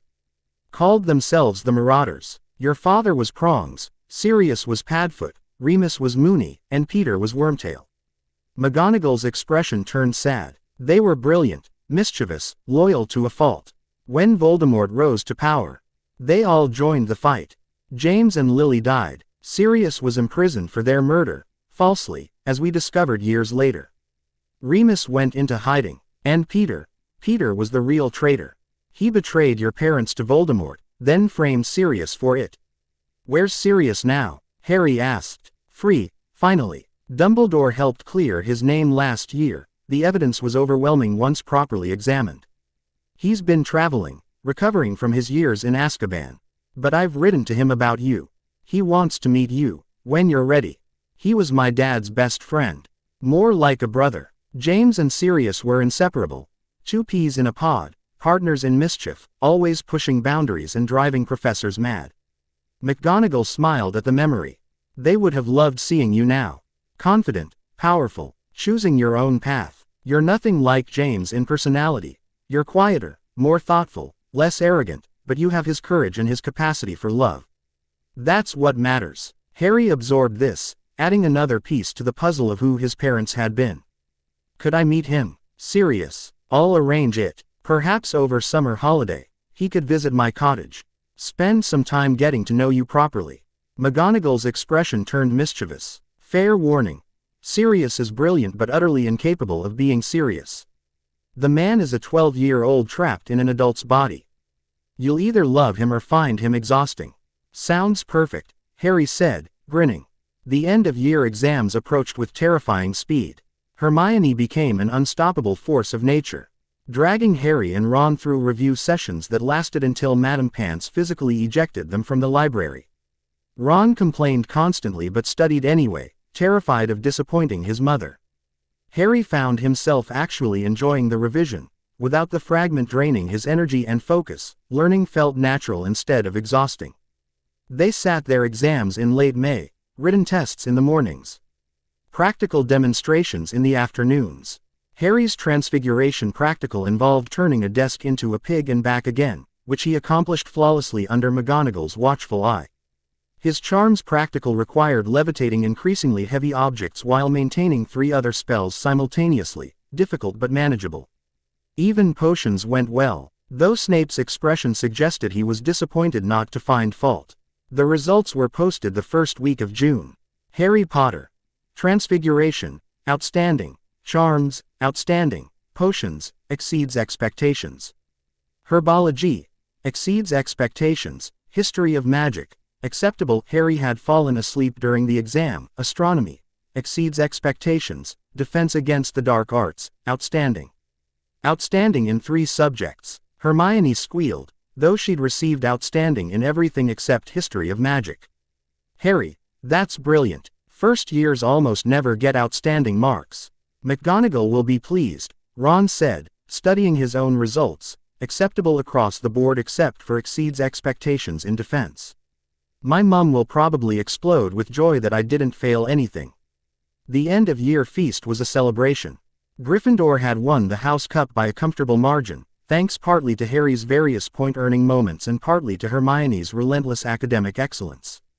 Dumbledore's speech was mercifully brief, focusing on unity and the power of love to defeat darkness, a clear reference to Harry's expulsion of the soul fragment, though Dumbledore was tactful enough not to name him directly. As the feast wound down and students began heading to their dormitories to finish packing, McGonagall pulled Harry aside. "Walk with me," she said, leading him out of the great hall and through the castle corridors.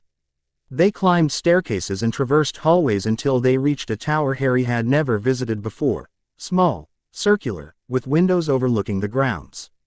"This was my thinking spot when I was a student," McGonagall said, settling onto the window ledge.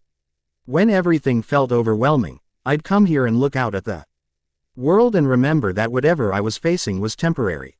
That I was stronger than my circumstances." Harry sat beside her, looking out at the darkening grounds. The lake reflected the sunset, all oranges and purples. And somewhere in the Forbidden Forest, something howled mournfully. "You've had quite a year," McGonagall said quietly. "More than any child should have to endure. Dark magic, ministry hearings, assassination attempts, soul fragment possession. You've faced things that would break most adults. And you survived. More than survived. You thrived." "I had help," Harry said. "You, Hermione, Ron, Dumbledore, everyone who refused to give up on me. Yes, but ultimately, the strength to resist, to fight, to survive, that came from you." McGonagall turned to face him fully. "Harry, I need you to understand something. What happened this year, the fragment, the attacks, the constant danger, that's over. You're free now. Free to just be a student, to learn and grow and make mistakes and have adventures without the weight of dark magic crushing you." "I know." Harry's voice was quiet, "but part of me keeps waiting for the other shoe to drop. For something new and terrible to happen. It feels too good to be true. I understand that feeling, but you can't live your life waiting for disaster. You have to embrace the peace when it comes, even if it's temporary." McGonagall's hand covered his. "This summer, you'll come home with me to Scotland. No ministry oversight, no evaluations, no requirements beyond rest and recovery. We'll work on your magic, yes, but also on helping you learn to be a child again. To play and relax and exist without constant vigilance. I don't know if I remember how to do that." Then we'll learn together. McGonagall smiled. I'm not particularly good at relaxing either. Perhaps we can teach each other. They sat in comfortable silence as the sun finished setting and stars began to appear. Finally, McGonagall stood, brushing off her robes. Come, you need to finish packing. And I have last-minute paperwork to complete. Tomorrow, we leave for home. Home. The word settled in Harry's chest with warmth. Not the Dursleys' house where he'd been unwanted and unloved. Not even Hogwarts, though he'd come to love the castle.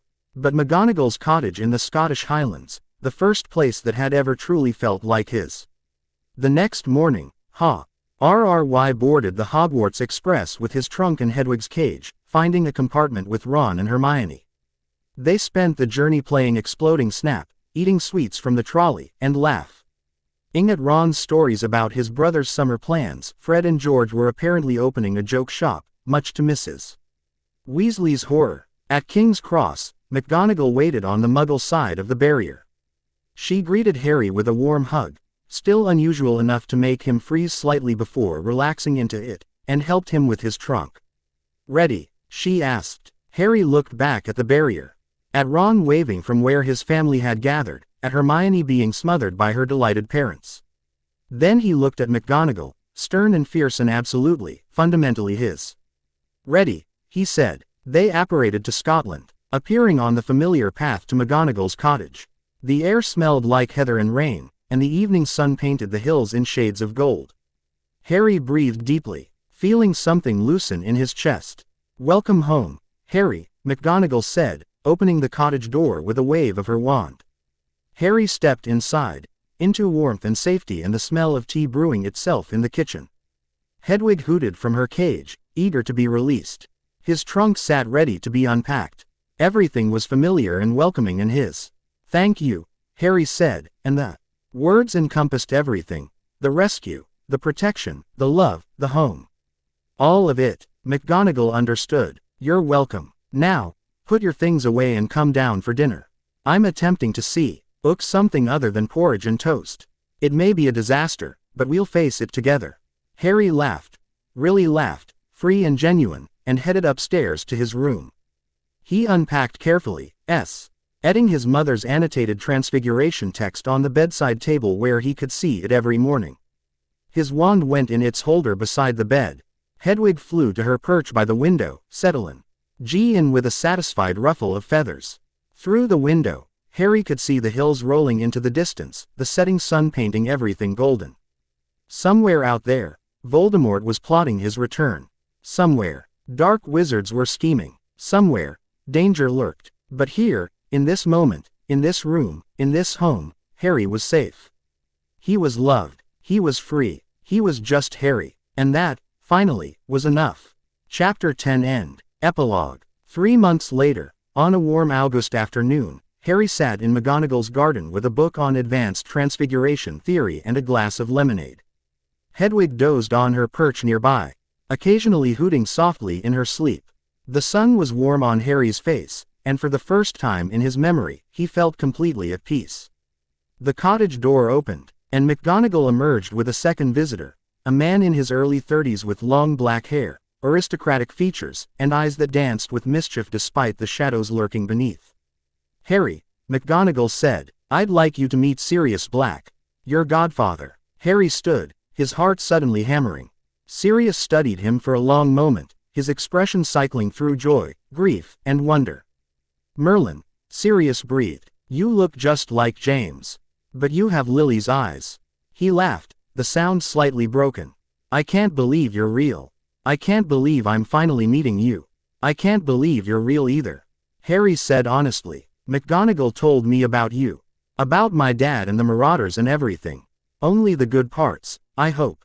Sirius moved closer, and RRY could see the evidence of Azkaban in the gauntness of his face, the wariness in his posture. Your dad was my best friend, Harry. My brother in everything but blood. When he died, when I couldn't protect you, his voice cracked. I'm sorry. I'm so sorry I wasn't there. You're here now, Harry said. That's what matters. Sirius pulled him into a fierce hug, and Harry found himself hugging back. This stranger who was somehow family. When Sirius pulled away, His eyes were wet. Merlin, I promised myself I wouldn't cry. Very undignified. Sirius wiped his face, grinning despite the tears. So, Harry Potter, McGonagall tells me you're brilliant at transfiguration, defeated a soul fragment through sheer stubbornness, and have absolutely no sense of self-preservation. You're definitely James's son, and Lily's, McGonagall added firmly. Don't forget the intelligence, compassion, and common sense. Those are from his mother. Fair point. Sirius collapsed into a garden chair, his kazoo. Al sprawl at odds with his formal clothes. Right, so I'm your godfather, which means I'm supposed to impart wisdom and be a positive role model. Unfortunately, I'm terrible at both. But I'm excellent at being fun, morally questionable, and teaching you things Minerva would rather you not know. Sirius, McGonagall's voice held a warning. I'm kidding. Mostly. I promise to be a responsible adult influence, Minerva. Scout's honor. You were never a scout. Details. Sirius winked at Harry. But seriously, seriously, Sirius, I made a joke. I want to be part of your life, Harry.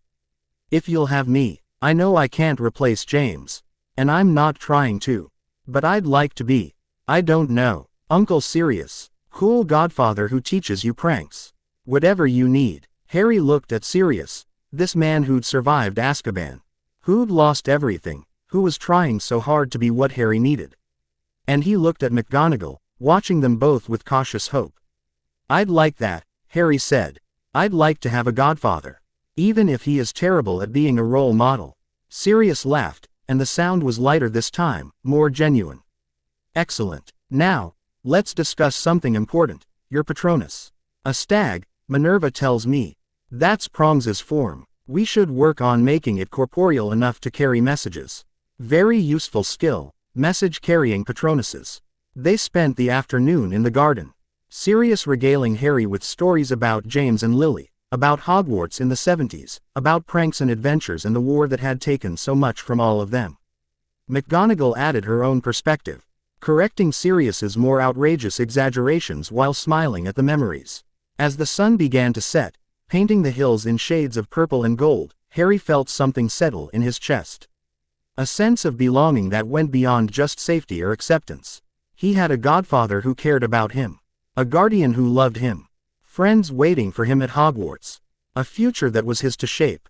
The war wasn't over. Voldemort would return eventually, and when he did, Harry would be there to face him. But for now, in this moment, in this garden, surrounded by people who chose to love him.